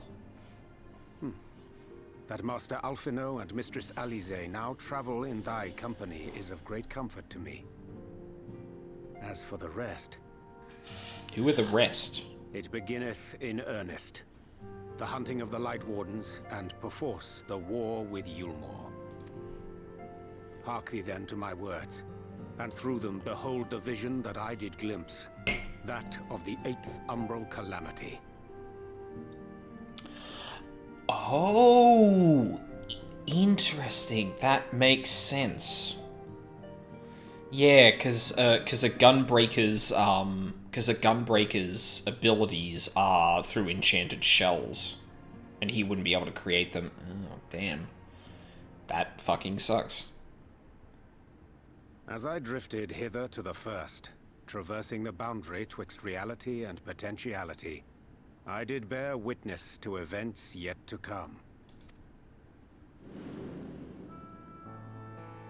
There I saw the combined forces of Eorzea and the Far East offering fierce resistance to the legions of Garlemald. So fierce, in fact, that they did begin to push the enemy back. Ilm by painful ilm at first, then Yalm by Yalm, and Malm by Malm in time. Yet the joy they felt was short-lived, for in so doing they did force the Empire's hand. Faced with defeat, the Garleans turned to a weapon most vile. Black Rose. Its potency defied all reckoning.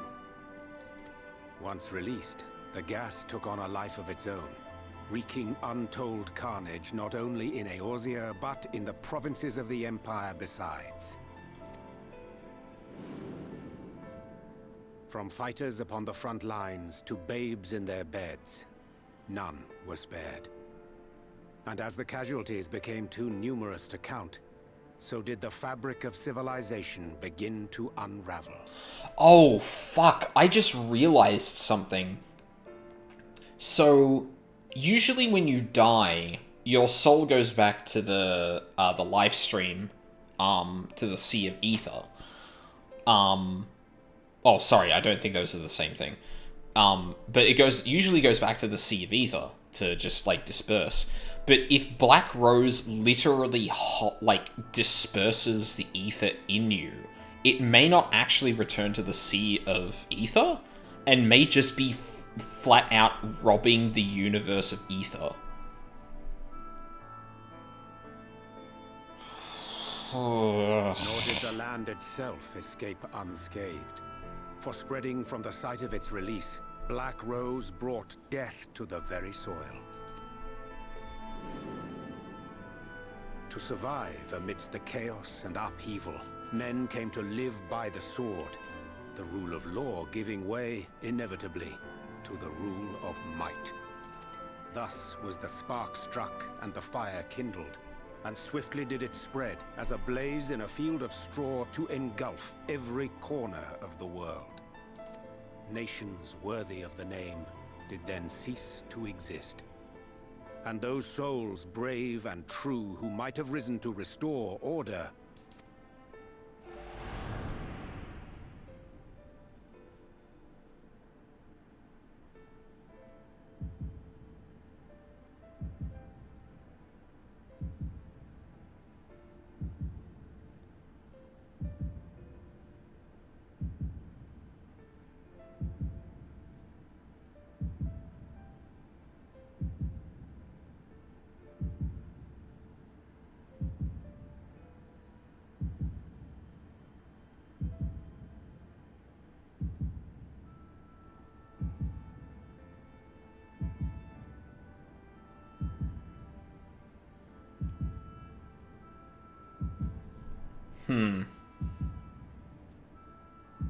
That's not the armor we're wearing. were no more. For the weapon spared not one, not even thee. This armor is going to come up eventually. I think that's pretty obvious given the symbolism and all that, but, like, I know to look out for that now. An endless age of war, begotten by the blight of Black Rose. Such is the legacy of the 8th umbral calamity which I did behold. Never mind. I guess I already have that.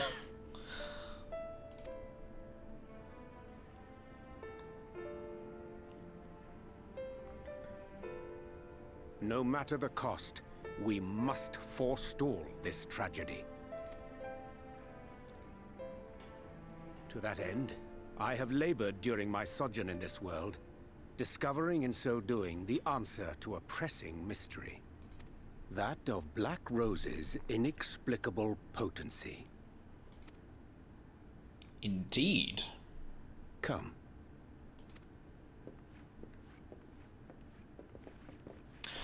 I was hoping we would look at this. Dost thou recognize yonder chart? No.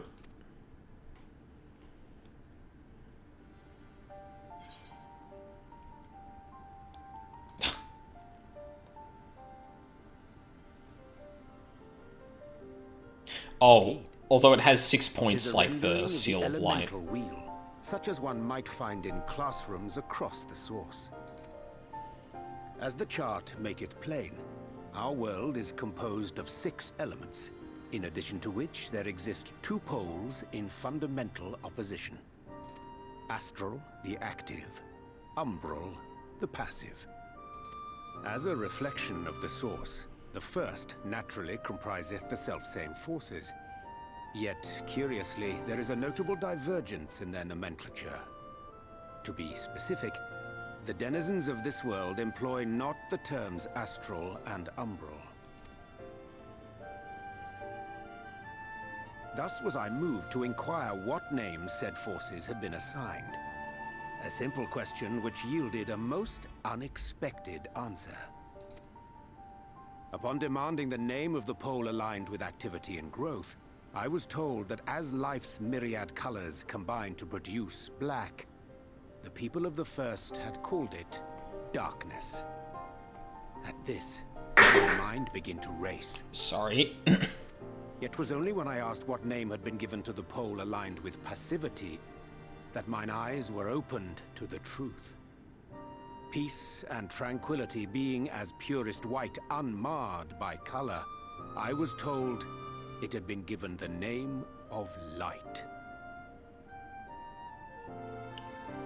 Okay. And we have the opposite, where the astral, which is probably closer to light, is the active, and umbral being the passive. That's umbral light and astral darkness, yes? Yeah. Oh. I'm no etherologist, but it strikes me that the nomenclature of the First is rooted in the generation of the two forces, while our own appears to focus on their effects. Which makes one wonder, have we had it backwards all this time? Oh. Ooh, okay, yeah, this is something I think that's kind of like going over my head a bit. I'll look at the log after this just to make sure I understand it, but... 'Tis indeed a compelling question, and one which beareth closer examination. Yet what knowledge we already possess sufficeth to explain the chain of events. Well, we know, for example, that this place has a surfite of light, right? So, is the naming based on the balance, or is the naming based on the... The phenomenon of etheric thinning observed in the source is the consequence of light, the power of stasis, flowing in from the First to stifle the movement of ether within the land. And according to Master Alphino, Black Rose slayeth by halting the circulation of ether within living beings. So, Black Rose is distilled light? Should such a weapon be unleashed even as the First were rejoined, replete as it is with light, we would have a disaster of untold proportions on our hands. A calamity. Well, at least we have a better grasp of what we're facing. Our objective, however, remains unchanged. We are to eliminate the Light Warden of Ilmeg. Speaking of which, were you able to ascertain its whereabouts? Aye. 'Tis all but certainly ensconced within Leergear, the castle which standeth in the midst of the lake. To enter said stronghold, we must needs turn to the pixies for aid. Fortunately, I have become quite adept at courting their cooperation. Henceforth shall I accompany you, and do all in my power to ensure that my vision doth not come to pass.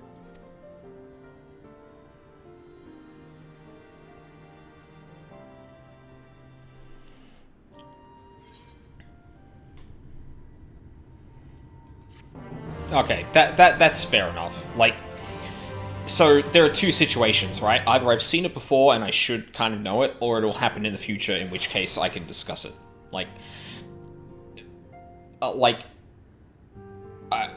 I guess the easiest way to confirm is, Ryuzaki, if you actually looked up the moment and see if it's, like, in the future or not. But, okay, hang on.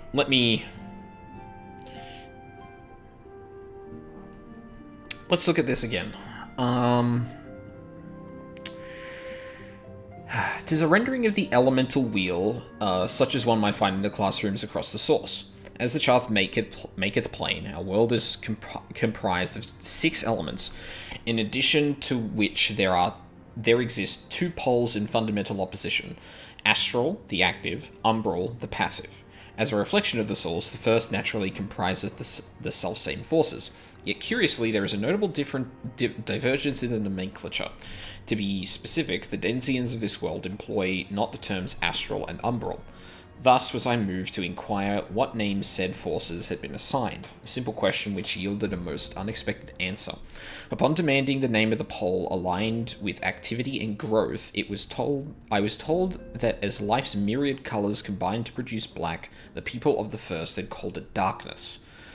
Yet 'twas only when I asked what name had been given to the pole aligned with passivity that mine eyes were open to the truth. Peace and tranquility being as purest white, unmarred by colour, I was told, it had been given the name of light. That's umbral light and astral darkness, yes. I'm no etherologist, but it strikes me that the nomenclature of the first is rooted in the generation of the forces, while our own appears to focus on their effects, which makes one wonder, have we had it backwards all this time? It strikes me that the nomenclature of the first is rooted in the generation of the two forces, while our own appears to focus on their effects. Ah, I see. So what we refer to as the umbral is passive, because that seems to suggest, like, I would guess, like, the waning of the moon, as opposed to astral, which is more the waxing of it, becoming more powerful. Which makes sense with the ages, right? Because the seventh... all the ages have an astral and umbral age. The astral being, like, coming to the crescendo, and the... you remember when the Exarch was explaining rejoinings, when it was talking about how a place can become resplendent in a specific element that causes it to trickle into the source and thus a rejoining. Like, that's what you're referring to?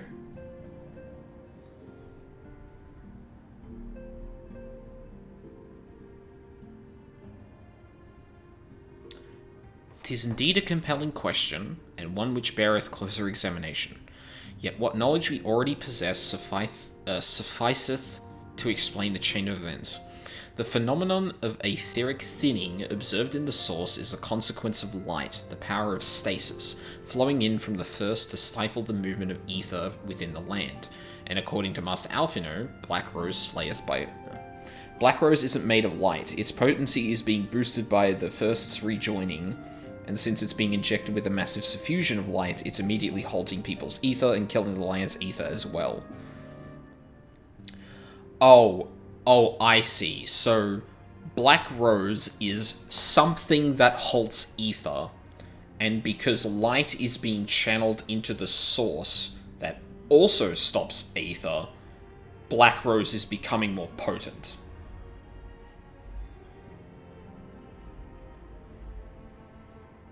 Which is what I assume Orianger meant when he was talking about how the thing took on a life of its own, because in a world that is in a world that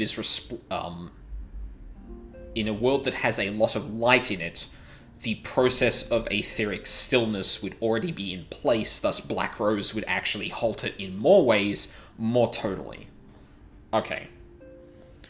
So the thing I'm not 100% on is, like, what they're talking about with the astral umbral versus light and dark, right? Umbral light and astral darkness. Because it sounds like they're referring to a very similar... They're referring to the same dichotomy with different observations. Each element is tied to a specific calamity. Earth caused the Great Earthquake, which destroyed the Allagan Empire. Water caused the Flood of Nim. Yeah. Oh, wait.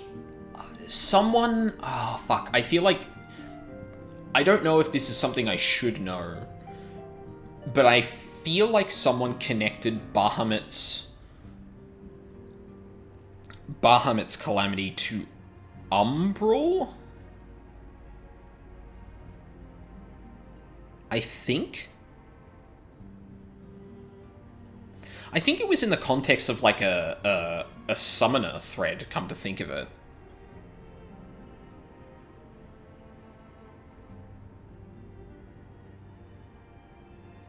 But I guess, okay, to be clear, don't answer that question specifically, but,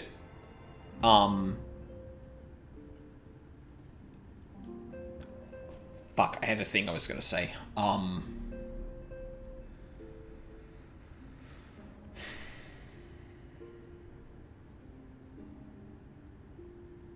We know that one place has fallen to darkness, and if... Well, no, because darkness is astral. You know what? I need to take a break anyway. I feel like I have to, like, mentally mull this over just to... When you hit 80, you should grab a friend and unsync coil. Yeah, maybe. Yeah, I imagine that probably delves into it somewhat, because it obviously has something to do with the summoning of Bahamut and whatnot. Yeah, I'm gonna take another break, get some more drinks, and yeah, what else? So, I will be right back. Yeah, I definitely need a minute to kind of, like, digest all of that.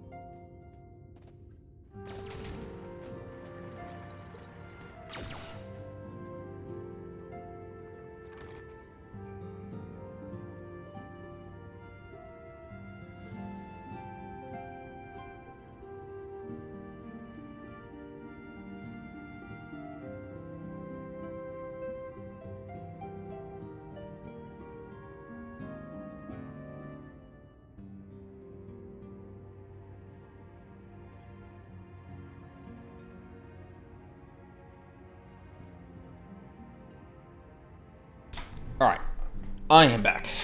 I also think I've figured out the kind of, like, confusion I had, with what was being explained there. Oh, hold on one sec.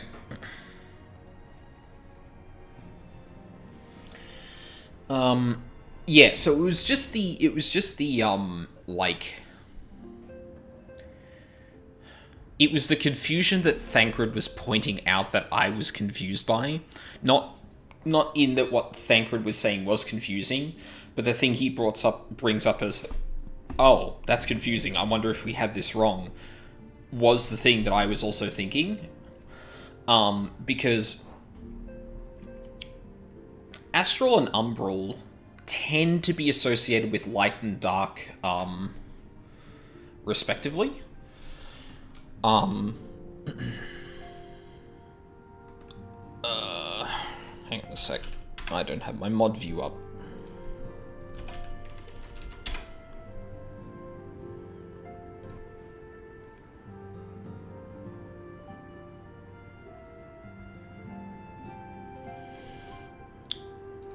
What did you post, friend? Yep.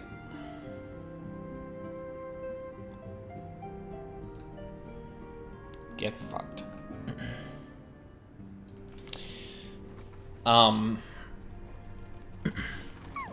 So yeah, like, the thing I was getting confused by was Astral and Umbral. Astral probably has more of an association with light, and Umbral with dark. That,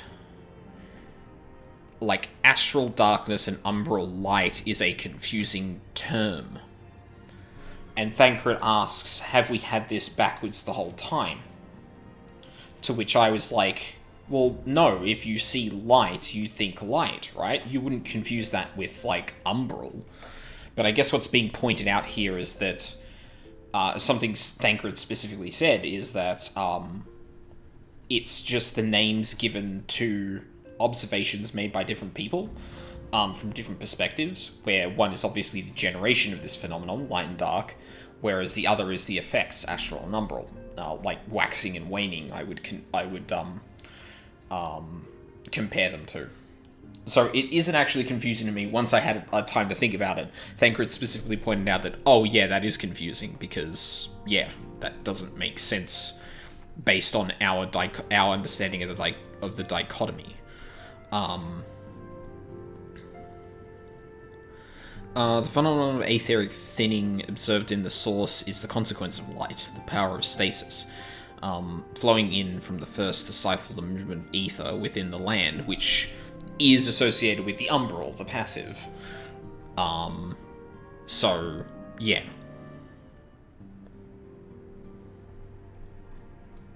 Yeah, that makes sense. Cool. Anyway, let's go. Courting cooperation. Rianger fixes you with his gaze. My friend, ere I speak out of the task at hand, there is a question I would pose to thee. What thinkest thou of mine appearance?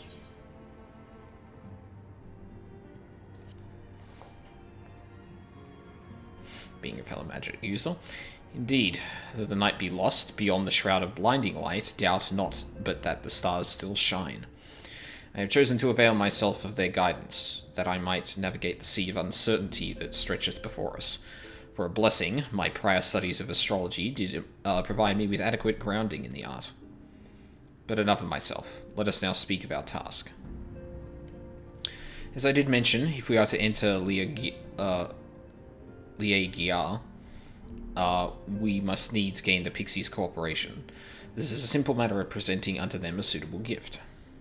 I shall procure a selection of viands that shall please their palates. Thancred, pray assist me in this endeavour.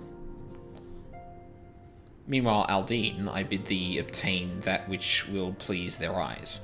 In these parts there abideth a vile kin known for its beautiful wings, the hawker. I shall lend thee a receptacle within which thou mayest capture a weakened specimen. Great, we leave Oriangave alone for 3 years and he starts playing Yu-Gi-Oh! Yeah. No, it's more like he believes in astrology.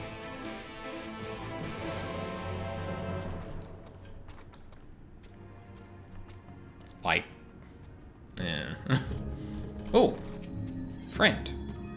At the sight of you, the exuberant pixie's eyes light up with recognition. Oh, you're Orionge's friend, aren't you? Will you not lend me a hand? You see, Orionge's home is drab and dull, and I have a mind to decorate it, make it bright and beautiful.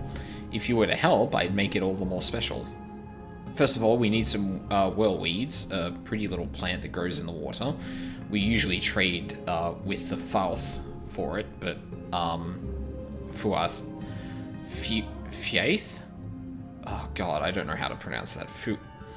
Fuath. I want to call it Fauth, but that has the opposite AU positioning. The Fuath for it, but seeing as you can swim, you can harvest some for us. You should be able to find the weed in the lake where there's a sunken church. While you take care of this, I'll go and pick us lots and lots of beautiful flowers. Afterwards, let's meet back here for the decorating. See you soon.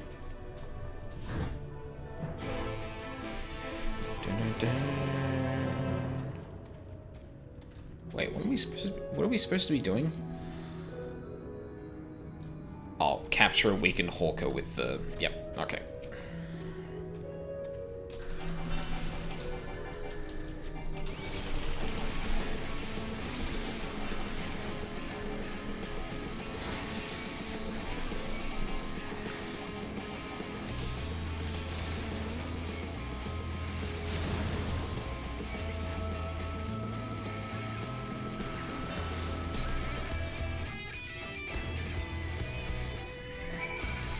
Nice.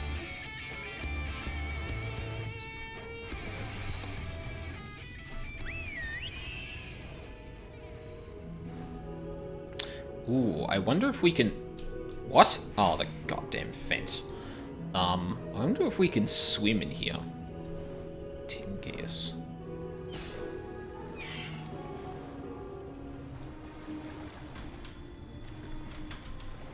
Oh, we can.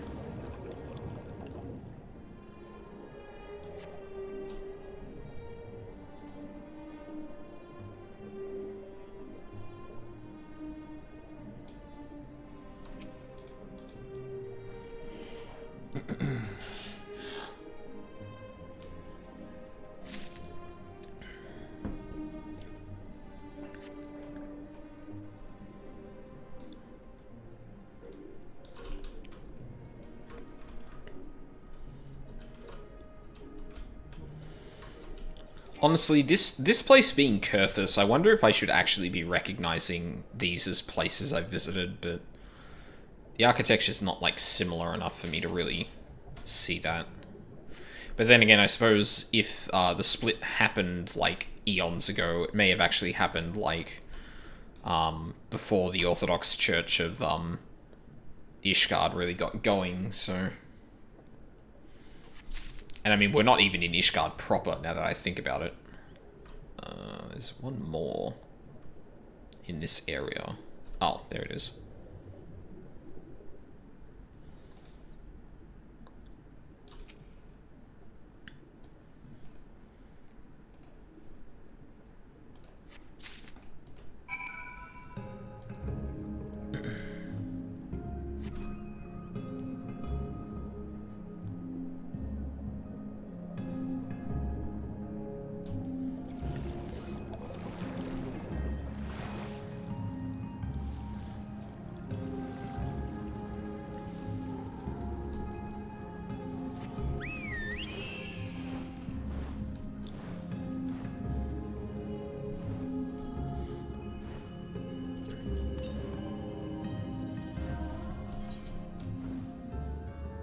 Oh shit, we passed one. Ugh, I should go back and get that, honestly. Plus, presumably no war with dragons, since dragons came from space, they wouldn't be on the first.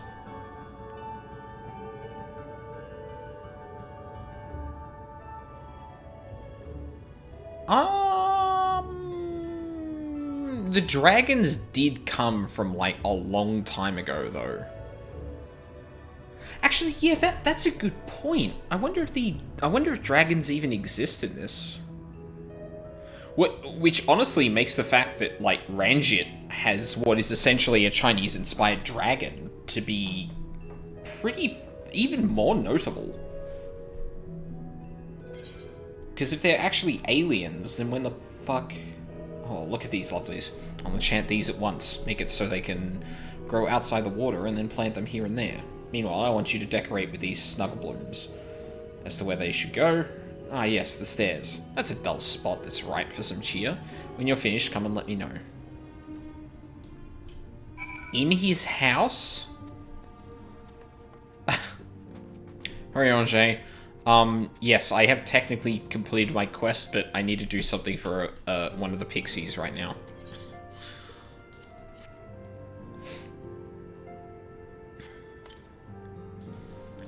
Yeah, like, I guess it depends on, like, how totally the universe of, like, the source is replicated in each reflection.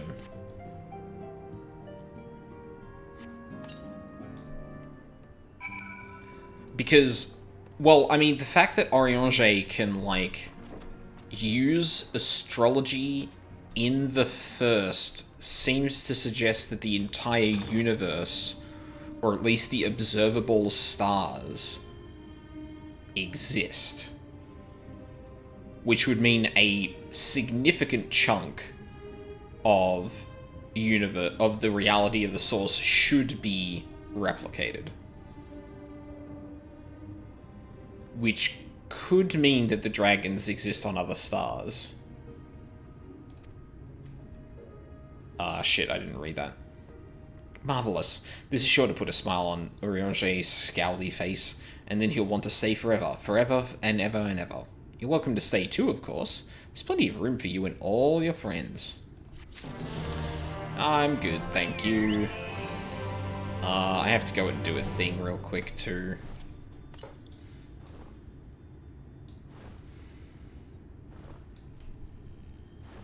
But yeah, like, if Oriange is able to look into the night sky, or look into the sky, see stars, like, that seems to suggest a pretty significant amount of the universe is actually still exists in the reflections. But, of course, there's a lot of questions as to, you know, whether the dragons would come to Hydaelyn just because it exists, you know. Or whether the dragons were already on Hydaelyn when the split came. But I would assume that, like, that kind of stuff would have happened. God damn it. Oh, okay. 96 East, we're still not... Wait, what? Hang on. Oh, I was heading southwest, not southeast. Idiot.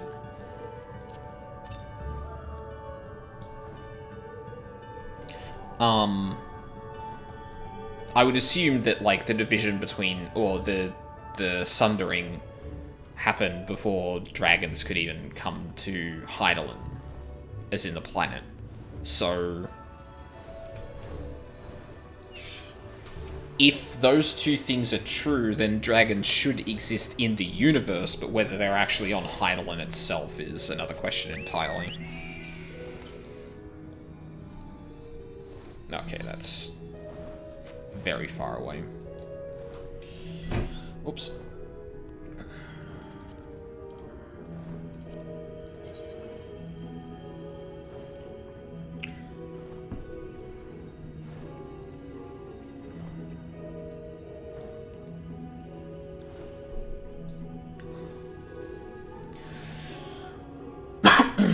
Excuse me.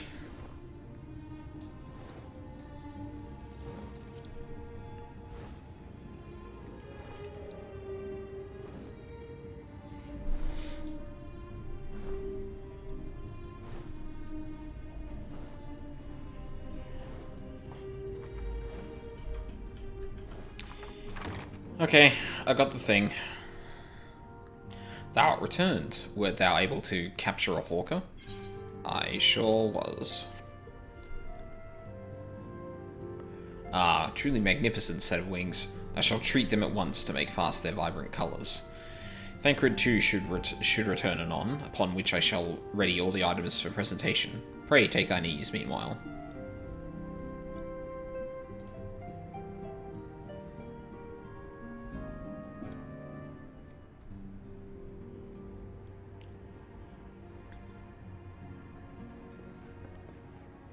'Tis done.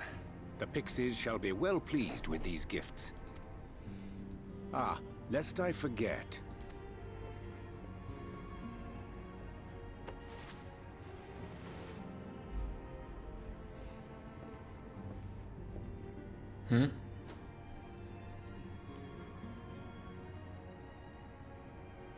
White auracite, newly forged for thy use. How?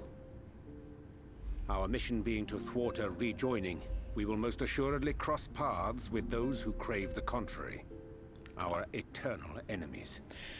Well, I mean, that makes sense, newest girl, like...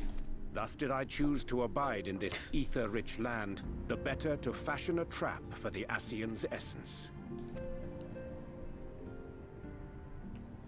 Kind of in a new stage of your life, so of course you're buying new clothes.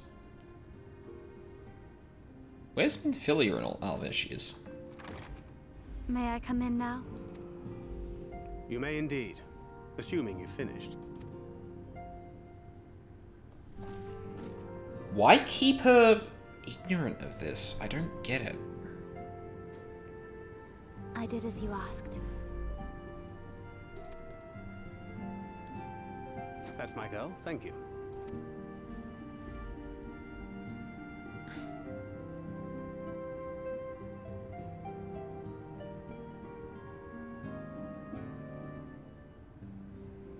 I should probably explain. Though my body remained behind in the source, its limitations saw fit to accompany me. Which is to say, I cannot manipulate ether. Oh my god, even down to his soul he can't fucking manipulate ether. I took up the gunblade for its defensive advantages. But on account of my little impairment, I cannot imbue the ammunition myself. Luckily for me, Minfilia has quite a talent for it. Ryuzaki, if you're still here, like, if something like that gets explained, please don't actually say it before it actually happens. Like, I understand that it kind of makes intuitive sense, but, like, I'd prefer to actually kind of stumble across that when the story presents it, rather than just being told that, no, you already have the pieces, here's the kind of solution sort of thing. Minfilia, once we set forth, we are not like to return for some while. If thou wouldst choose tomes to take with thee, let it be now. Really? May I? Of course, my dear. Yet have care thou dost not add overmuch to thy burden, lest I incur Thancred's ire.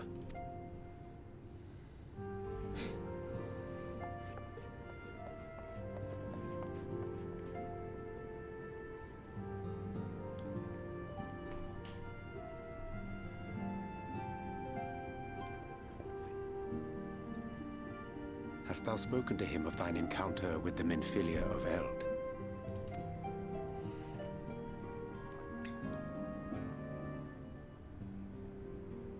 Take that as a no. Well, I suppose now is as good a time as any. As you know, I freed young Minfilia from captivity in Yulmore some 3 years past. Not long after, the two of us journeyed to the south of Armareng, to the edge of the Empty, where the flood was halted. It was there that she awakened. The Minfilia of old. My Minfilia.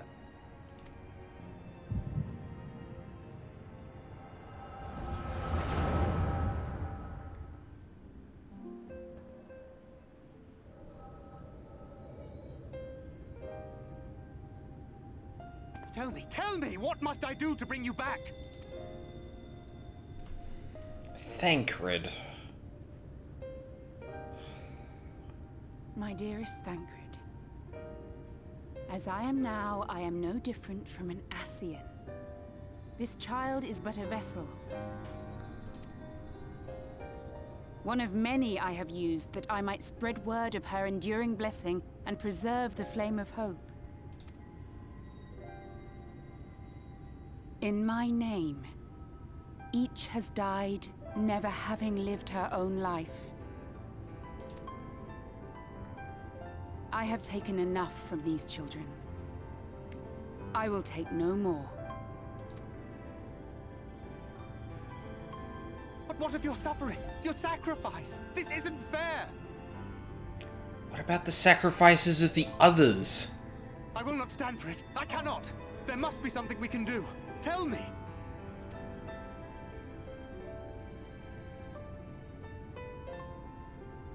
Should the day come when this child grows weary of fighting and wishes to cast it all aside, then shall I take up her burden. But should she wish instead to become the master of her own destiny, then shall I bequeath to her my all.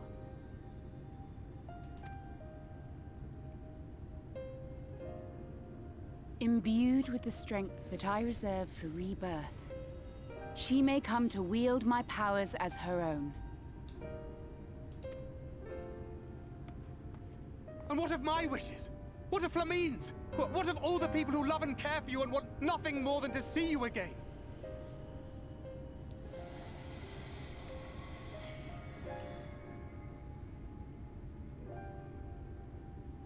It is not their decision to make. It is hers. This child's. This Minfilia's.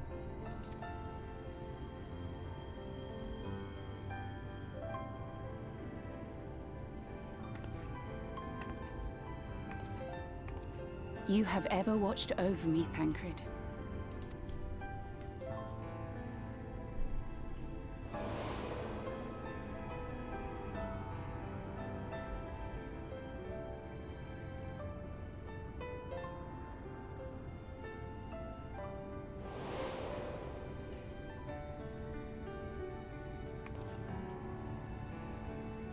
Now I ask that you do the same for her. Protect her. Teach her. Stand by her as you stood by me. There is much and more she does not know. She needs a guide to show her the ways of the world, or she will never find her own path.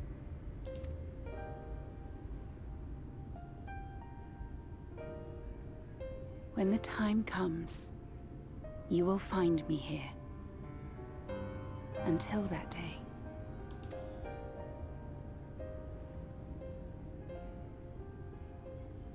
Minfilia, wait!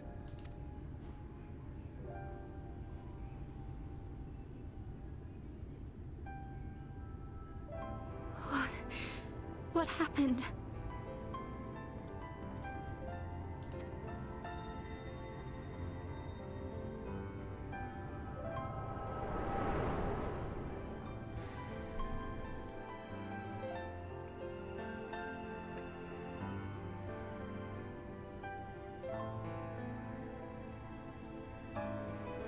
And then she was gone. Minfilia, the girl, claims to have no recollection of any of it. I have told her many things. Where we came from, what we fight for. But of that day, I have not spoken.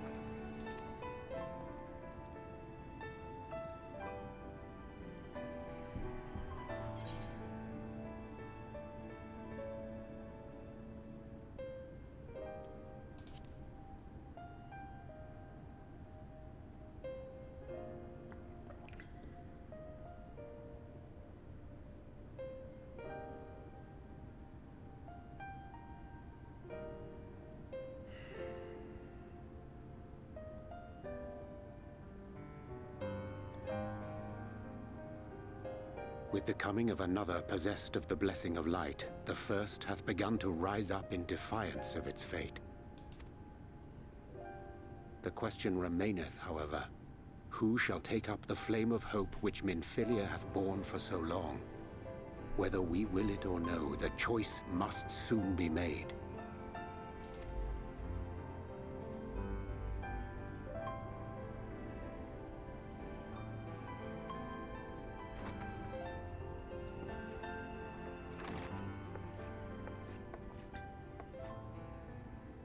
I'm sorry I took so long. It was so hard to choose. In the end, I settled on just the one. It looks like a gigantic fucking book, too. That is well. Now, if all is in order, let us set forth for Lida Loran.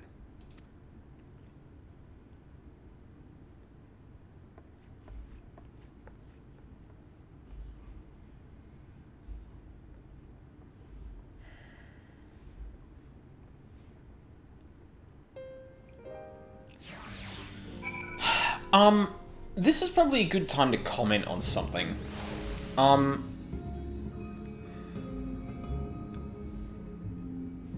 Thancred is is portrayed very selfish.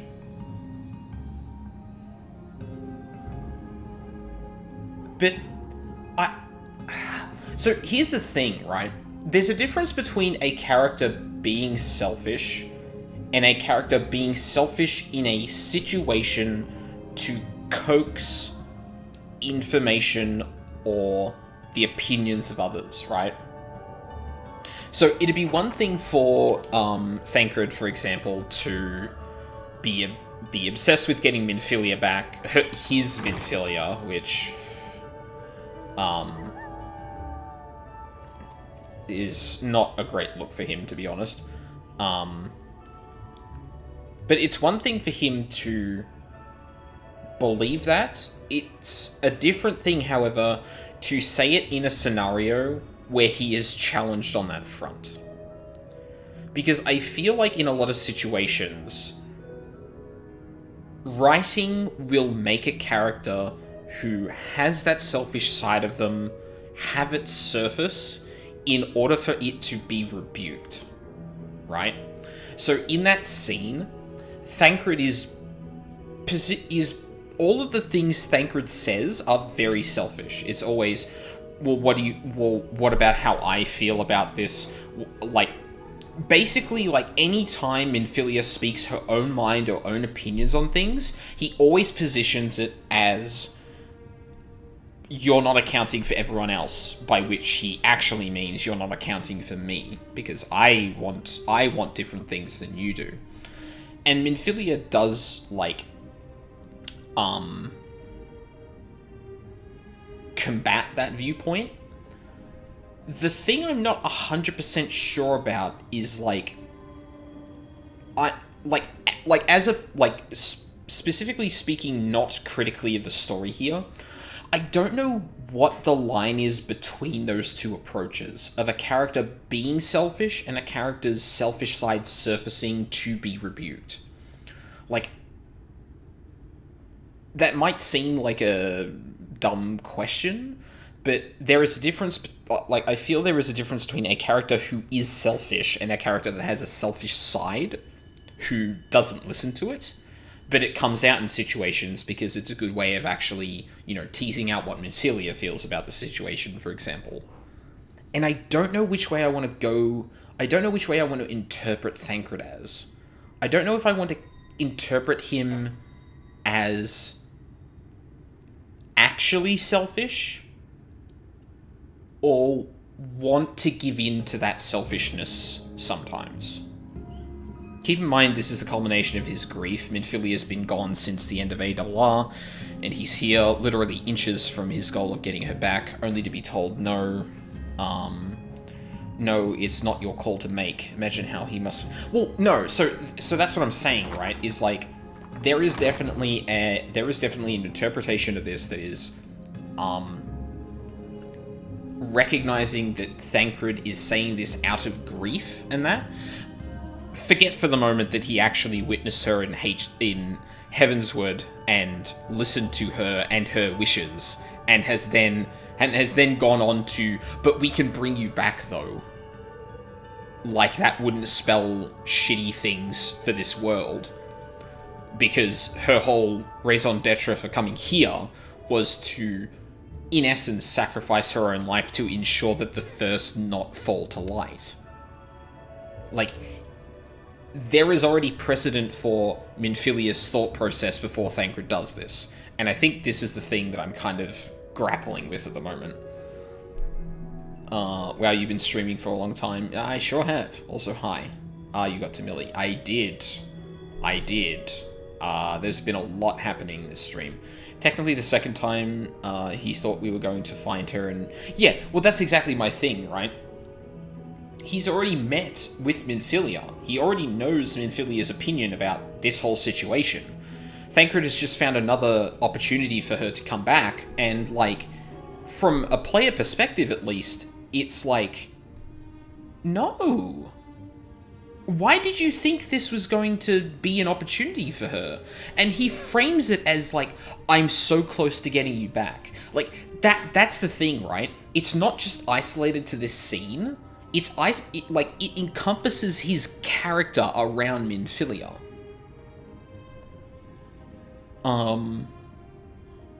Did you freak out? I saw the trailer, which had child Minfilia in it. So I already kind of knew it was happening, but I did freak out when I saw that. I was like, what in the fuck? Yeah. And, like, don't get me wrong, I'm not saying Thancred is a bad character for being selfish, because you can have characters that have flaws, just that something narratively has to come from it, and Thancred being selfish brings to the forefront Minfilia's wishes for this, because in essence, she is part of Hydaelyn. There is a question of her will, like, her, free will at stake in that. Like, my question is purely from, I don't know if Thancred is explicitly selfish when it comes to Minfilia, or if he's just wanted to give in to that side of himself whenever Minfilia is around.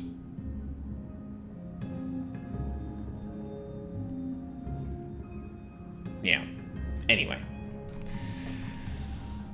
So me seeing her in early game was weird. It's like, oh, you're gonna die later? Yeah, I could imagine.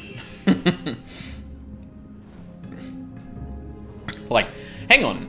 You're on the first when that... But that would mean that you... Wait, had it... Oh. Oh no.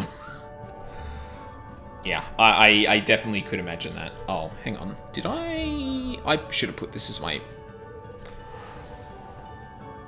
Ah, I didn't put this as my free destination. What's its name as my free destination? The last place I visited in Forests... No, like...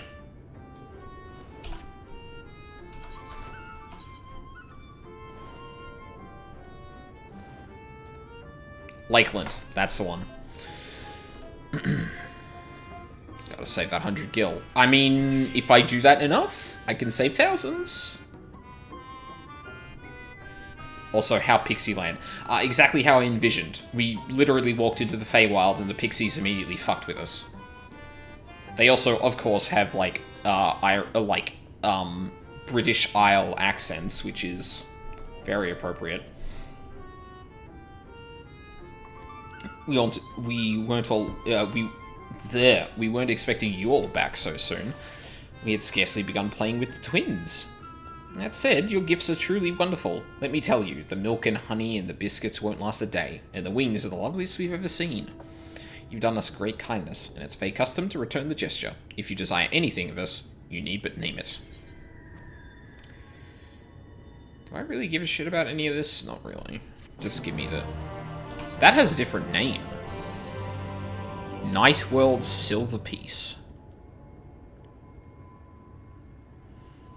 Currency minted long before the flood. Whatever design its face may have once borne is now entirely lost to time. Talk to the twins before accepting the next quest. Yeah, I was planning on doing that. Thank the gods you arrived when you did. Any later, and I don't think I would have been able to live it down. You couldn't have returned at a better time. The Pixies had just decided that it would be amusing to have Alice and I exchange outfits.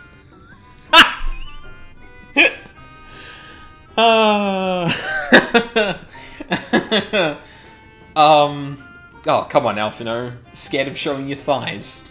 Of course you're not in the source. No Allagan pieces here. First, I'm tired. Oh, no, I know. But I'm wondering if, Nightworld. Because the naming was the thing that struck me, because I was like, hang on. This is more like Lightworld. Oh, Nightworld, I guess, is probably what people now refer to the civilizations that existed when the night still existed. Yeah. Alize was the one who seemed more concerned about herself. Yeah, I mean, she didn't even name it. She was just like, thank fucking God. Anyway. The key to the castle. Suluin regards you with a munificent? Ugh.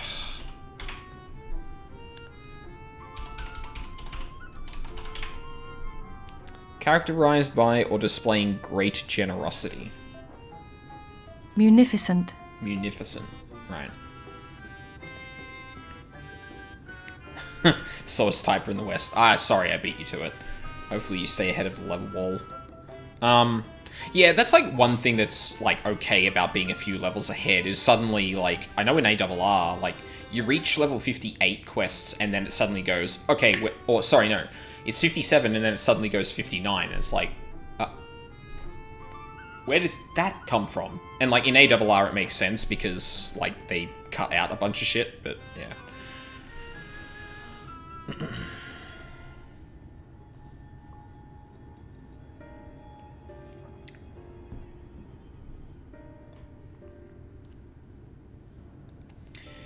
So, what is it that you desire? Rusty old coins like you mortals are wont to collect, perhaps?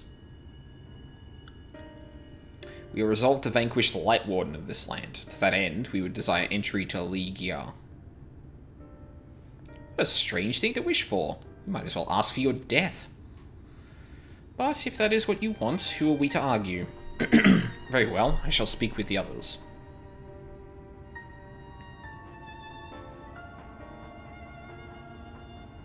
No, I don't think I could remember, to be honest. I might have run through a bit where they didn't cull a lot of the quests, but I definitely don't remember some of the jumps, and I definitely recall certain parts of it being a bit longer, but if you asked me to name them, I couldn't fucking tell you. Like, it's probably been just too long, to be honest. You've clearly been busy, Oriange. Would you be so kind as to tell us what we've missed? Alright, so, we were wrong about the cosmology.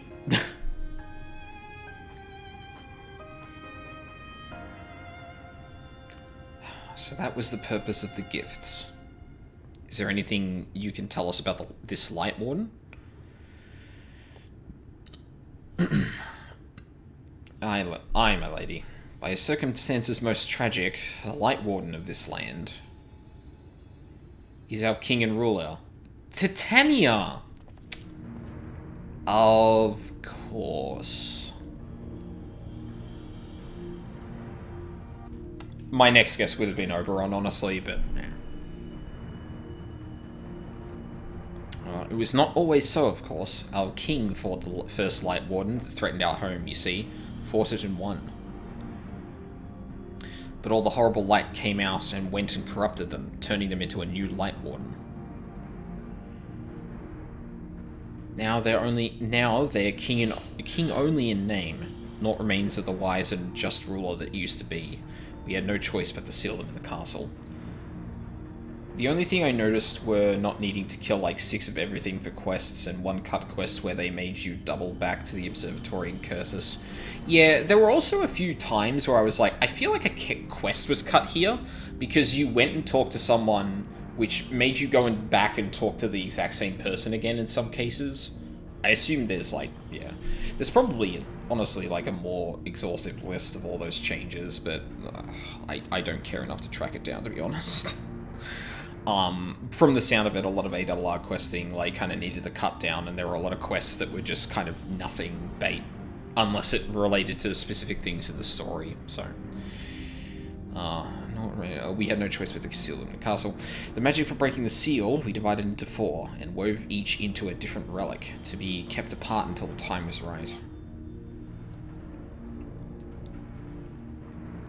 And this dress is one of them. It's been in our safekeeping for years and years, but we've decided to entrust it to you. Are you sure? Of course, custom demands it. Though you're most certainly going to your deaths, we thought we should at least let you try. That way we get to watch what happens. It's fucking Fae through and through. Oh, and they totally cut the self-mischief one of the post-ARR patches. But other than that, I couldn't place anything. Yeah, I seem to recall that too. Although I don't know where it would have been. Again, it's been way too long. And, like, the first time I was going through, obviously, like, I was paying attention to a lot of it, but a lot of it was so foreign to me that it didn't quite stick as much as it did the second time, which is probably when they actually made the changes. Of course, you can't break the seal unless you have the other relics, too. The Shell Crown is with the Fuath. The Stone Scepter is with the Numal. And the Crystal Shoes are with the Amaro. With the Amaro? Good luck finding them all. The facts thus disclosed confirm mine own understanding. Our quest lieth now before us. First, let us hie to the lake, there to claim the Shell Crown from the Fuath. If we call to them before the untouchable gate, they will answer.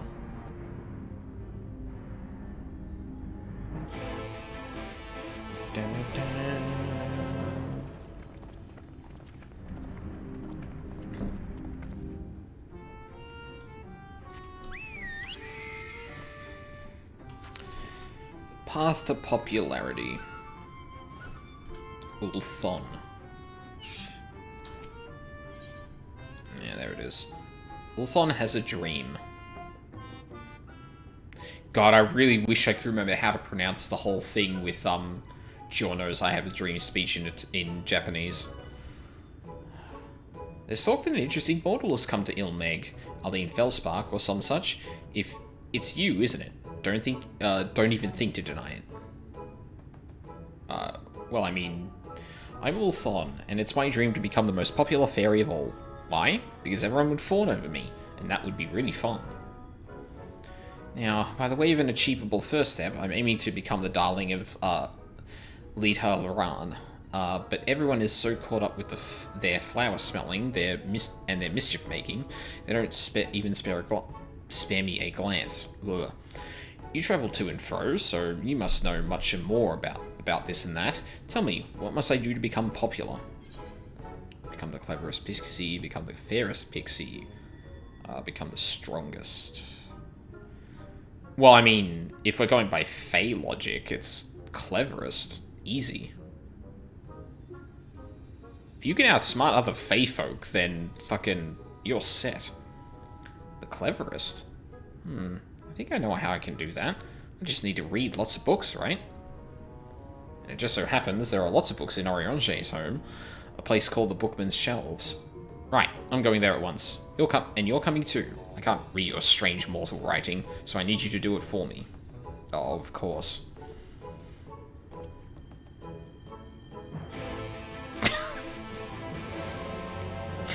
Oh, good. I got myself into a thing.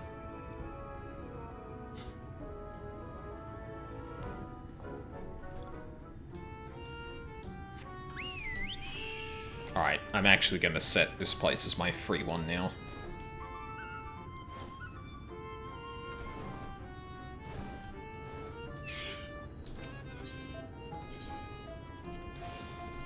There we go. Alright. Time to walk. Jesus.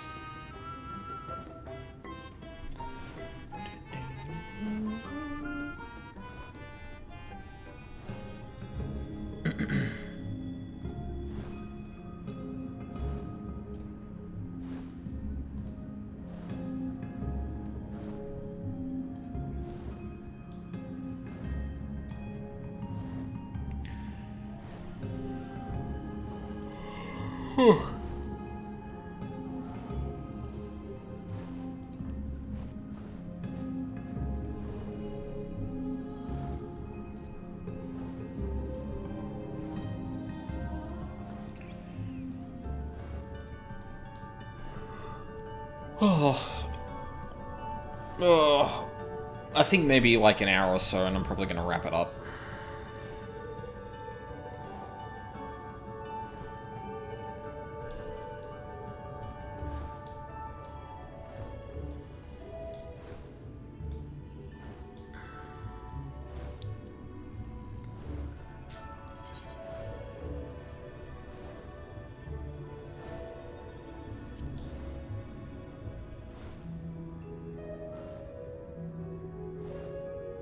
was kind of hoping I'd hit another dungeon, but yeah, apparently that wasn't the case.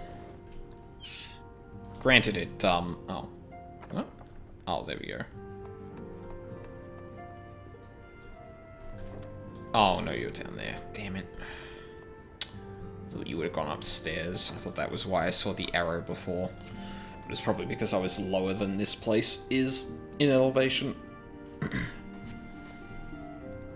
On the occasion of the 300th year of the founding of Vobert, a grand celebration was held in Grannislicht. No expense was spared. Over the course of the festivities, guests were lavishly feasted and regaled with wondrous performances. Yet amidst all the pomp and pageantry, naught was more stirring than the recitation of the Oath of the Covenant, in honour of the alliance between Dran and Galgant, upon which the kingdom was built. Representatives of each race took to the podium. It was a sight to draw tears from all who looked on. Vobert. Blah. What strange names you mortals have. Ilmeg sounds much prettier. It means the Kingdom of Rainbows.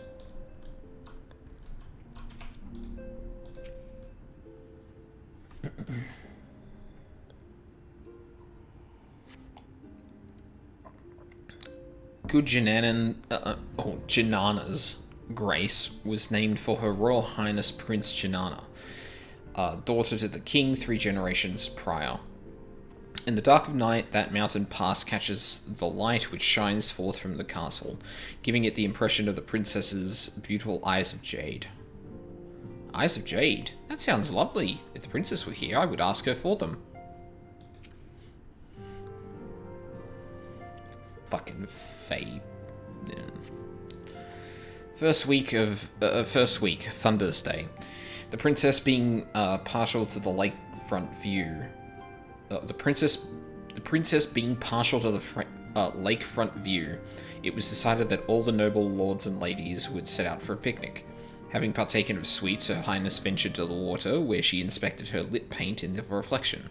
This caused the watching shepherds to remark that the princess had used the lake as her hand mirror. Ooh, there's a hand mirror lake to the southwest of here. That must be how it got its name. But who would go all the way to the lake just to eat? Yet another silly thing you mortals do. Well, I certainly learned lots of new things today. Things the others don't know. I'm gonna go and share it with everyone. They'll think I'm so clever. I'll surely bring the I'll surely become the darling of Lita Laran. Tee. God damn it. Thought that was just gonna be it and I could leave, but no. This really is what it's like, bloody attending to the Fae.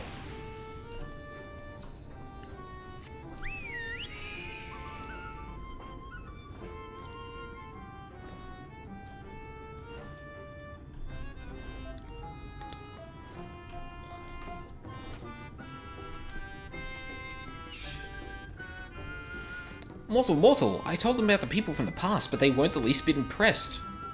Well, why should we pay any mind to those who are long dead? Much more fun thinking up new riddles while sipping nectar. Speaking of which, we found this really sweet-smelling flower recently. We were about to go and collect this nectar if you wanted to join us. No, I don't want to join you. I want you to admire me. Stranger and stranger. Alright, suit yourself. Rip.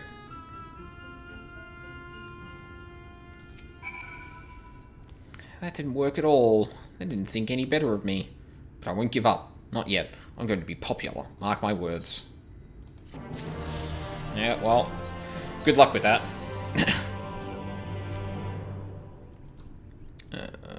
Travel.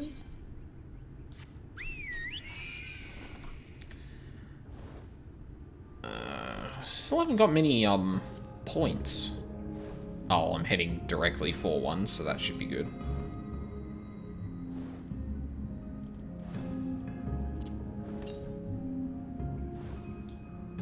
Oh, it's southeast. Okay, it's probably there-ish. Maybe around the log, actually. That would make sense.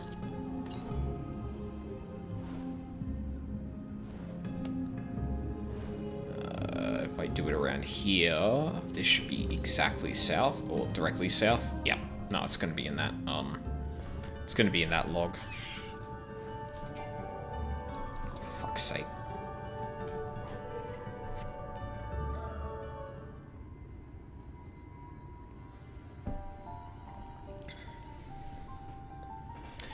Hearken to me, O spirits of the water. We are come with an, entreaty.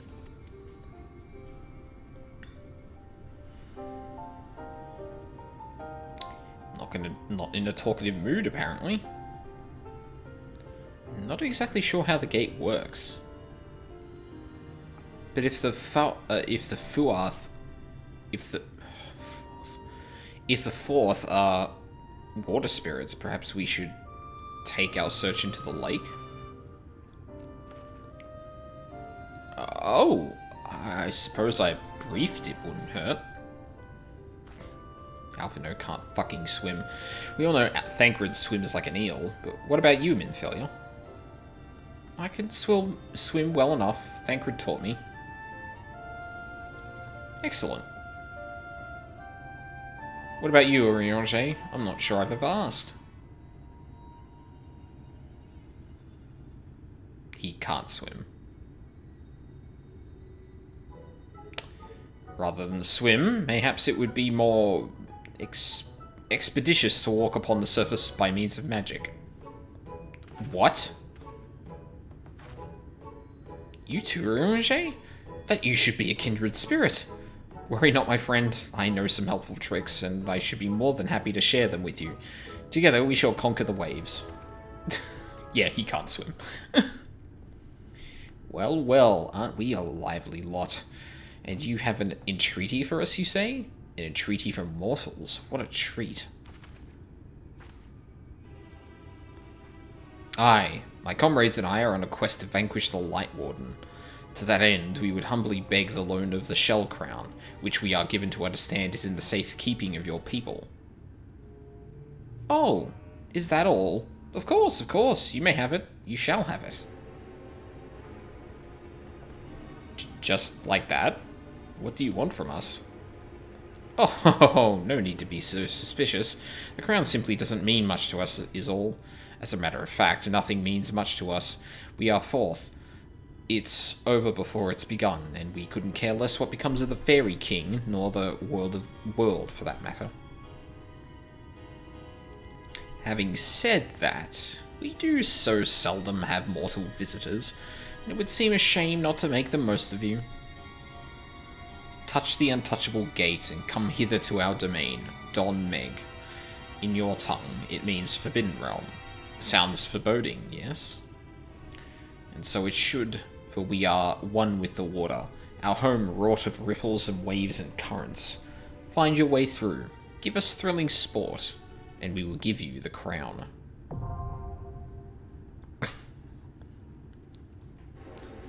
Gee, it's weird I haven't hit a dungeon anytime soon. Fuck. I wonder how long the queue is for that. Oh, Jesus, I forgot that was a dungeon.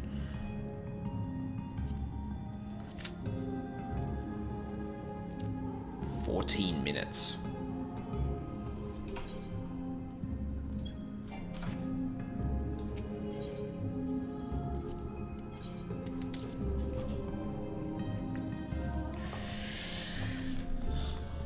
Oh, jeez, Minfilia's a rogue?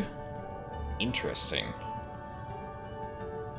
Gunbreaker, Oracle of Light. Oh, hey Katie Wampus, how's it going? I'm not doing too bad. We just hit a,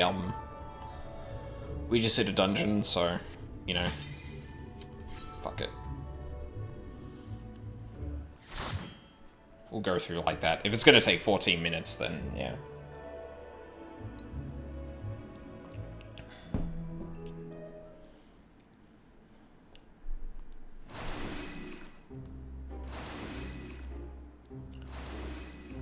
Oh no. This is the fucking Feywild. Well, much more akin to the Feywild, at least.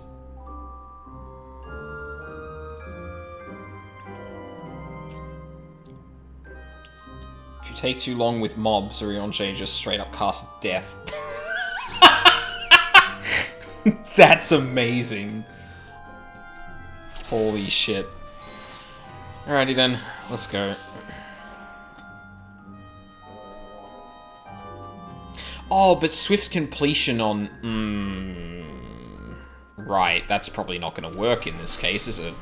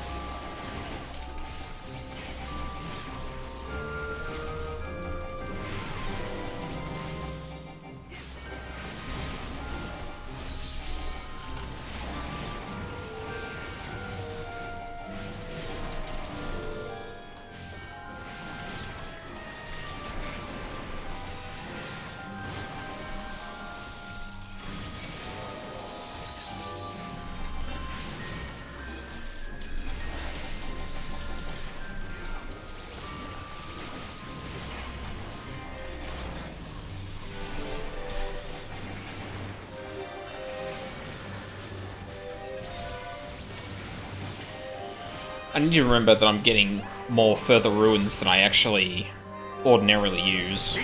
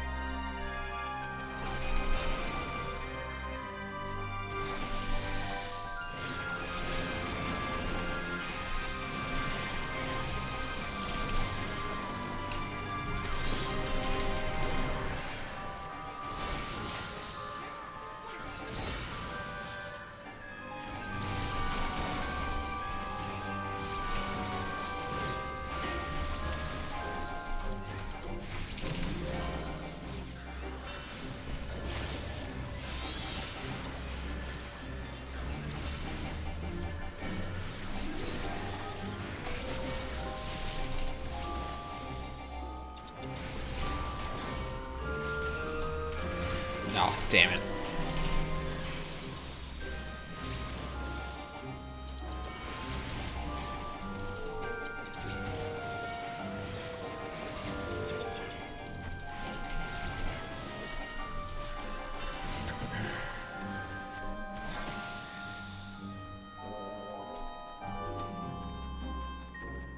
Yeah, like, this definitely takes a lot slower than with people, but... Prepare yourself. I honestly don't mind it, because on one hand, like, it does let me, like, experience the dungeon as it is, before people just, like, annihilate it because they know what the fuck is up. And, like, pull literally everything and just go, yeah, this is easy as fuck, sort of thing.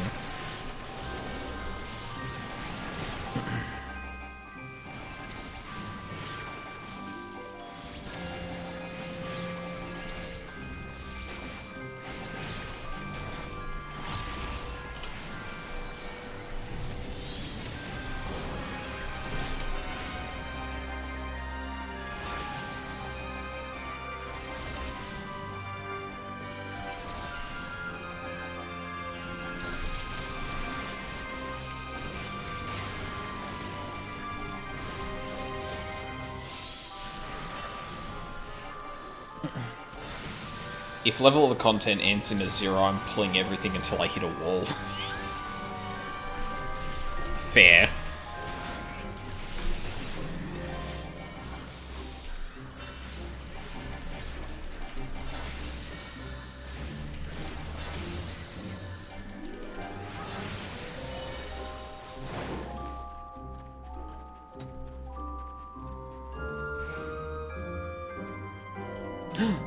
Frog.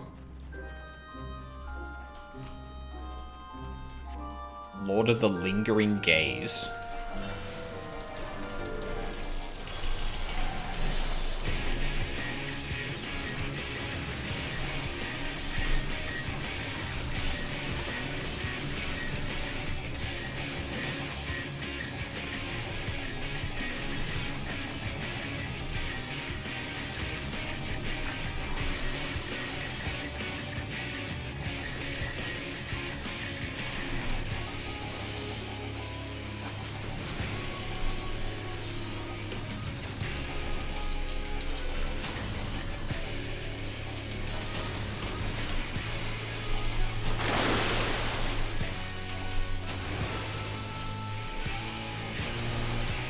Oh, Jesus. What the fuck?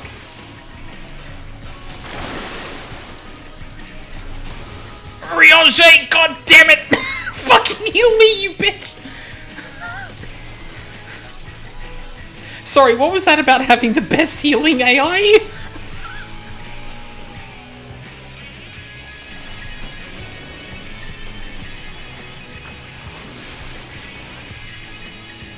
Oh, shit.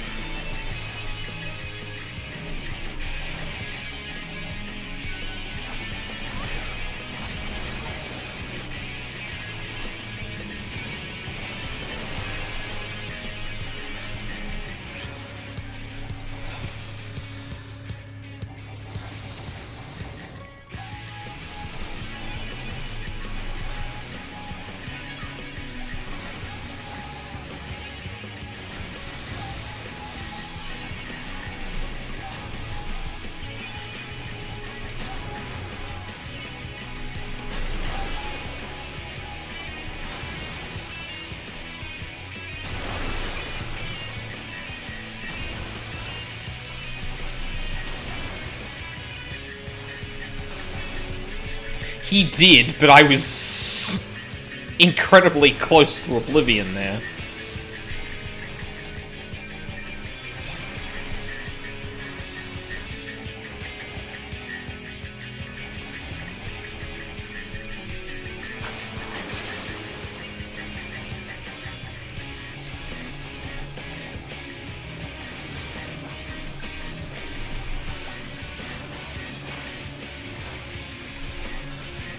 I shall protect thee.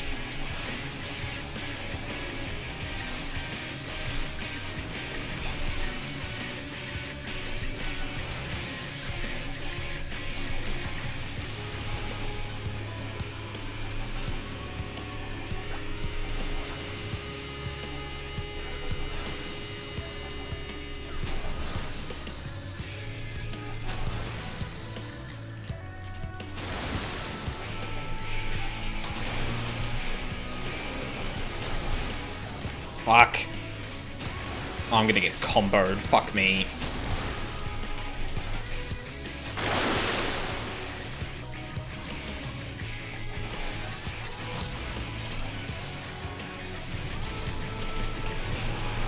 Oh my god, I did it again. God damn it.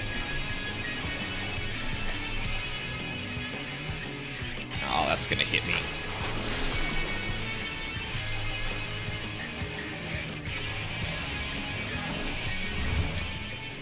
Stand to the bad that you wouldn't have to be dropped so low. Yeah, I'm gonna... Oh, actually. Right, I should be picking up that shit. Oh. Fuck, okay.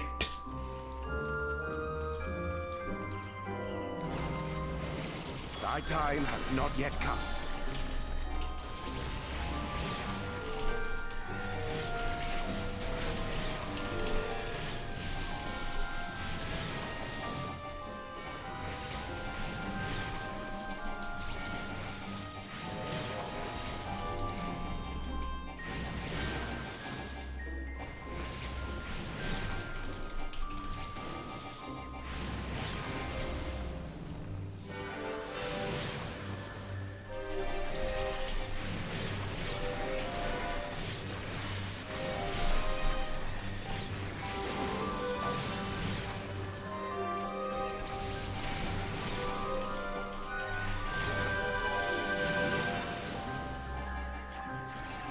Yeah, that's pretty accurate for vibes, honestly.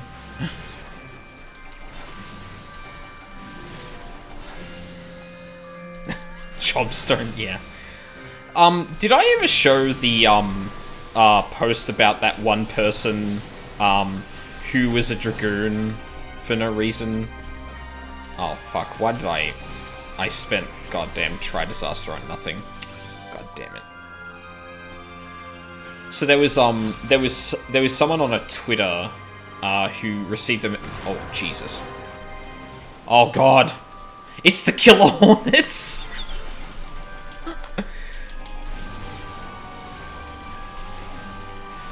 Oh, that's a fucking further ruin I'm not getting back. I'll show you.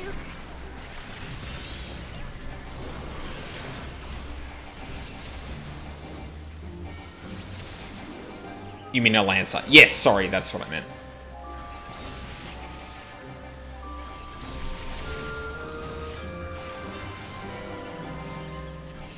All that I have and more I bring to bear.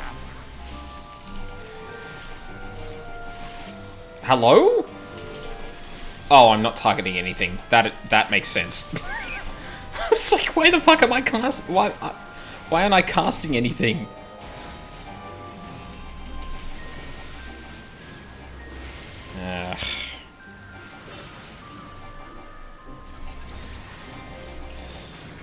Ugh. This is what happens when I dungeon late.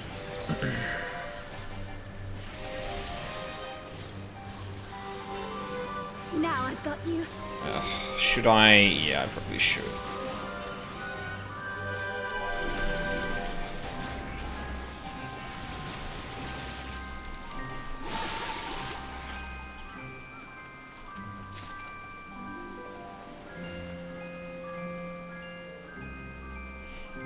Oh no, I shouldn't be... Fuck, hang on a second. Hang on, I'm gonna fucking throw away the shit that I just got. Because I think some of that is just useless. I probably should only be looking at the ones I get at the end of dungeons. You can fuck off. And... rings I don't really... I can spare space for. Yeah, 2021 Savage. No, 2020 Savage, thank you very much. Thank you, Thancred. No, thank you, Thancred, you fucking motherfucker.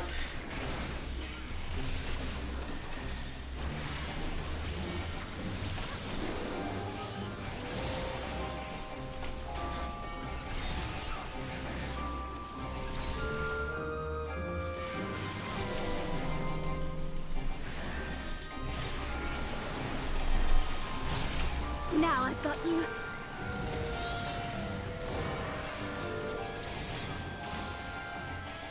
Hello? Oh, right.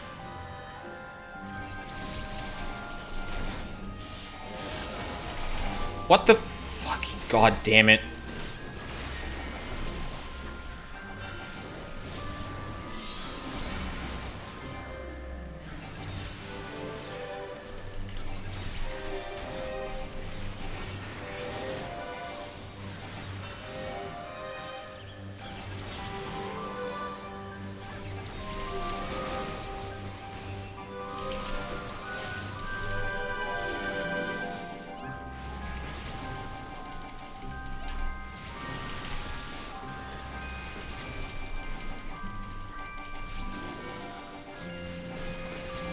Please, 2021 Ultimate. When they called it the Unending Coil of Bahamut, I guess they weren't lying.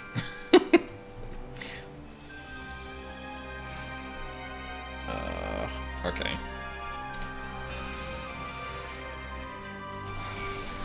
Thancred, god damn it! You son of a bitch! And you do this to me!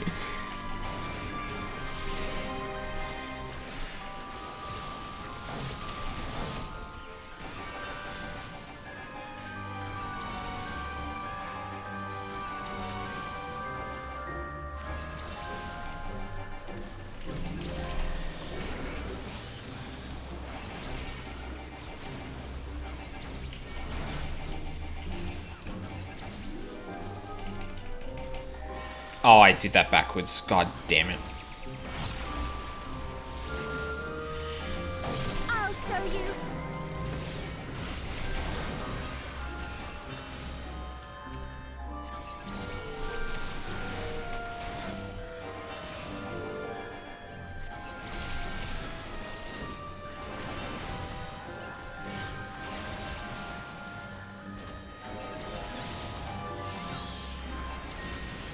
Definitely a smoother experience being the tank. I could believe that. Oh my god, why did I... Why? Why did I do that? Why did I do that? Earring. Fuck off. I don't know why I keep doing that to myself. Tree dinosaur. And the creature doth resemble a beast of... I don't recognize the name, so... Alright, here we go.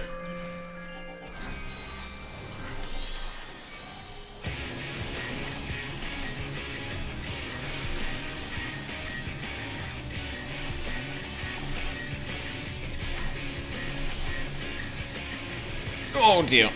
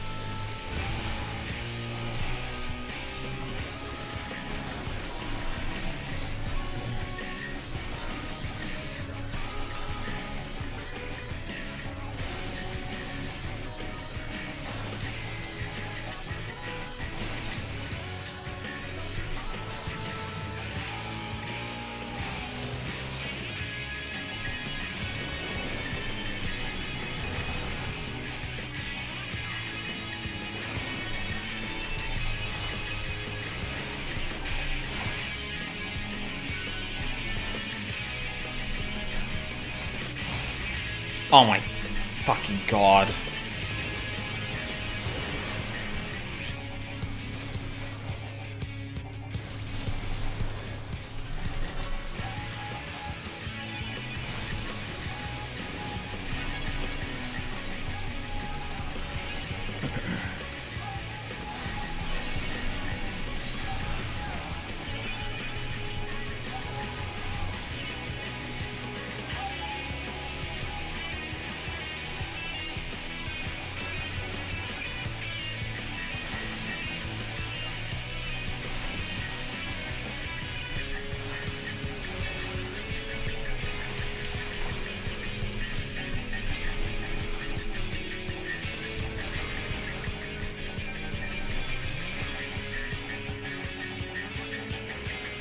What the f-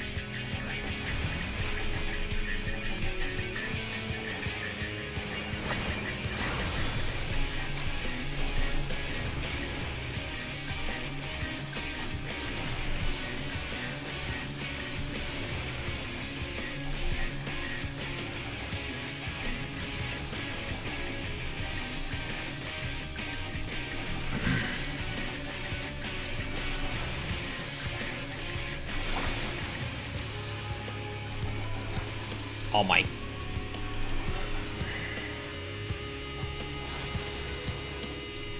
Wait, that didn't come up. Oh my fucking god.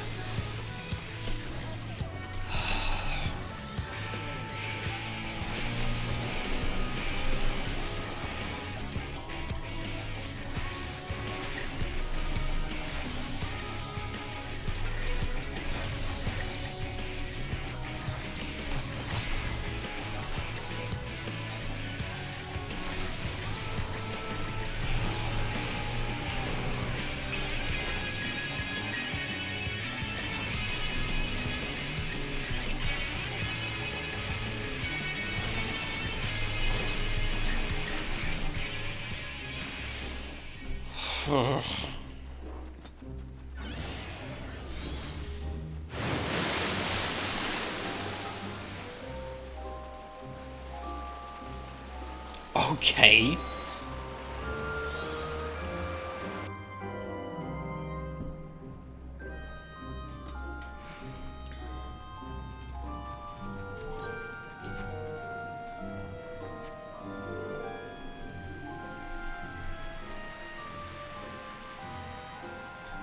Uh-huh.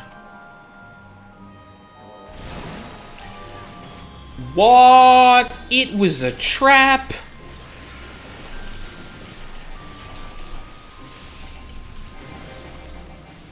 Who could have possibly guessed?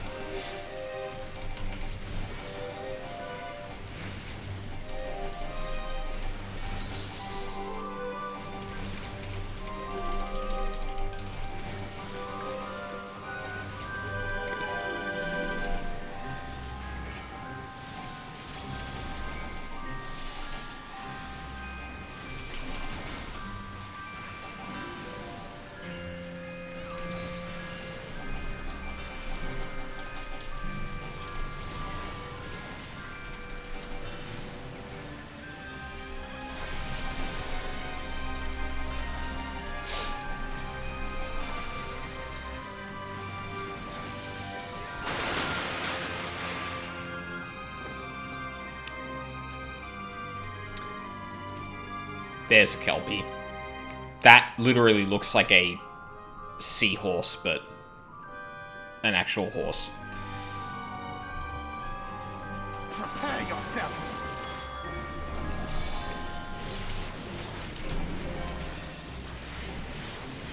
Oh shit, that was the wrong button.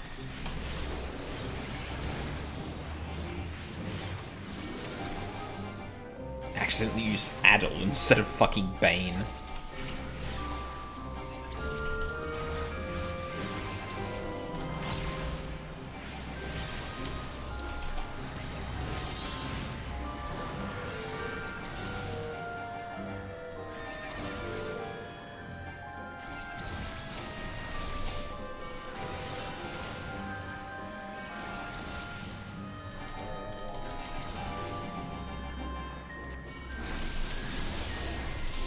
Oh, I didn't have the dots up. God damn it. I thought I had enough time.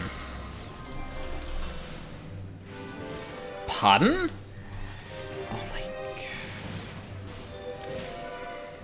Now I'm just straight up hitting the incorrect buttons. Oh, fuck it. Might as well take this where it is.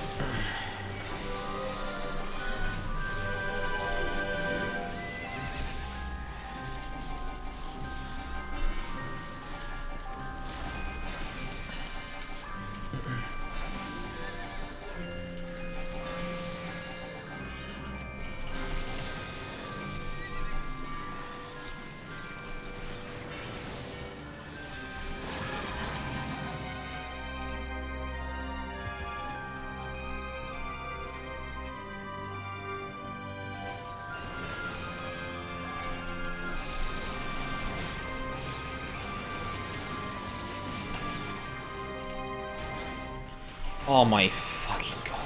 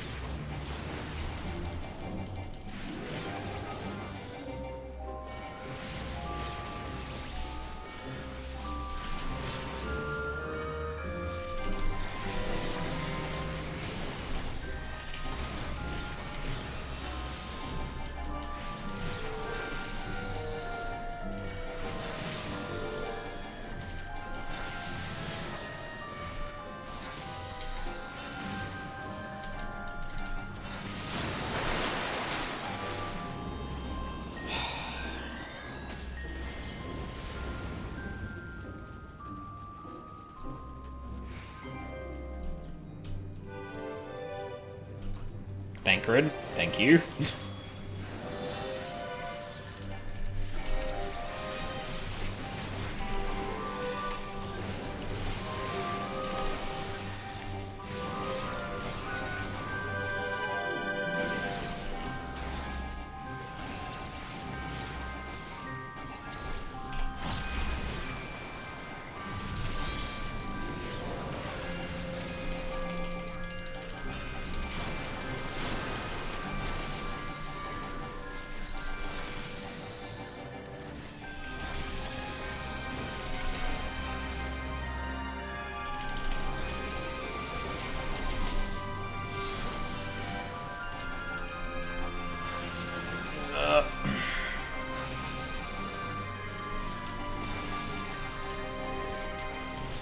Now I've got you.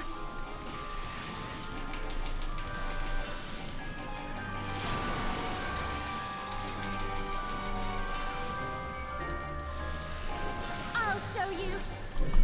Ow.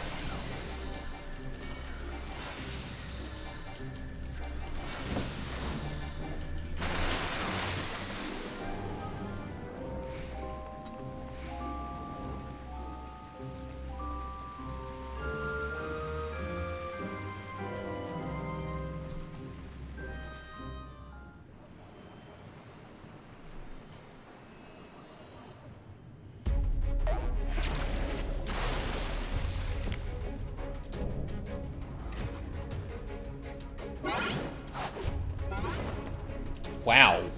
All of the bosses are getting bigger, better intros now.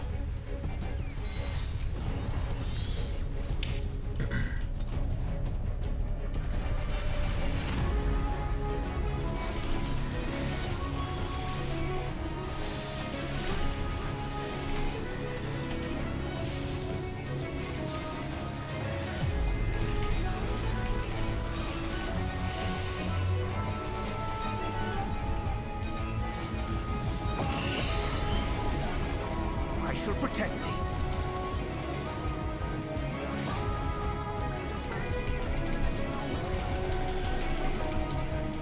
Oh no. Oh, come on.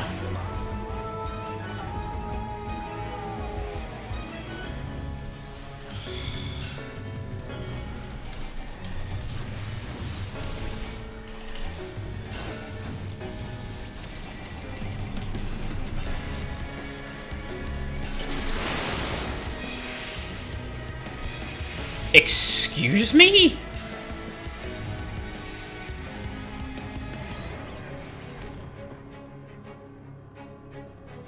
Fucking what? How the fuck did Thancred get over here so quickly?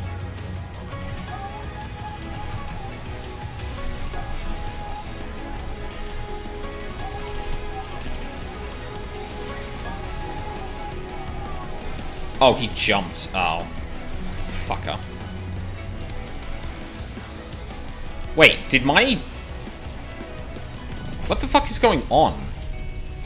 Why can't I put dots on him?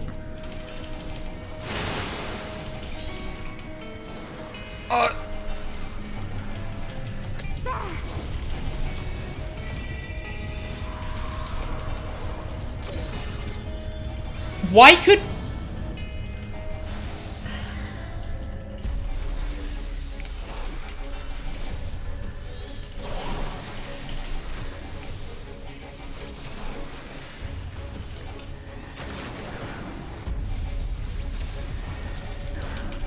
I'm so confused as to what happened there. Oh, you need to be in the circle. Oh.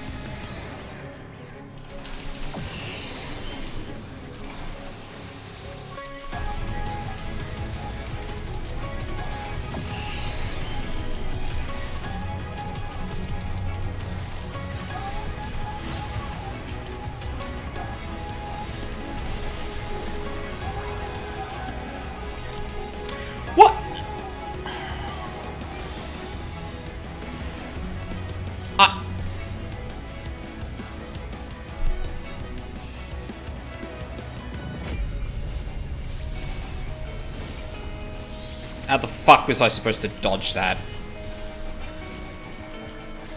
I even fucking turned around on the right time and it didn't fucking work.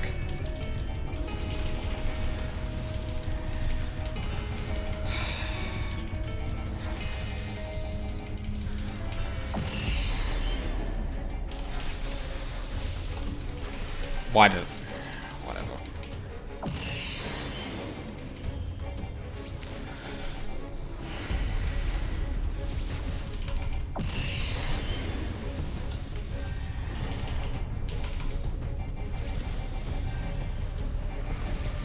Seriously, is my mouse fucking dying?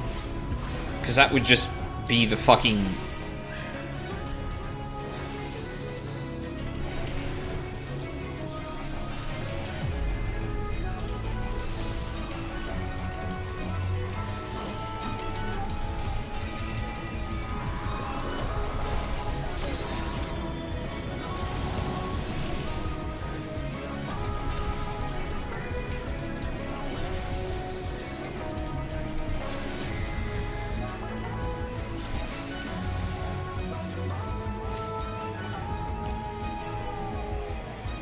I don't know what happened in the last part of that fight, but my buttons just started fucking not working. Oh, good. No, one of the lights on my mouse buttons is dead. So, yeah.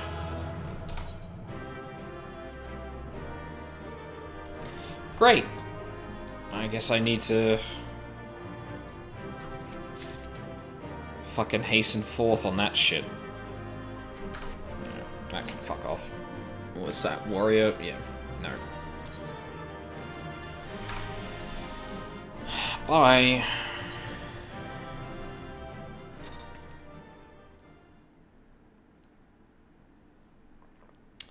At least $100. Like, there's a Corsair one that's like 120. The Razer ones are like 150, 60.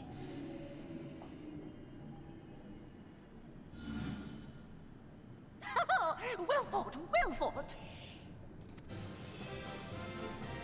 Yeah, in Australian dollars, yeah.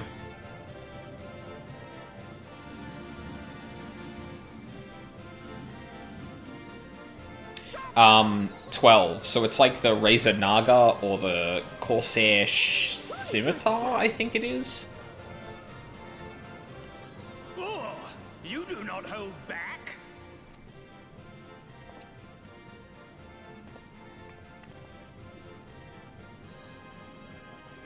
But I would have it no other way. Seldom have I enjoyed such sport. We have satisfied thy demands. Wilt thou now satisfy ours? It's more like 100, I think. For the higher end one. There it is, the relic you seek. Yours for the taking. Have care you do not break it, though, yes.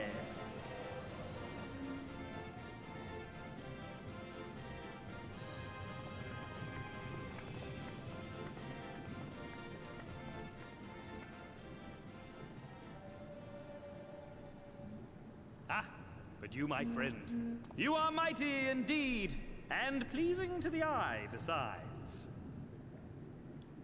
I'm sorry?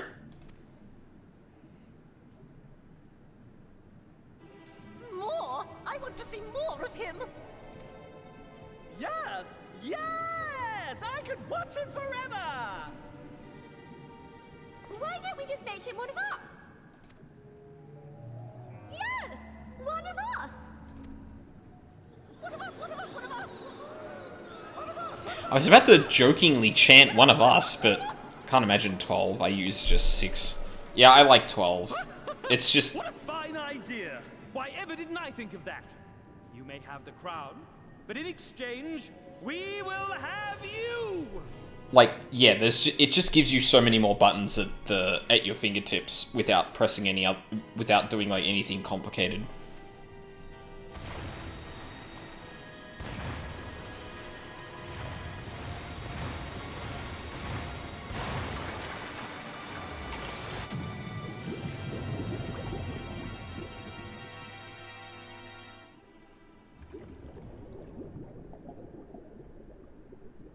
Wake up! Wake up, damn you!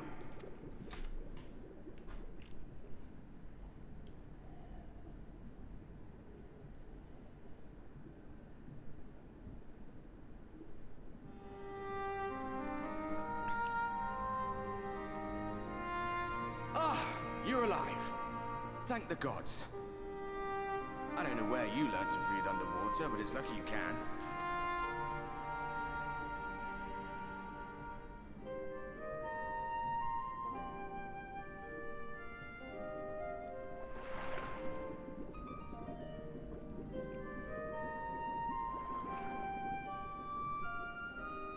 I'm sure you had your reasons. But the first rule of dealing with the Froth is do not deal with the Froth. Froth. There we go. And I can hit 1 to 4 on my keyboard, hand, 5 to 0 with my mouse buttons, add modifiers, shift, control, alt, and it's easy for hotbars without buttons. Yeah, I get that, but like, the more buttons I can hit without hitting a modifier, I think the better for me personally. Modifiers tend to confuse me a bit too much. I tried it in WoW and it just didn't really mesh with me, to be honest. It's said that they are born from the souls of the drowned. Were it not for your little trick, you'd have joined them. Your friends are safely back on dry land, in case you were wondering. They'll be searching for you, I expect.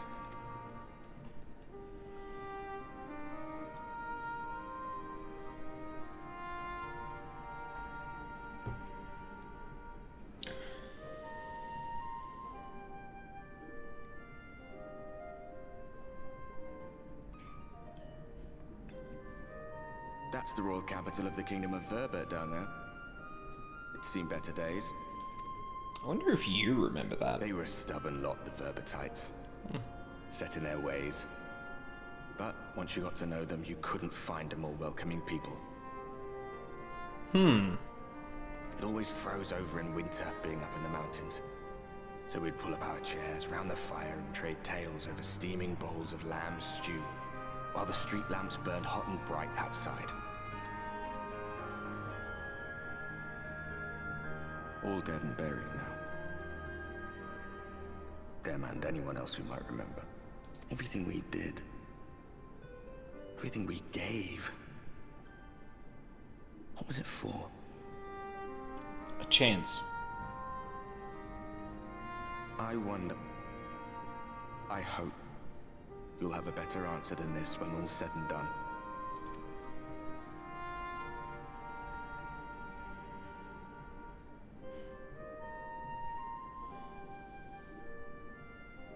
Oh.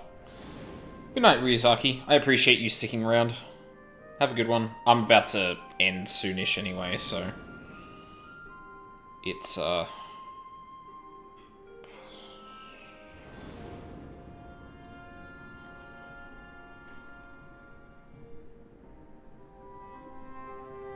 because it is getting very late for me, and I'm clearly falling apart by the way that the last part of that dungeon went.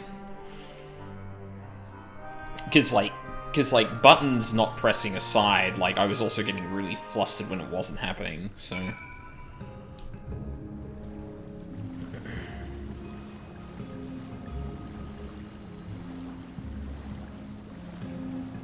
Is Ryoshe and Alice? Yeah.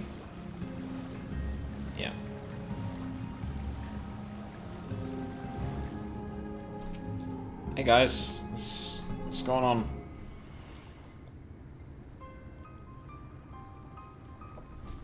I'm going back in. Nay, my lady, exhausted as thou art, thou wouldst only endanger thyself. I prithee, rest for a moment. There was nothing where we looked.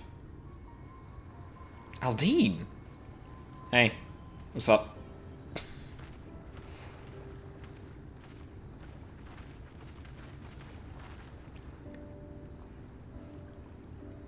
Yeah, so I was at the bottom of the lake for, like, a while. Dear gods, were it not for Soroban's blessing... But I need not labour the point. I am glad to see you safe and well, my friend. Have you any idea how worried we were? To wash up on the shore, only to find you weren't with us? Oh, but I'm forgetting. Here's your crown, your majesty.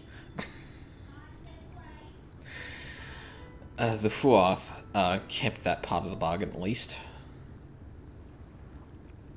While there were certain twists and turns, our work here is done, with everyone none the worse for wetness. Oh, thank goodness you're still here. Huh. Hi. Suluin. Is something amiss? A great mob of mortals is marching to Ilmeg. Mortals with ugly weapons and uglier faces. They wouldn't happen to be your friends, would they? Rather the reverse, I fear. The Yulmorian army, I guess.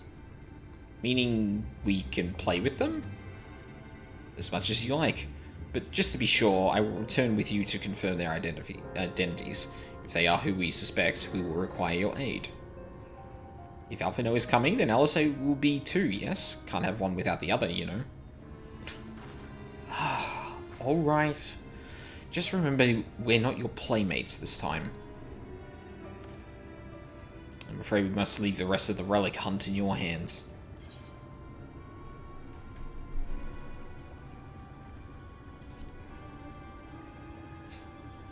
That last one is a bit like, yeah, you guys don't matter, as long as I'm still around. Indeed you have. Very well then, see you afterwards, my friend.